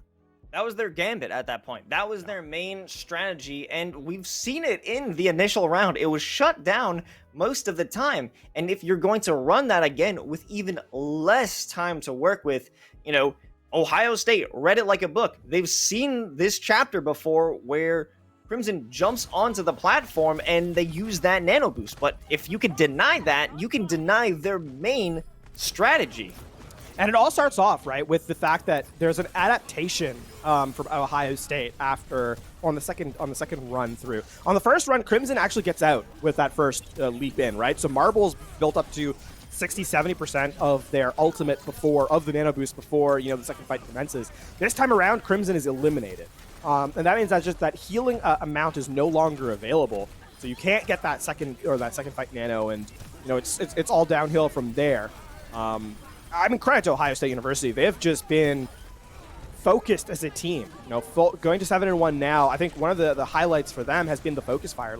As we see through the replays here, Los, it's everyone's on the right target, on the same target, more importantly, and that just means that as a team, they're playing a very cohesive Overwatch here. Oh, 100%. You can see in that one play where it was both the Dragon Strike and the Gravitic Flux, where it looks like you're almost taking away players from the Dragon Strike by using the Gravitic Flux, but both of those in conjunction were enough to eliminate everybody caught in the carnage, and that's what even secured them that round 3 victory, and that was huge. That was a very good play out by Performance, a very good Hanzo throughout this entire series that we saw on Junkertown as well as Temple of Anubis. Yeah, I think something actually that kind of quick a highlight from the matches gone on, because it seems so long ago, was that performance was the teleport Deadeye that came through on Lijiang Tower, right? So a player that has been able to play a core damage dealer throughout the entire of the series. It felt like these teams leveled up as the series went along, right? Map number 1, I thought was a little bit sloppy, in all honesty, between these two squads. And I think when we got into the further stages of this series, the teams got better and better and played closer and closer, and it was a very exciting match to see to the end. Of course, yeah. There were so many amazing plays, so many heroic plays, and since 1949, LLS has invested nearly $1.3 billion in groundbreaking research, pioneering many of today's most innovative approaches. They work tirelessly to find cures and ensure patients can access the life-saving treatments they need. When someone experiences the fear and uncertainty of a cancer diagnosis, LLS provides hope, compassion, education, and support. So just like LLS is making an impact in the cancer community, the LLS hero of the game represents the player who made the biggest impact in the match played, whether it was a clutch play, a sacrifice, or provided strong leadership when it mattered most. And today's LLS hero of the game is who else but Performance. Hey guys. Performance, how are you doing, man? Congratulations on the win. How are you feeling? Thank you. We're pretty happy with it. It was a tough one, but we pulled it out at the end, so pretty glad for that. Yeah, absolutely. I mean, I gotta ask. Obviously, from map number 1, there was a little bit of a dancing around the objective with the Deadeye. Talk me through that. Well, so the first one we kind of planned. We're like, let's look for TP High Noon here. They have wall, so that way we can bypass that. But the second one, we weren't really looking for it. I went to the wrong side. Lava went to the right. I went to the left. And Grab just put a TP on me, and I'm like, all right, well, you know what? I'll go through it, see what happens, I guess. But it worked out for us. We do it a lot, but sometimes planned, sometimes not so much. Well, I mean, you ended up using it, I believe, 3 times. So did you think that the more that you use it, the less effective it would be? Or, like, considering it was so effective multiple times, you should just keep on doing it? The thing with TP strats is they think you're not going to do it again. We do it over and over, and we just do something even stupider every time with it. And it just seems to work. We pull out the Bastion, TP the High Noon. We've TP'd in other series. We've TP'd Rip Tires a few times, whatever works. Yeah, that's fair. I mean, a bad plan the team is entirely on is not a bad plan at all, right? But, through the rest of the series, you guys it was a very close match. I mean, the scoreline 3-1 notwithstanding. You guys were both 6-1 coming into this series. Walk me through it, right? Because you guys are, trying to shape up to be, towards the end of the season here, stepping into that set to break lockstep in that second place. Did you expect this game to be as hard as it was? Yeah, we expected about this difficulty. We expected that we should have the upper hand when it came to overall winning, but we knew that it wouldn't be easy, and we could definitely be punished for making mistakes, like on King's Row, especially in that last fight where we TP'd the Bastion into a High Noon, which is kind of, just very not smart. So things like that really we knew could bite us, but we were expecting a good match. I want to talk about that loss specifically. How did you have a mental reset after having such a large time bank going into the extra rounds and ultimately losing the map? How do you reset after losing on such a great advantage? Well, to be honest with you, on our first defense, we lost because Lava DC'd with Shatter. So they got to walk the point for free. We didn't have a Reinhardt. We didn't have our Shatter. So a lot of their time was us just, unfortunately, Lava DC, there's not really much we can do about that. So when we lost the map, we chalked it up. We had a bad second defense. We lost our first defense, first point, DC in it. We'll come back, We won first map pretty convincingly, to us at least. And Kings Row, even with that, was close, and we had our good moments in it. Yeah, definitely. I mean, the mental of a winning team right there. All right. So first of all, I mean, congratulations, of course, for your victory. Any final shout outs or any call outs you want to make here? I mean, Chopper gave it to me on Junkertown. Like, I had no chance against that guy for a few minutes, but besides that, they played well. It was a fun match. We definitely had fun, and we hope the rest of the season goes the same. All right, Performance. Well, congrats on the win, and good luck to you on the final week next week. It's going to be Thank a similar difficulty one going up against Akron. So, best of luck to you, Performance, and the rest of the Ohio State squad. Thank you, guys. All right, folks. Well, that was an intense first match. It feels like it's been so long, but we still got some more Overwatch action coming at you with Grand Canyon University and Irvine Valley College going head to head right after this break. Don't go anywhere, folks. The action continues soon.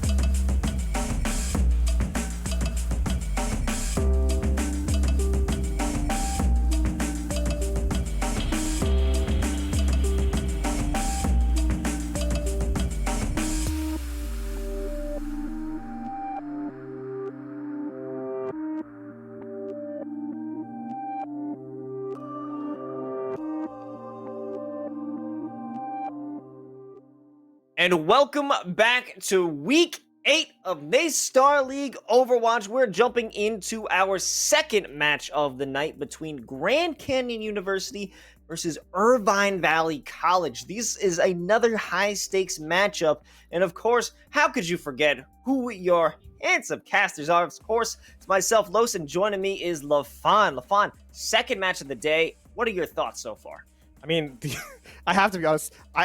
This is going to sound terrible. The only thing I can think of is the Battle of the Troughs for this particular matchup, because Grand Canyon and a valley as well, Irvine Valley. Like, man, the pun is just in my head. I can't get rid of it. But I mean, the Overwatch itself is sure to be good, so I'm excited for that.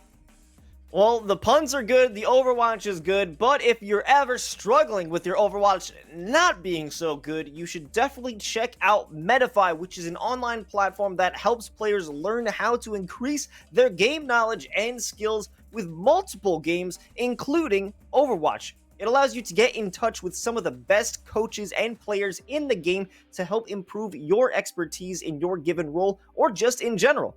And beyond doing one-on-one coaching for personal performance, it also helps you enjoy collegiate team progression, whether you want a singular player or your entire collegiate program to have a new team coach. And they even allow you to send in your own VODs to have them review and specify what you need to improve on. If you're looking to up your game performance, you need to check out Medify. And now let's check out two teams that are really going to have to up their game performance, that being Grand Canyon University and Irvine College. Now, this is a similar matchup to what we saw last time, LaFon, is that this is a make or break series, especially for Grand Canyon, because if they can win this series and put themselves at 7-1 for a record, they will cement themselves into the conference play-ins regardless of the result next week. Yeah, I mean, that also means that for Irvine Valley College, this is even more important because a 5-3 scoreline heading into week 9, not ideal, right? This is where you need to win. So you never want to have your sort of fate in other teams' hands, right? You want to be in control of how you end up in the playoff round. And I mean, Grand Canyon, they can lock themselves in. Irvine Valley, they really want that win so that they can kind of keep the momentum going, right? But we'll see how it plays out.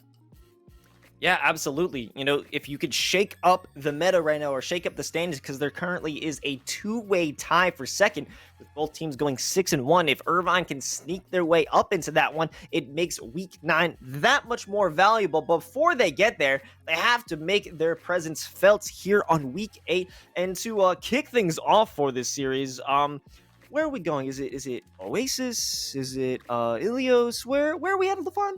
I would like to say Busan. I really would. Really, really would. But if you've been keeping score at home, it's Lijiang Tower. So, control, here we come. Actually, you know what? I say that. I'm on Lijiang Tower right now. You can look behind me. It's charming this time of the year. Yeah, LaFon's already loaded into the map right now before the rest of the players, just to get that inside view and to really scout out. Yeah. I will say, I've been here since day 1 of NACE Starleague. So what I'm hearing, or what I'm thinking to myself, is it's not a coincidence. I need to put a different map here, or I need to go to a different map, and maybe we'll go to a different map when we open up the series. I'll have to talk to the person who puts the maps behind me. But for now, Lijiang Tower it is. Writer. We'll have to talk to the script writer, or maybe it's actually you who is writing the script by putting that background. Maybe just because they're seeing you, they're like, well, LaFon just likes it so much, we might as well do him a favor and head over to Lijiang, you know? It only makes sense. Yeah, what I'm hearing is I need to put Busan here like 100% of the time so that, you go there. But I mean, in favor of this series now, Lijiang Tower is where we're going to start off on, and we've kind of talked throughout the season of sort of the styles that we can expect to see from this team. I'm not going to rehash what we expect because those compositions haven't really shifted. We've seen a lot of very standard operations from our teams here at the top who are fighting for their playoff lives. What I really want to see now is sort of that mastery of positioning and timing on this map. Because we've seen it so much, we really know what to expect. And I think for teams too, that's something we should expect to see from them as well, that understanding of how this map works. Yeah, look at the first series. It was all about that positioning and finding out those first picks where we saw Chopper get out some great off-angle eliminations, especially on Arist, or I'm not sure what the player's name was, but to secure King's Row. Finding that off-angle pick presence, getting so many eliminations initially, those picks to start off fights. Whoever can get those first eliminations, those first off-angle elims, are going to be able to be the ones who dictate the fights. That being said, we do have two very different looks, right? We have that hyper dive with a Cassidy on play versus the rush composition. Keep an eye out, by the way, for tomorrow, October 26th. That's when Cassidy becomes official in game. Got that to look forward to as well. Mark your calendars, ladies and gentlemen. But we're about to see if Irvine Valley can make their mark on this point. They're jumping around on the outside, and they have to make a push in eventually. Lynn on the Cassidy will try and just prevent that Doomfist from getting any major play, and they do, in fact. Sweet Potato, however, following up, putting out some serious damage with that beam, and allows GCU to make that first contest and first control of the site. That is a very early amplification matrix mirrored by a very early Dragon Strike. Unfortunately, it is GCU who are finding the better end of this damage throughput. Whoa, first of all, that was an insane teleport, and Azori is going crazy. Picking up 3, but he will be put down by Nicole, and now Irvine Valley is hoping to salvage some lives and save themselves off that reset, even though it will not work out. Azwar actually, yeah, that Doomfist is getting so much value in that late stages of the fight, right? You don't have any of those cooldowns available. That's where the Doomfist thrives the most, and Grand Canyon University find the value. Now, I mean, they're going to have the Sound Barrier to play aggressively with this. I would like to see them actually use this to engage. It's not normally advised, but I think in this particular instance, when you have not much else available to you, it wouldn't be a bad idea, especially with the fact that Primal Rage is coming online for Cajun here. Yeah, they're just hanging around this corner right now. Interesting to see what they will try and do with that teleporter, but for now, they're just hanging out, getting some pokes in. There comes Cage and jumps into the backline, activates that bubble, but will he bring out the Primal Rage? It is unknown. He's stuck in the corner and jumping away. Primal Rage has been activated, and here comes the self-destruct, sending into the middle of that point.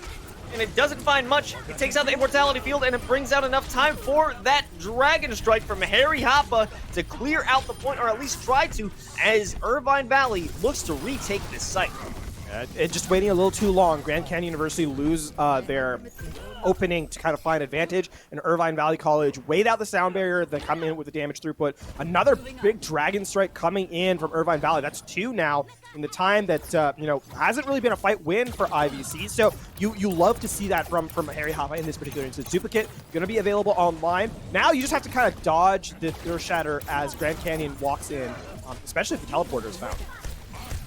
Azor played magnificently earlier, but here comes a big collision, allowing, or Flamehead brought out the Earth Shatter along with Pinnacle, using a huge self-destruction. All players out on the objective are sent flying away, and even Nicole jumping for their own ult charge safety. It's going to be a team kill. GCU takes it back. It's nice to not cast recur something. That Shatter was absolutely massive and lays up the self-destruct on a platter for Pinnacle. Grand Canyon University now 96%. Who's going to touch the objective? No resources aside from the rally available right now for Irvine Valley. Harry Hoppa hoping to get those Storm Hours and takes out Azor before he can do anything to Rash. Lion going in as a Doomfist of their own. Knock it up, trying to force the Immortality Field out of their Dawn, and does so. And now it's going to be way more difficult for GCU to hold on to this one. That is really clean retake from Irvine Valley College, actually. They just used the rally and basically walk in and say, what are you going to do about it? And Grand Canyon University doesn't have a response, so they're forced now to the drawing board again. That being said, Grand Canyon University are at 99%. So they only have to win one fight here. They have the sound barrier to try and extend the fight. Good denying the Dragon Strike as well.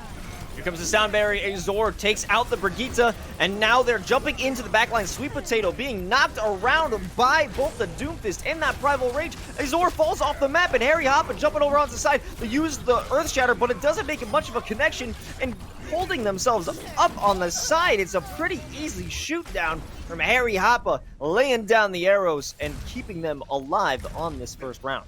Game changer on this Hanzo right now actually has been really the reason fights have not been lost for Irvine Valley.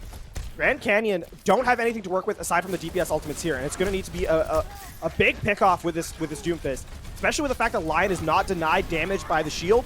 You're looking at Irvine being in a great position here. And they're taking the fight to them. Here comes the Dragon Strike. It takes out Flamehead. They have no shields to keep them in. Lion jumping in right onto their enemies. Doesn't manage to get anyone, or it's Azor. Takes out the Brigitte. They're playing around this photon barrier, but there isn't too much that the enemies can do. They're holding it on. Lion keeping themselves in this game, jumping around, flying across the site. But jumping through that teleporter, it will be Flamehead trying to keep themselves in this fight. However, there isn't much that they can do. The self-destruct from Nicole does buy some space. The stagger is coming on in. Doomfist, Azor, as well as this Lucio are just buying time, but are they buying enough? It does not seem so. IVC takes out round 1. Irvine Valley College calm under pressure, right? That's the photon barrier. We talk about it in previous series as being a difference maker in terms of the damage denial, right? You completely remove half the objective and block a lot of the shots. But Irvine Valley's composition does not require, shots to go through. It's the projectile of the body from Lion. We saw the Dragon Strike, which obviously is not affected by shields either. And with that, the photon barrier, which is usually such a strength, in this particular game against this particular composition, ends up being not much value at all, and Irvine Valley are able to clean up in the end. Now we head into Control Center. It is going to be the brawl from Grand Canyon. We're going to see the Junkrat make an appearance. Irvine Valley playing a lot more spam again as we see the Pharah in play. Some spam coming out from GCU as well with that Junkrat. I mean, it's going to be a battle of the spams. It will be interesting to see who can take out Lion as they're flying through the point. Doing some good damage, trying to just create some havoc. And they're in a bad position right now, trying to escape. They will not be able to escape that spam. Azor opens it up for the squad, and here's a resurrection that probably won't work out as... Actually does. That's pretty interesting. wait, what? Full team reset from Irvine Valley College. I think they're going to switch compositions. Yeah. Yes, they are. Okay.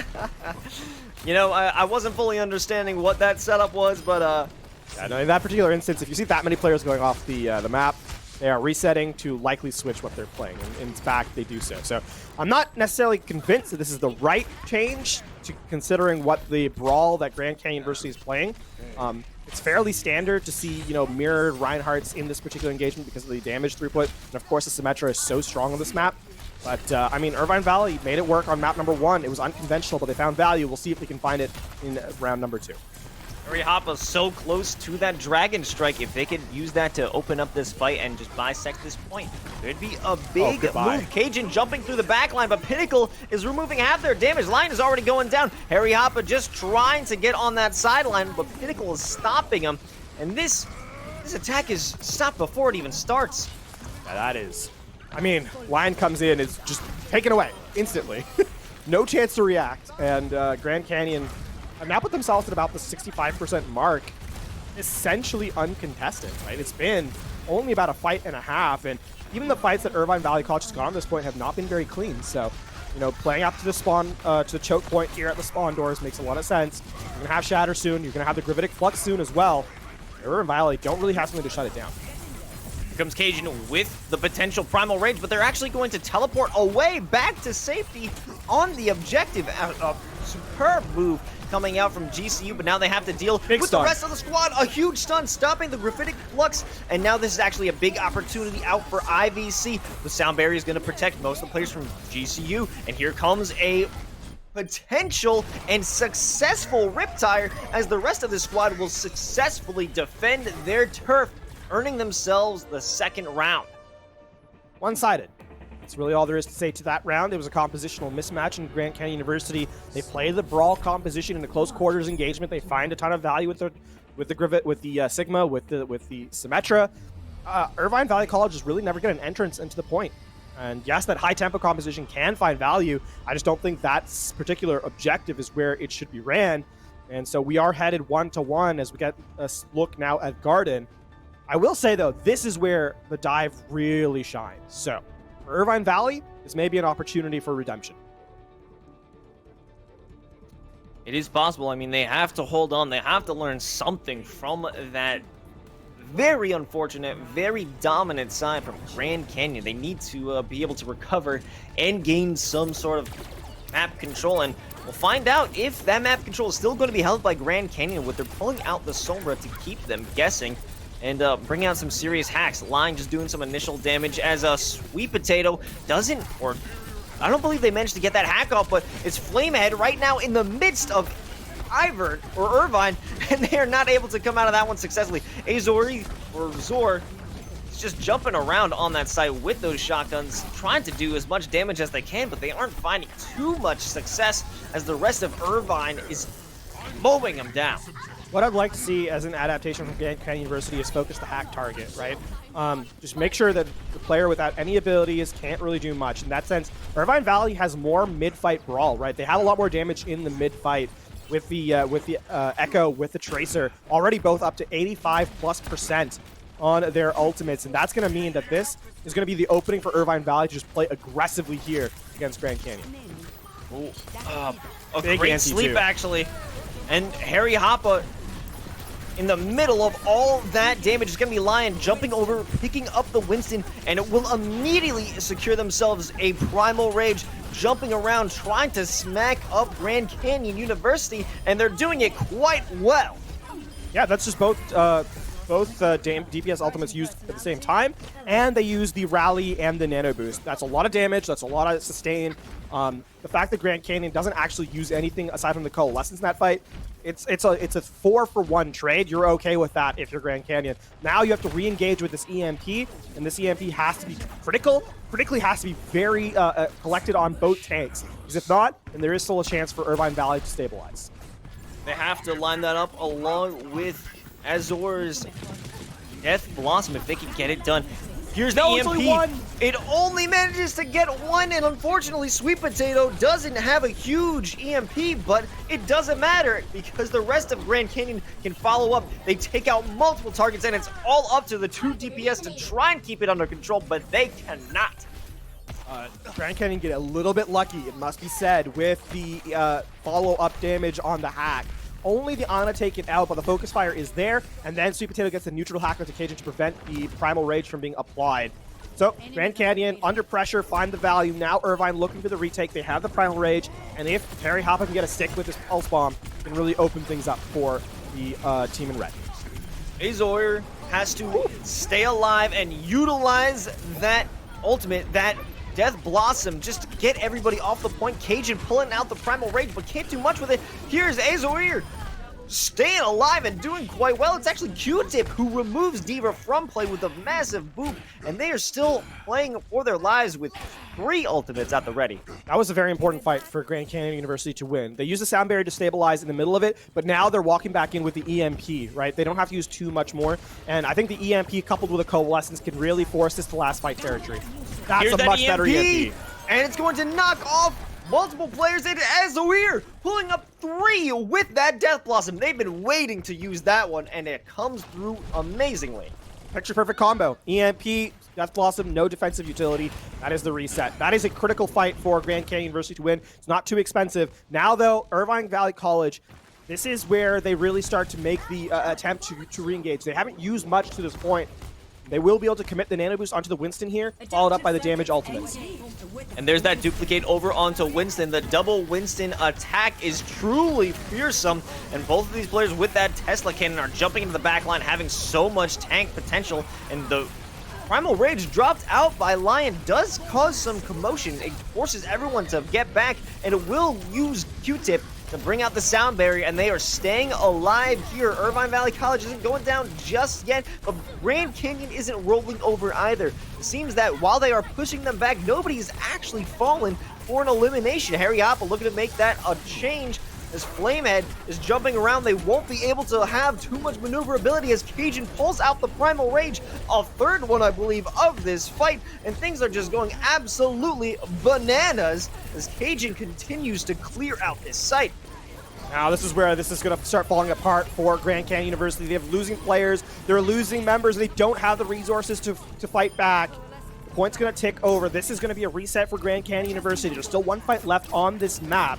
And this is the most important fight because Grand Canyon University has what it takes to close this round out. The EMP is going to be available. You have the self-destruct to follow up as well. It's all about finding that opportunity and timing, but someone has touched the point. 93% on the clock. They just need to get over there and make that connection. Can they even do it? They've been hacked. They don't have maneuverability to get over there, but they will be able to do it. It's Q-Tip with 2 major eliminations, and Azoeers pulling up with the Death Blossom. Once again, a clutch play by this player using that ultimate to perfection, pulling up at least 2 every time, and that Tracer will fall, allowing Grand Canyon University to take the first map. Sweet Potato, the great EMP to close that map out. You know, that's it's an ultimate that you need to find value with. This time it shuts down the 3 tanks that are on the board. That being a Lion who was duplicated, the Winston at the time, and of course the Winston Diva in play. And then DMAC and the Diva, the Death Blossom gets so much value. So Grand Canyon University, their win condition is understood, and they make sure to execute it to perfection. And that gives them map number 1, 100 to 99 in that 3rd stage. Great boops by Q-Tip in that one highlight we just saw. So that was an overall perfect way to play around your Sombra, be able to use those hacks even in some instances when they didn't come through as they were intended. In that one moment where only the Ana was hacked, they still were able to follow up in that focus on all those players stuck in that one lane and were able to come out of a fight on top. However, when Sweet Potato did get those EMPs, it became that much easier for the rest of the squad to follow up. A different playstyle than what we saw on Control Center, but still very well done out by Grand Canyon. Absolutely. I think the one thing that's kind of been impressive from Sweet Potato has been the fact that we're seeing neutral hacks get value. This is something that has been kind of a criticism from me in some of the matches we've seen Sombra played out, right? It's been that we're seeing the neutral hacks not get a ton of value. Here they do. I think the EMP that we saw that was not, that was the one-person EMP onto the Ana. Sweet Potato follows up with a good manual hack onto the opposite main tank, which prevents the Primal Rage from being committed. So certainly in those particular instances, that is a highlight I'm willing to kind of acquiesce is part of the Sombra's kit, and the fact that Sweet Potato gets value from it is impressive. It was a good change of pace after there was such a dominant play on Control Center for Irvine Valley to come back and really battle for this final round. So hopefully they can bring back more of that heat. I guess they learned how to play around that heavy brawl composition that was being taken to them, as we first saw with that team reset jumping off of the map. So they realized where they were kind of met their match. So maybe as we go over on to Numbani, we're going to have a different set of players coming out from Irvine Valley. Yeah, Grand Canyon University is going to be defending first, so they will be on the side in blue. Irvine Valley College will be in red as they are attacking. We are going to see some interesting stuff because Numbani is a very dive-favored map on the first point, in my opinion. Right, we see Winston get the high ground control. It's not that you can't run Brawl or Rush or Bunker on that map. It's just that from the attacker's perspective, being able to get quickly to the high ground and sort of avoid whatever setup the defense has, or to put pressure on the defensive setup is so critical. So definitely curious to see if this dive composition continues from Irvine Valley College, especially with how Control Center turned out. I'm happy to see Numbani because we have barely seen Numbani out on broadcast. I believe it was one time, and it didn't really get past the initial objective. So I want to see this payload get taken all the way down, and we actually get to visit this city. So hopefully Grand Canyon University, Irvine Valley College are giving us a nice tour as we take an initial look at what compositions we have on the rosters. Yeah, actually, I think this is, in terms of maps we've seen for hybrid, it's been fairly biased towards King's Row, right? The lion's share of maps we've seen has been Lijiang Tower and King's Row, right? Those are the two most played out maps. But I think we played them, as you said, we've seen Numbani once before, which I think makes it our second highest picked map overall on stream, actually. Now that we've seen it twice. Wow, yeah, you know what? Just ignoring the default maps. Those are just given, You're going to see those. You take the probability of them out of the equation.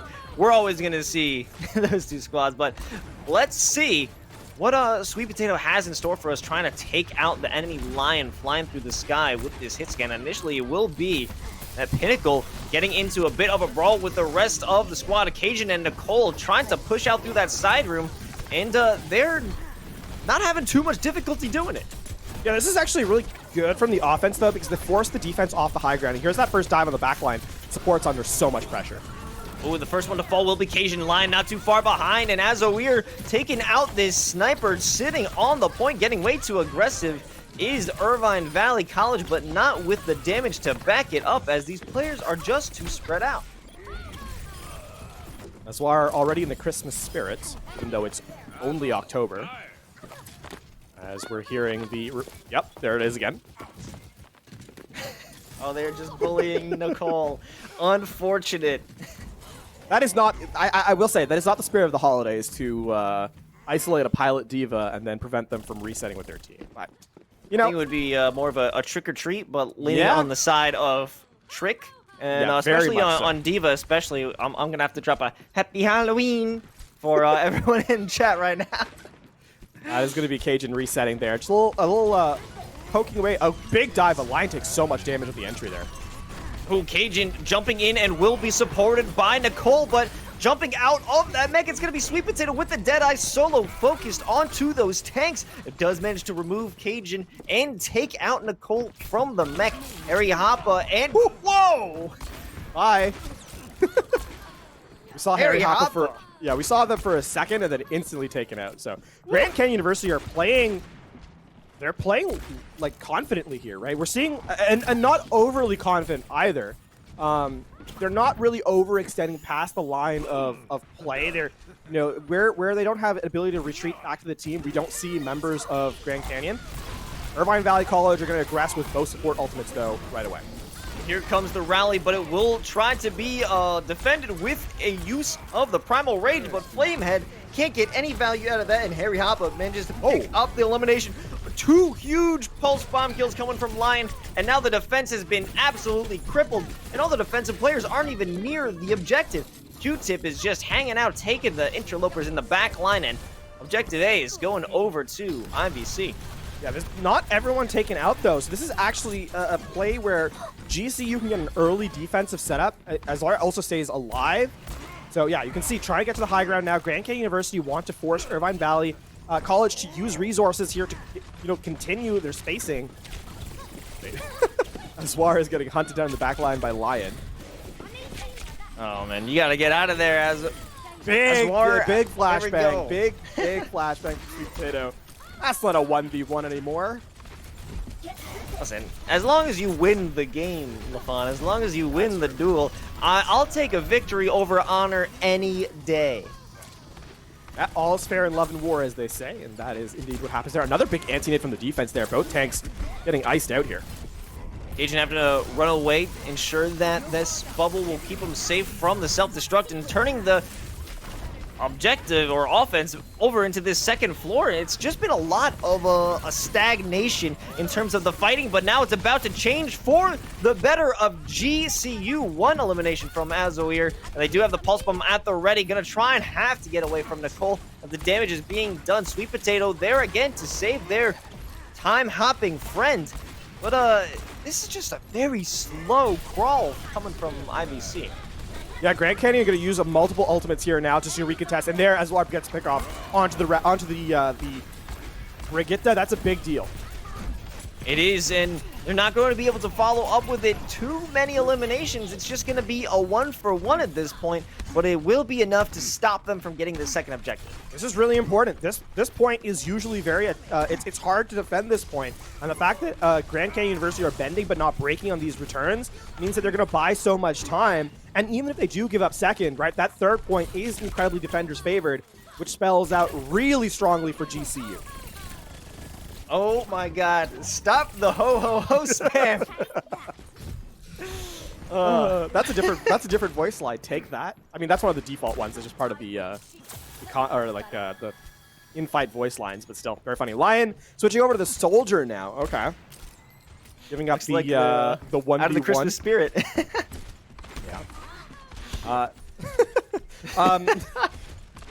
Grand Canyon don't have a lot to work with. This Primal Rage is going to buy space. Irvine Valley going to go for the Deadeye as well as the Nano Boost. Well, they're just going to have to back away remove themselves from the sightline of Harry Hoppa, and they do so, but it allows Irvine to move up just a little bit. Pinnacle jumping onto the objective, losing the mech almost instantly. Flameheart bringing out the Primal Rage, looking to knock everyone away, just continuously build time, build stalling capabilities, and Flameheart is about to go down so quickly. They did manage to stall, but the damage they took was immeasurable. And now Azoir potentially dropping that pulse bomb. It doesn't hit anybody, but look at this. They brought them down to less than 1 minute. If they're not getting any eliminations, at least they're getting objective time. I will say the focus fire there from Irvine Valley College was outstanding. A nano-boosted rallying, but it gets taken out instantly. Q-Tip finds the business end of a Helix rocket, so that's going to force that away. And that means that GCU actually don't have a lot of resources here to hold this defense. Irvine Valley College, if they play their cards right, namely the DPS ultimates, they will be able to, take aggressive positioning here and prevent the defense from really setting up. There's going to be a swap from GCU. You see Flamehead go over to the Reinhardt here, electing for this brawl composition in this third stage. Here comes Harry Hoppa's Deadeye. Does it manage to make a connection to anybody? Not really. It's another one of those space-gaining ultimates. And coming from the side, oh, the flashbang will not connect. And Flamehead is still in the game. Sweet Potato following up, providing excellent protection for their main tank. And Sweet Potato just got to stay alive, but no, the electricity from that Tesla cannon follows through and finds their mark. Azoir, though, will follow in for the kill. That's a really good play, though, from Grand Canyon University. Yes, what we saw was Flamehead run through mini health pack room here that we can see from Ezwar's POV, and they set the self-destruct from even further down. And now Irvine Valley College was caught between a rock and a hard place, or more correctly, a hammer and an explosion. And they, GCU gets the clean up there. Deadeye just buys space and time. That is so many skulls. Ooh, it manages to find at least one, but Cajun coming in for those trades. We do have Azoir with the Pulse Bomb. It could cause some havoc if they are able to get it in the back line. 35 seconds remaining for this final push, and they're making it look so well. Cole, jumping through into this tight corner, is able to try and lock down at least somebody. They have self-destruction at the ready. If they could utilize it well enough, this should spell an end of the round for them. And Nerf this is coming through. The self-destruct doesn't make its mark, but regardless, we will have that tactical visor. Our defense matrix doesn't let it get anybody. Harry Hoppa back on the Deadeye so soon.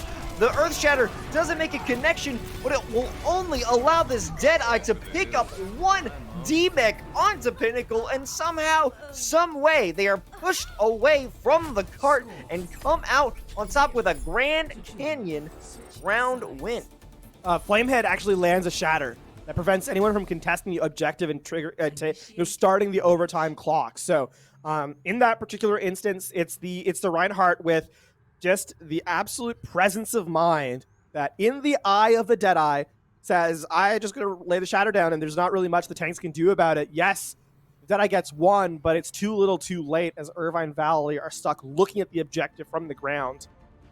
A great selection of priorities right there. Yeah. Now Grand Canyon University, to give themselves a 2-0 lead in the series, just have to get to the yellow box of victory about 3/4 of the way through third. I think it all came down to how well they were defending right at the second objective. Yeah, I fully agree. I fully agree. That second objective is so difficult, right? Like, the fact that you're able to buy time on it, it's a big win for Grand Canyon. We do have Azoir pulling up with the Genji. Interested to see how well that's going to work out when there's two players that cannot be deflected, both the Hongli and Cajun. But those aren't exactly the targets he's looking for. I'd like to see a little bit more stability here from the Echo, especially against the hit scan from Grand Canyon, because Grand Canyon's playing a low ground composition. The Echo should get a lot of value on these sticky bombs as they kind of come in, right? The only difference, of course, is Lion does not have the Pocket of the Mercy, whereas Ezwar does. So, a little bit more confident dive from the Genji here.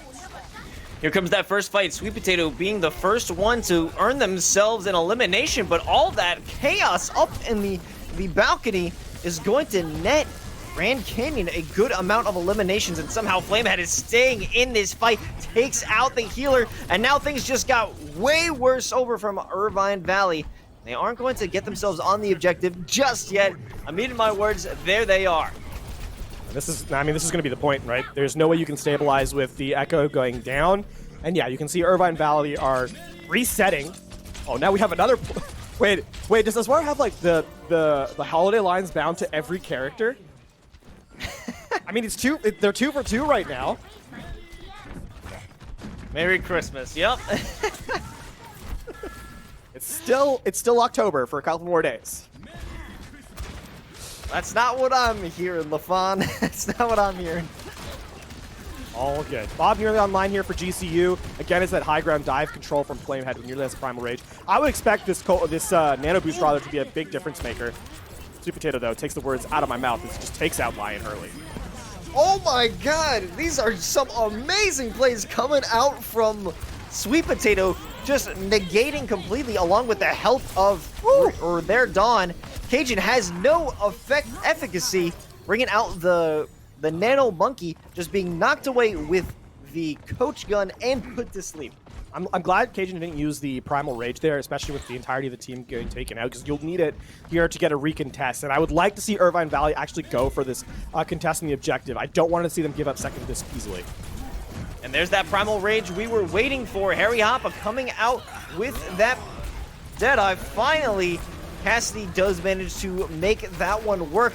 With the flashbang over onto that Flamehead Monkey going with the Primal Rage, but he doesn't have any chance of making this a very useful one as being hunted down by Nicole. They're going to stay in this fight, at least for a little bit. Pinnacle, on the other hand, is being hunted down. What potentially has the help of their friends? What is this fight? Not even close to the objective, and it's going to result in a self-destruction that hits nobody. Nicole, still in the game, manages to get back into the mech, and why are we fighting over here, LaFon? This is really bad. This is really, really bad for Irvine Valley College. You do not want to fight here, and this means that there's going to be a forced use ultimate just to prevent the objective from being captured. Oh, Cajun hit with the ante and is stuck in this corner. Nowhere to run as Weir puts it down. Harry Hoppa with another Deadeye. This man is just building up so much ult charge, but can't do much with it. Lion switching over to the Soldier 76, hoping to provide some long-range cover fire. But Pinnacle, oh, I thought that was going to be a remech elimination, but not so. This fight is just lasting forever, LaFon. What is happening? I mean, 3 minutes on the clock, and no one can really get to the objective. They're just being trickled away here. This is going to be the capture on the on point 2. And I mean, Irvine Valley gets a little over aggressive. They chase kills in, by the cliffside, and now 4 minutes and 23 seconds here. Oh, and they're staggering the Pilot Diva. This is disastrous for Irvine Valley.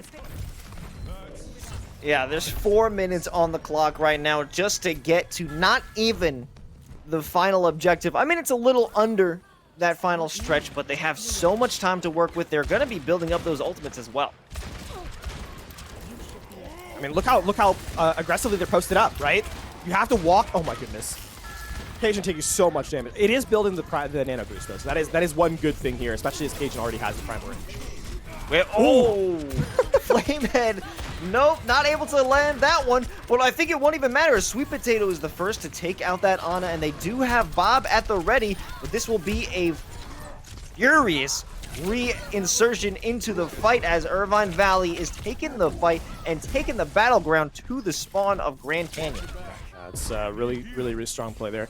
Actually, Irvine Valley College has now put themselves in a position where they can get some real contest available. You have the Nano Boost now from Kid Maniac, likely going to be applied to Cajun. I would not, being able to have sustain on the tanks in these fights is going to be so important. And so the fact that you're able to farm it up is very big. There it is, applied to Cajun early. As we're with the pulse, doesn't land it onto Cassidy, and Harry Hoppo bringing out that Deadeye. Are you going to finally be able to find an elimination? No, still not possible, but the fight is going on in favor potentially of Irvine. Lion with that tactical visor is going to be activated, trying to put themselves in a good position to make this one worthwhile, but they aren't getting too much. The defense matrix is blocking all the bullets, but Diva will be removed. Pinnacle out all alone, and Flamehead soon to follow as they are still holding on to this objective. Dancing on a nice edge is the defense here, but they have yet to fall over. And this is a good reset yet again. Flamehead going to make the switch over to the Reinhardt. Irvine Valley, one thing they've done a great job of is kind of bouncing what I would consider aggression, right? no one target is taking the full brunt of the focus of their opponent, and that's what you like to see from a dive composition such as this. And now we're having Lucio come into the fray, as well as Sweet Potato swapping off onto the Cowboy. Cajun in the front line, jumping to the back, about to activate the Primal Rage, and they do so, forcing out the Immortality Field, and Redon does demech out Nicole, but it won't be too effective as Cajun still in this fight, still doing damage, and comes out of that Primal Rage alive. The fact that you're not able to eliminate Flamehead, though, means that Dawn is going to have the Amplification Matrix right here. Okay, a huge self-destruct along with the removal of both Diva and Cassidy. They're pushing up. There's no one to really stop them. Pinnacle up in that corner, preventing any fighters from re-entering the fray. And that is going to be map 2 for Grand Canyon University. A little bit of aggression went too far for Irvine Valley, and it ended up biting them in the behind. It's GCU take map 2. That was a non-stop fighting for 3.5 minutes, essentially, on that third point. So, I mean, Irvine Valley realistically putting a lot of pressure in those fights. Unfortunately, the time bank difference was just too much.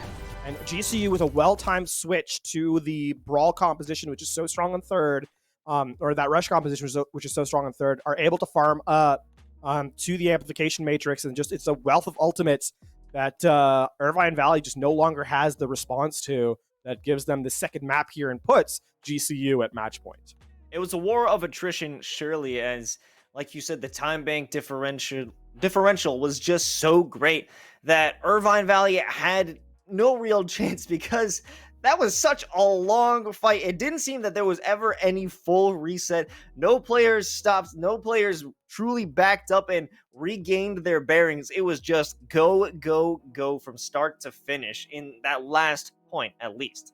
Yeah, and I mean, I will say there's a lot of credit to be given to Irvine Valley, because to play under that much, to play that quickly without making mistakes is very difficult. And I don't think they actually made that many mistakes in that third point. It's just unfortunately a case of you are forced to run out of resources eventually when the time bank is that heavily against you. And GCU make the smart decision of not using anything until they have a tidal wave to kind of close out the map. So smart play from GCU, but Irvine Valley was definitely there to put up a real fight. Yeah, and this series is going quite, I wouldn't say smoothly for Grand Canyon, but they are able to meet Irvine in the middle and able to overcome the overwhelming defense that Irvine is putting up. You know, Grand Canyon is still having to struggle a little bit. When we look at the first objective, you know, point A is seemed to go by way more quickly than it was for Irvine to come out on their offensive side. Yeah, and I think it's not out of the realm of possibility, or I shouldn't say it's not a strange thing for me to say here that GCU is the favored team. I mean, yes, they're up 2-0, but even in the map-to-map sort of showcase, they are the favored team. I don't think it's that far apart, though, right? I think Irvine Valley has a chance here in map number 3 to kind of try and play up against GCU and take a map away. It's going to be a case of, if they can get that first defense to be successful, then there's a real chance for them to bring the series back. But they can't be losing time on that first objective on their offense, and they cannot be giving it up so quickly on their defense. Well, I mean, there are going to be plenty of major points where time can be either spent wisely or immensely wasted, as we're going to head over to Watch Point Gibraltar for Map 3. This is potentially series point here for Grand Canyon University. Irvine Valley College has to step it up if they want to stay alive, both within the series and the season itself. Yeah, the season standings, right? We talked about it at the top of the show.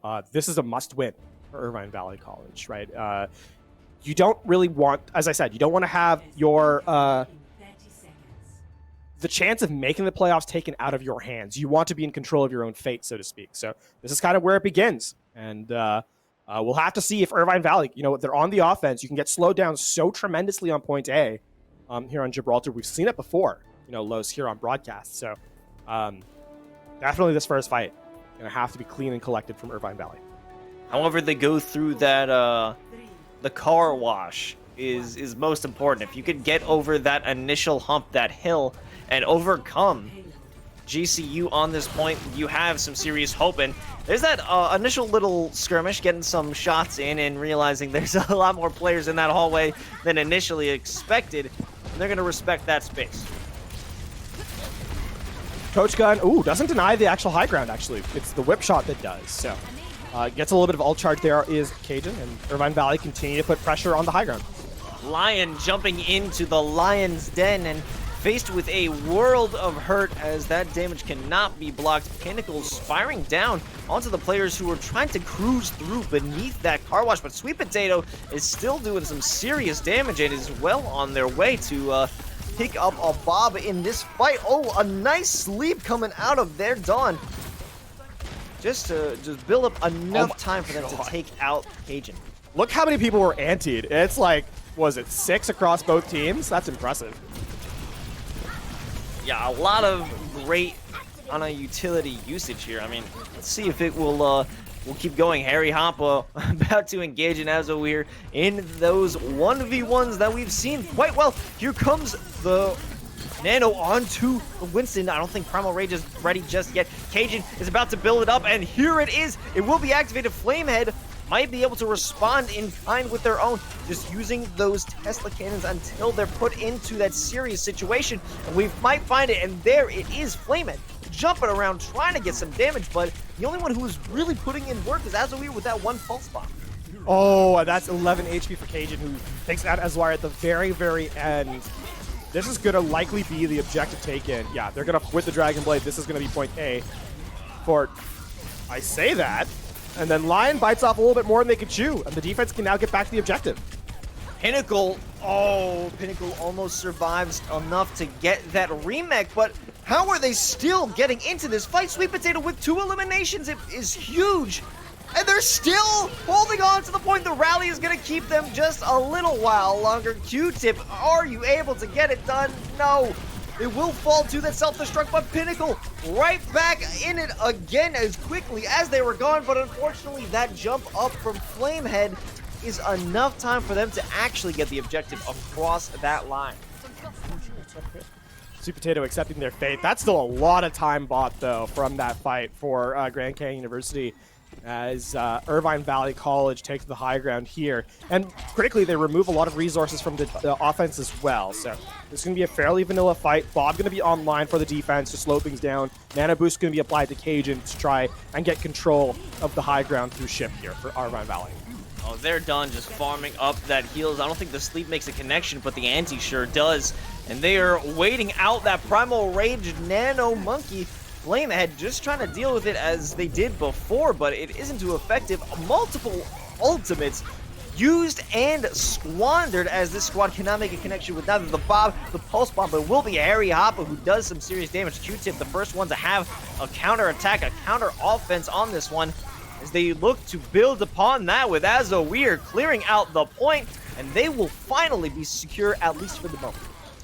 That is going to be the whole turn. Not even a lot used. The Red Dawn does use the Nano Boost onto Flamehead, I believe, in the ensuing skirmish, but aside from that, not much, and that's going to mean that 4 ultimates available for Grand Canyon University here. Critically, the sustain of the rally is going to be online, and Q-Tip, being able to use that defensively, so very valuable. These tanks are going to have a lot more survivability in the mid-fight here. It's all about what is going to be the new approach for IVC. Oh, what a stick! Whoa! Also, that was not who they were aiming for. I guess Twombly just walked right into that Pulse Bomb and found an unfortunate surprise, and the rest of the squad is just picking apart IVC from the Jet. Yeah. They're holding on quite nicely. That Pulse Bomb was intended for Kid Maniac. Unfortunately, Twombly just comes in at the very last moment. And says, get down, Mr. President, to a Pulse Bomb that was going to the air. Unfortunate timing, but it is what it is. And that's going to buy space for Grand Canyon to have a little bit more time off the clock here. Hey, a support's a support, if you ask me, and a Pulse Bomb well placed. Oh, that's a tragic. In the end. That's a tragic Dragon Blade. Which is also known as just a Dragon Blade. In most cases, yes, it's a ladder Dragon Blade. But we're seeing Harry Hoppa try and get some damage in, but Grand Canyon still has serious control on top of this Jet, and they are not letting it go. Yeah, it's gonna be a change also over to Lion. I gave them a bit of a hard time. The Dragon Blade, it's just a really well-timed whip shot, I believe, from Q-Tip to prevent the Genji's dash from finding any value. So, not really their fault, just a good play from the support line. That being said, they're going to need to see a nano boost applied to Cajun here, immediately jumping in. That's going to... Waiting for the jump pack cooldown. Oh, dear. That's wasted so much of that nano boost. Uh-oh. Unfortunate, as the rest of the fight is raging on while Cajun is trying to find their way over there. Sweet Potato putting in some work, but it will be Flamehead who has that nano boost, is staying in the fight for at least now and does manage to keep themselves in it. However, the Primal Rage on the side of Cajun does finally get some value, and they will push their way into this fight without a single casualty taken. And you know what? I teased Lion a little bit with the Dragon Blade, but on the Cowboy has actually done a lot of work to get the second objective over for Irvine Valley. Get the stun off onto Azlar to get the first elimination, and then he's a critical part as to why Flamehead takes a lot of damage in that last fight. Irvine Valley now doing a good job of getting these stagger eliminations from the early respawns to buy themselves a little bit more room here on this third stage. And with a minute 40 in the clock, that's what you absolutely need to do. Grand Canyon here, again, finding a point that his favors Rush a little bit, is going to switch over to the Reinhardt-based composition. They will also have the Baptiste. And Irvine Valley College's, attempt at rushing down or diving down a single target has gotten a lot more difficult as a result. Here comes Lion's Deadeye. They are in a good position to try and find some shots, but none of them make a connection. Perhaps the other DPS, Harry Hopper, will have better luck using this Pulse Bomb as they decide to jump on in. That will be the Nano boost coming in from Kid Maniac. Maybe they don't even need that Pulse Bomb. They don't need it just yet, as they are taking control, especially in this side room, getting eliminations left and right, but on the outside is the rest of their squad. Bob is holding it down at the top of this hill, and the fight has seemed to turn tides as Grand Canyon University is keeping themselves alive. Sweet Potato the hero yet again. Bob to stabilize the cart, then gets a couple of really important critical eliminations onto the damage throughput of Irvine Valley College. Harry Hoffa going to switch off of the Tracer, but now while that's happening, it's just going to be eliminations with the Shatter, but it's in fact the Reinhardt who goes down first. Oh, very interesting. Not who you would expect to go down after using their very successful Earth Shatter. Lion coming back with the Deadeye, finds nothing again, and will have to retreat to hang out with the rest of their squad. Yeah, 10 seconds remaining now, and Irvine Valley College will have to fight to get to the objective. That, there isn't anything to really stop them in terms of resources for Grand Canyon, but again, they need to go now. All that's going to be there will be a Bob coming into action in probably just a few moments. It will be a Nano onto Cajun. They do get some damage, create some space, destroy the Immortality Field, but while they're trying to do all of that, the rest of his team is going down for the count. Sweet Potato putting in the work, keeping this squad alive. The damage through just plain shots and ultimates are immense. That is a very, very strong performance, I think, from Sweet Potato. And, the idea I floated across at the end of the second map, that Irvine Valley College is so close in some of these fights and just can't quite, eliminate some of these members. The focus fire isn't quite there. GCU getting the better of them in a couple of these engagements that are 50-50s, where this series is kind of falling apart. And I stand by that. I think that has really that's really continued here on this map. And so for Irvine Valley, as they set up defensively here, they need to just keep taking space away from the offense on first point of Gibraltar here if they want. Again, the series as that match point. Grand Canyon just needs to complete this map here on Gibraltar, and they take the 3-0. Grand Canyon sticking to putting Sweet Potato on that Ashe. I think that's a big key, but check out the difference in healers. We're having Q-Tip pull up on the Moira. Do you think that's going to be a major factor going into this round? We'll have to see. I don't think they're going to stick with Moira. It doesn't make a lot of sense in this composition, IMO. Yeah, in fact, they do switch over to the Mercy. This makes it a little bit more... Yeah, this is a little bit more, coherent, right? Because you can actually... The Moira has no way to really stay with the team in that composition, whereas the Mercy plays a damage boost to Sweet Potato, or even Azlar in certain instances, and it's just a more sensible pick. Okay, we've seen an initial dive on the enemy before on that first round, but it seems to be working out this time as War not dead immediately as we saw with the previous Genji in this initial incursion, but they are holding steady, keeping control to themselves, at least not giving themselves up just yet as they move that objective down into Car Wash. That is a lot of damage this went on the tanks for Grand Canyon University, and if Irvine Valley does not eliminate them, that's going to be the nano boost for the Red Dawn. Ooh, Flamehead, he's still in this one. They're still holding on. Lion isn't able to take out that counterpart of Azwar, and they're just holding on to this point, this angle, to, I would say to no avail, but there's nobody on cart right now. Oh no! They get the resurrect off. The nano boost is here. Oh, this is really bad. They're gonna commit with the onto the Winston. There it is. And they have to. It's going to be all up to Flamehead with the Nano. They've got the Valkyrie to keep them in line, and jumping into the back line, it will be Flamehead, but they're going to get knocked off. Lion is over on the side using that Deadeye finally effectively, and this will be a failed attempt on the side of GCU. Yeah, bend don't break. What Grand Canyon University try to do is ignore the nano boosted diva in the backline, just have Flamehead try and get those eliminations. It's good peel though from Irvine Valley College onto the backline. Of course, the Deadeye from Lion, a big part of that.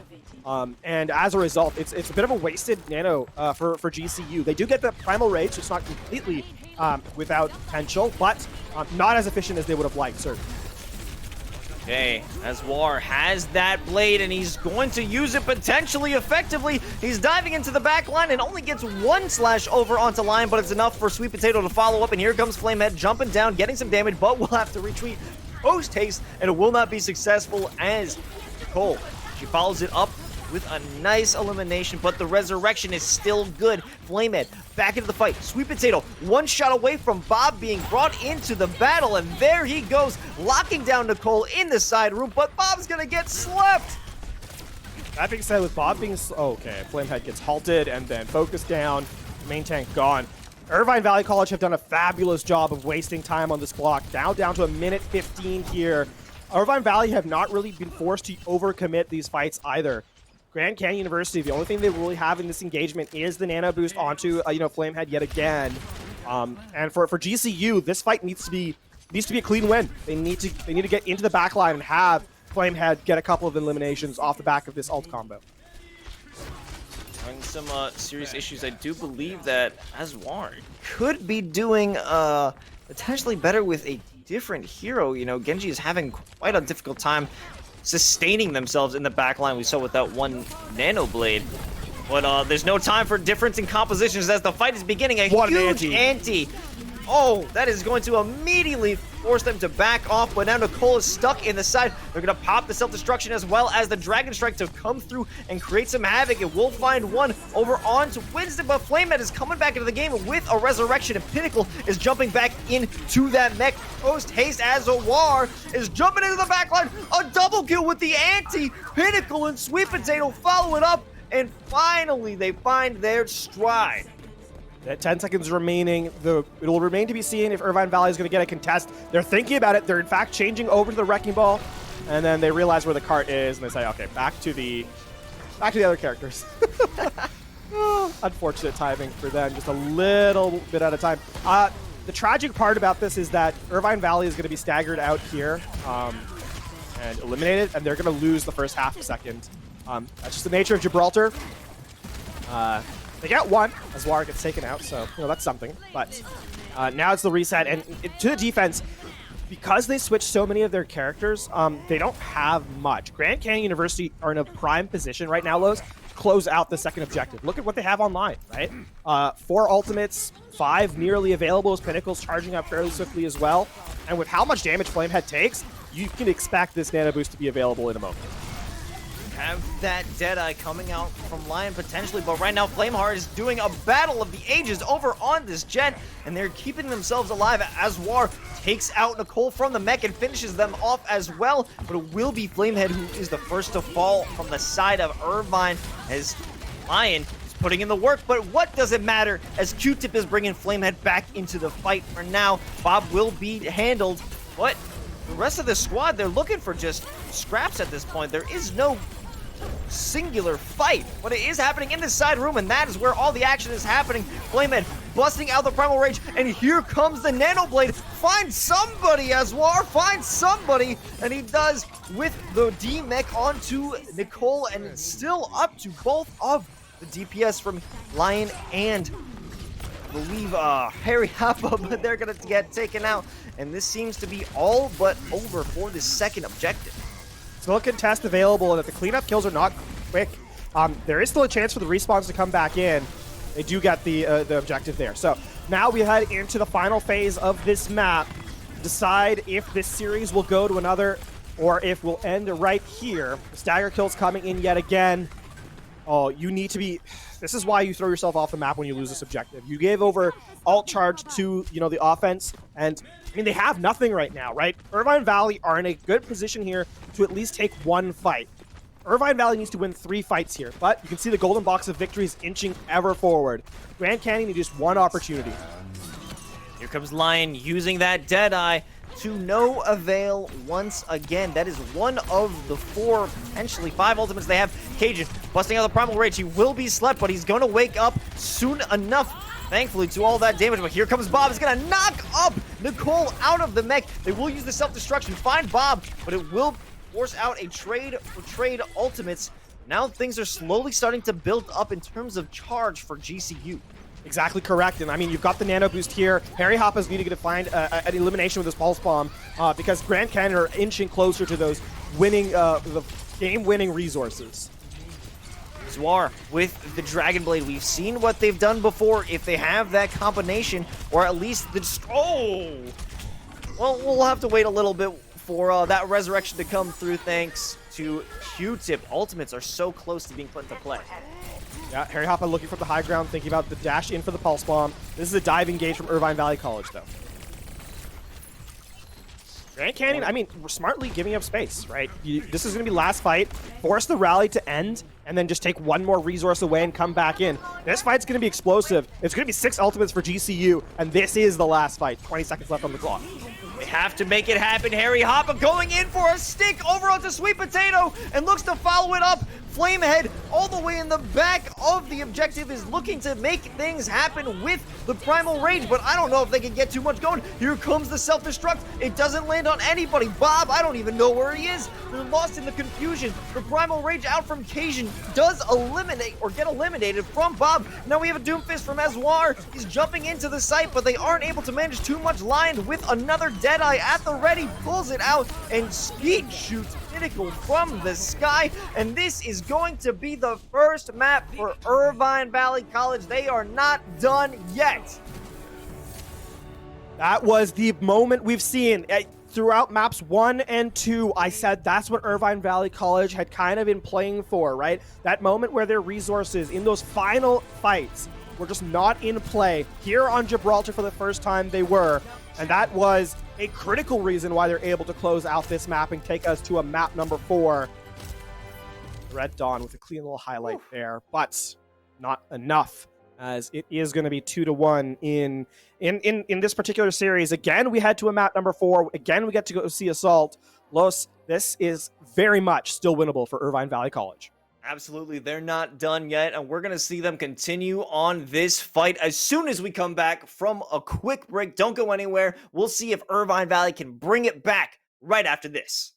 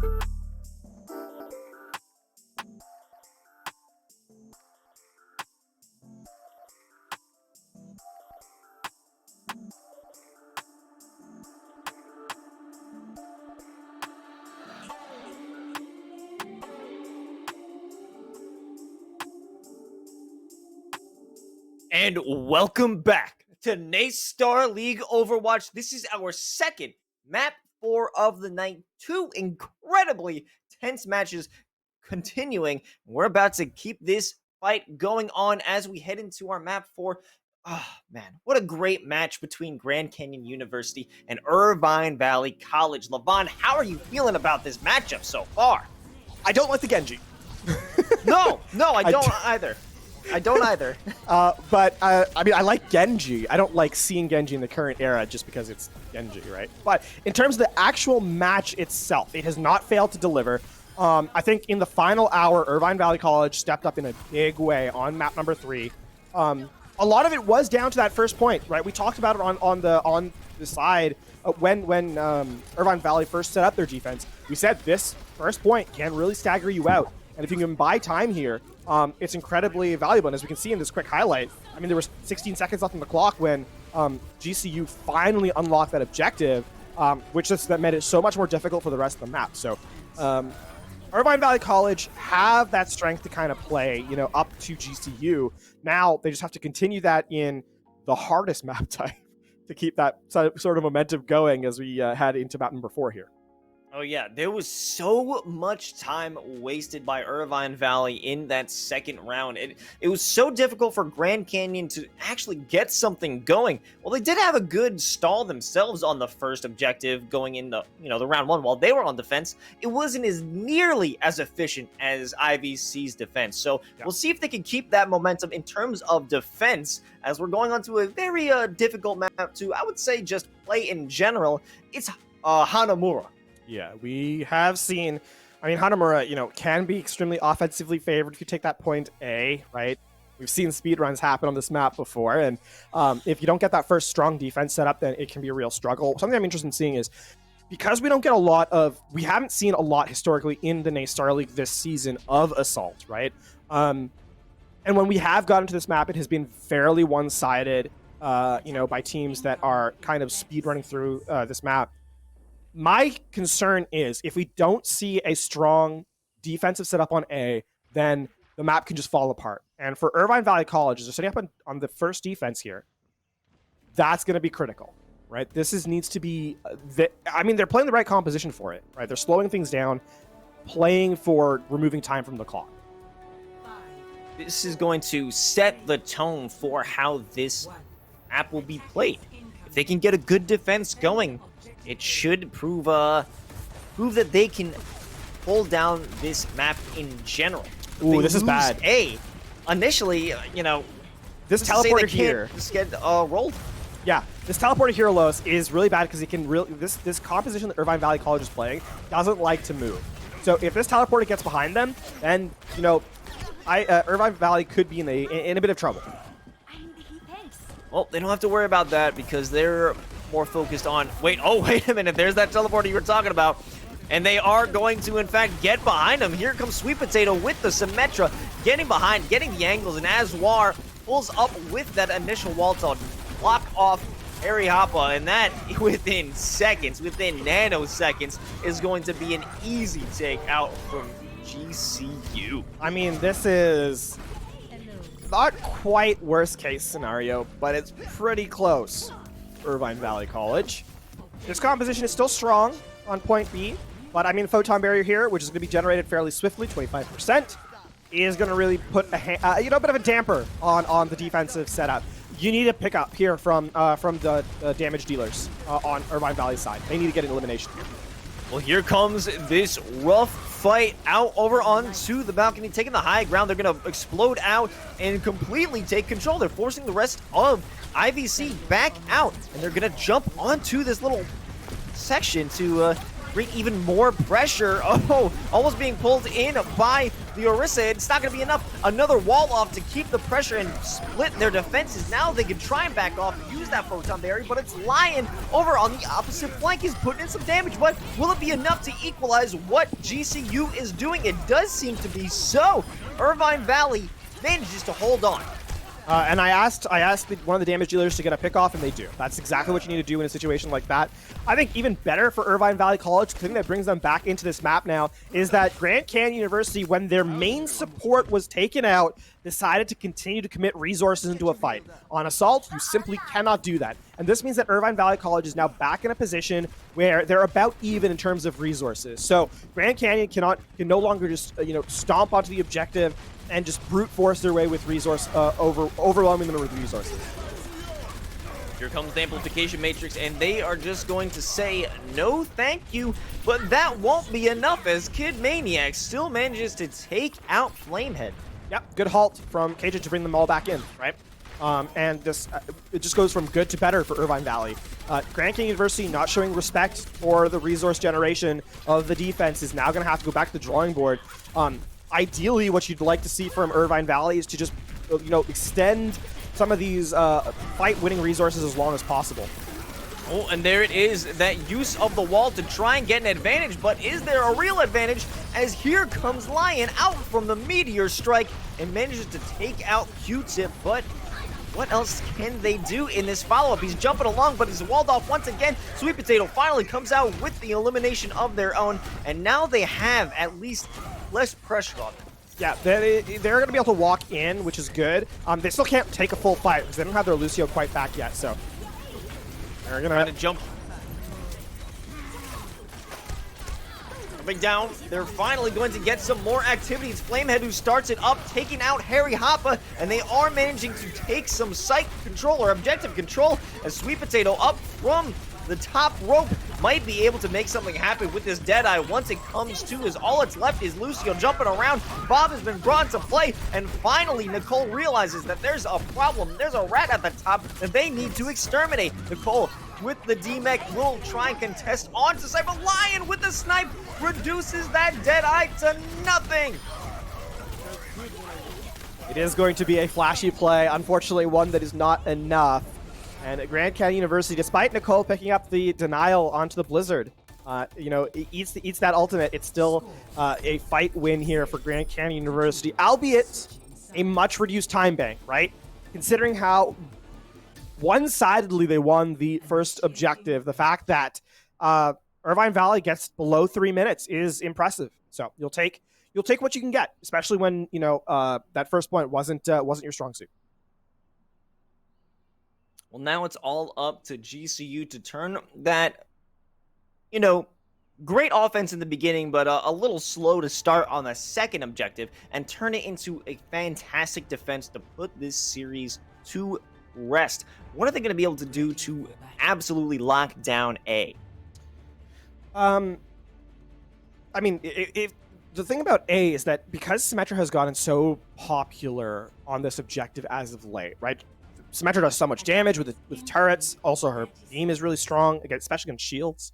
But critically, the thing that kind of takes teams apart is that teleporter. And so if Grand Canyon can kind of deny, pressure from the attacking side and take time off the clock here on A, then they'll really be set for this map because we've seen how difficult it is to hold A here in NACE Starleague. So I think a continuation or sort of an inversion of that trend would be enough here for GCU. Critical just getting a little bit of damage in to try and build up that ult. Not going to be too successful, but it does get a first look at what IVC is bringing to the party. And again, they're going to push on with that ice wall strategy, forcing out the Immortality Field, but in exchange, they're going to get 2 tanks. That is not what you want to have if you are GCU right now, and the pressure is being put on by Ivern, and they are going to clear out the first objective without even fighting on it. To be honest, I've never really seen a fight where a team's Mei puts up a wall and then your own tanks go down, right? It's as far as wall, and then it's Flamehead and Pinnacle who get taken out. So Irvine Valley, finding I think it was a good Immortality Field from Kid Maniac over the Mei wall to prevent anyone from going down to kind of stabilize that. That being said, Irvine now have their work cut out for them. They have a lot to deal with. 5 minutes and 50 seconds left to at least come out of here with a victory. But if not, you know, by all accounts, this is probably going to a round 3. Yeah, I mean, that's that trade is going to favor the defense 100% of the time. So, yeah, Irvine Valley go back to the reset. Grand Canyon are playing with fire here. Very, very aggressive is Azwar on this May. Azwar definitely wants to utilize that Blizzard or get somebody off with that wall and lock it down. Here comes the Dragon Strike. It doesn't manage to get anybody, but it does force them to reposition themselves. And now it's Lion on the side of that amplification matrix. It doesn't manage to get too much, but Harry Hoppa are still putting out the damage that they need, and it forces out an amplification matrix from the Red Dawn, which doesn't bring out too much for their success. This is, I mean, they're gonna get someone's contesting the objectives. They may not even get a full third of this on this point. With these eliminations coming through, and yeah, they're not. Whoa, Baptiste still somehow surviving that, using the immortality field and putting in such a position that it won't be hit by the self-destruction. Great play out by the Red Dawn. Absolutely critical play by GCU, and that's going to mean that they're going to hold without giving up any percentage on the objective. Another fight from the attacking team that they're losing members. They just don't even get value in the fight. There's nothing. It's not always wrong to force a fight there if you can confirm percentage on the objective, but with Irvine Valley not doing so, essentially just becomes a case of Ultimates not getting any value at all. And so it's back to the drawing board. And I mean, Grand Canyon University are now in a position where they're going to have 5 of 6 online. And with how many choke points you have to kind of go through, this Blizzard can shut things down by itself.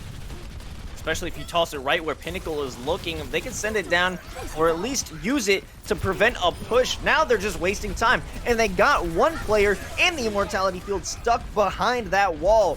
Lion being dropped, they have a much reduced damage output, and now they're just hanging outside, waiting for that reset, waiting for their teammates to get back in this one.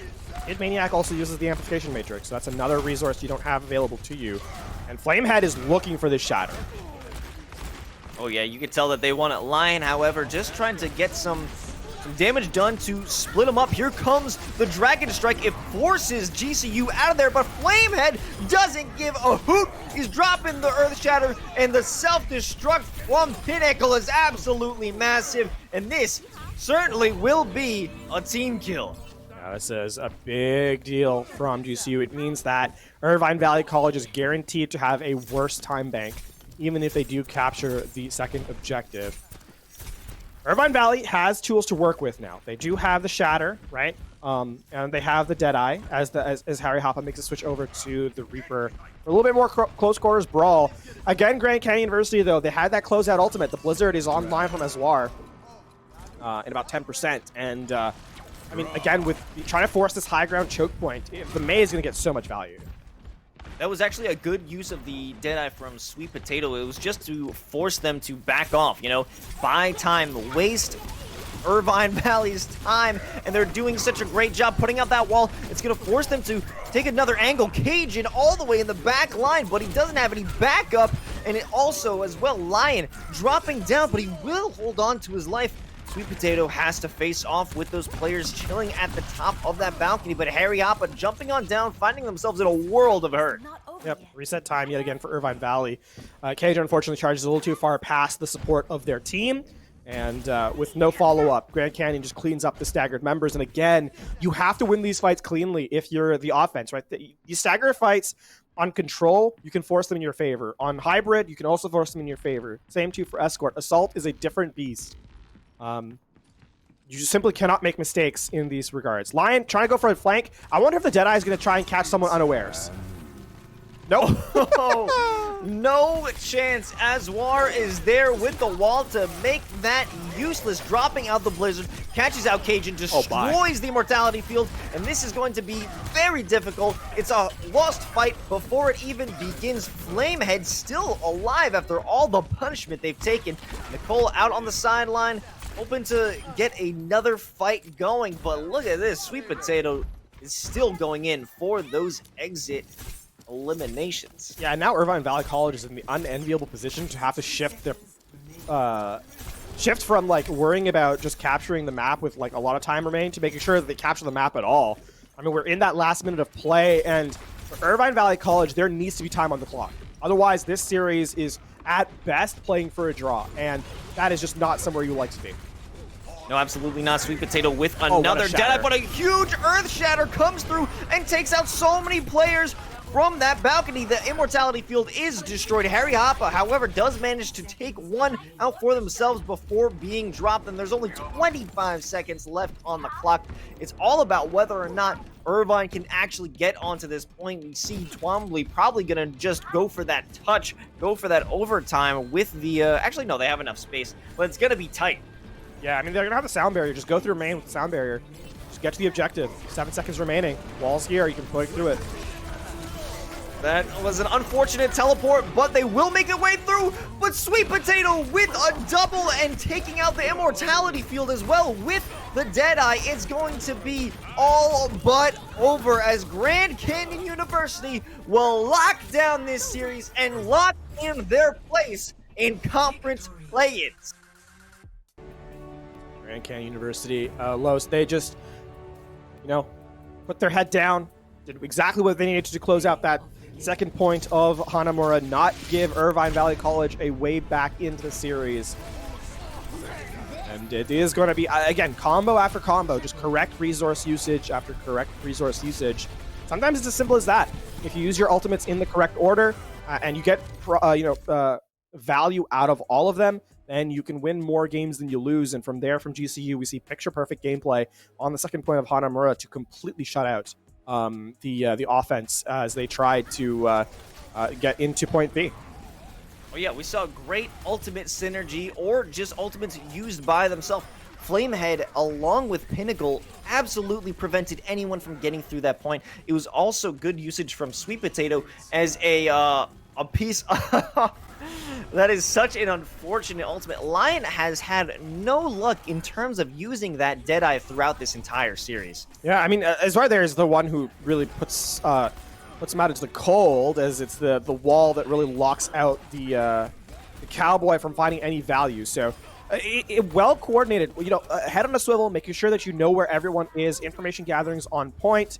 As GCU, they're showing why they're so have such a good record here as they finish out week 8. Of course. Yeah, I mean, and now they've locked themselves into the conference play-ins. That doesn't mean they're out of the woods just yet, as the number 1 squad, I believe, is Boise. They will retain themselves inside of that conference playoff. Now, it will still be up to GCU to fight for that final spot, as they're not out of the woods just yet. They will be in the conference playoffs, but they still have to win to get into the conference finals. Yeah, and so, I mean, next week is still a game for them, so they'd like to win out there. 7-1 right now. It's a good score line. It's a good stat line for them. And, I'm interested to see the fact that we saw a bit of a straying from their performance on map number 3 on Gibraltar, where they kind of forced the same fight over and over again. They weren't able to kind of get really their foot in the door in Gibraltar. Then back to the confidence on Hanamura to completely 180 from that. I'm interested to see how that evolves as they get forward in the season. Well, I mean, we could figure that out right now, as from Grand Canyon University, we are bringing on Q-Tip. Hello. Q-Tip, congratulations on the win. I see you're in the GCU headquarters right now in the facility. Yep. How are you doing? Doing great. Feels good to get another win. Well, I wanted to know, since you're in the facility itself, does that make it easier to play as a squad being together rather than, playing through the internet? Yeah, for sure. And I mean, not only here, like we always scrim here, we practice here, we have all our meetings here, but additionally, we'll also be, grabbing food together like we did before this game. We went out, got dinner together off campus, came back, had a good time. So it's really great to have this facility, have GCU supply this for us. Yeah, I mean, that is actually really impressive overall. Practice together, play together, win together kind of situation for you guys at GCU. You guys are 7-1 now, right? So your scoreline is pretty good overall. throughout the entire season, talk me through how your team has kind of improved throughout it, because even in this series, we saw a bit of a straying away on Gibraltar, I think, from your core identity that we saw early in the series, brought it back on Hanamura. Is that something similar to the rest of the season, how you guys have kind of improved? Yeah, for sure. First match of NACE, that's the one we lost. We had the team together for literally one day after tryouts. We were just coming off of tryouts, so we didn't really have any practice time. So we were definitely not doing as well as we should have in those matches, especially that first one we lost. But now I think as the season's progressed, we've really come a long ways. We've had players climb tons of SR. We're bringing up our average, scrimming higher SR teams, and overall just doing a lot better as a team and coordinating everything. Well, it certainly showed that you guys have a great strength as a squad, and that strength has brought you near the top of the standings in this season. So going into next week, you're facing off with the conference, team to beat, Boise Esports. How are you feeling going against this squad, and what's your outlook going into the conference plans? We're feeling good. We felt really great coming into this match as well. Just going to keep practicing as we do, keep improving, maybe find some higher SR scrims, see what we can make happen in those, see if we can, formulate any new compositions or any new strategies we want to use against Boise and just see how that goes. But again, we're not too worried. We're feeling real good. Sounds pretty fair. I want to go back to Watchpoint Gibraltar just a moment. I know you guys ended up winning the series, but Gibraltar was fairly close. You nearly got full held on A. Was there someone on your team calling out at the end of that map that not to worry about it heading into map number 4? Yeah, I think we were all pretty much on the same page. Gibraltar's just not a map we've really had luck on in the past, but we kept our heads cool. We kept the energy on Hanamura. I think it was pretty evident in how we played Hanamura. We were super aggressive, super hyped, lots of energy. The vibes were still good, and yeah, we got it done in the end. Well, it's awesome to see the perseverance in the face of a minor defeat. Now, before we send you off, is there anyone that you want to shout out before we cut this one out? Shout out GCU for funding all the esports. We have our own facility to play in, super awesome. Shout out our coach, Justin, aka Ninja Cat, putting the team together, finding us scrims, VOD reviewing, practicing, taking us out to team dinners, all that good stuff. Our manager too, Ariana, aka Ninja Mouse, helping the team move along, getting everything put together. And yeah, that's pretty much it, I think. Follow us on Twitter, esportsgcu. Gotta have the plug in there, of course. Yeah, well, a great organization allows great players to do great things. Well, thank you so much, Q-Tip, and good luck to you in the rest of this season and beyond. Congrats on the win. Yeah, thanks for having me. Well, that was a great series, actually they went the same way, did they not? 2 wins, 1 loss, and then a final win for the victor in the end. Yeah. Pretty interesting. Yeah, I also got to echo the shout out to Ninja Cat, who I've played against in the past when I used to be in collegiate. So interesting to see. The old names are still around. We're still here in collegiate. It's good to hear. That being said, of course, it's been fantastic gameplay here today, Los, but we are not done this week. There's a lot more fabulous esports action in the rest of the week coming in, of course, Monday, as we always say, Rocket League and Overwatch. You got to see that. But Los, we're not done. League of Legends on Tuesday, Call of Duty on Wednesday, followed up by CS:GO on Friday. We've had some fabulous games over the last couple of weeks, and looks to see it continued this week. Absolutely. Just speaking of Overwatch, we've had such a good season, so many highs and lows, and seeing players rise to the top of their own distinct conferences. And we are not done yet, because next week is week 9. This will be the match that cements players whether they are going to finish their season today or in this season or continue beyond. into the play-ins, the playoffs, and maybe even the grand finals where champions will be crowned. But we are going to have to be patient and wait until next Monday for this epic NACE Starleague Overwatch action to continue. But until then, I am Los, and you've been also blessed by the voice of my man LaFon, but we will catch you next week. Thank you and good night.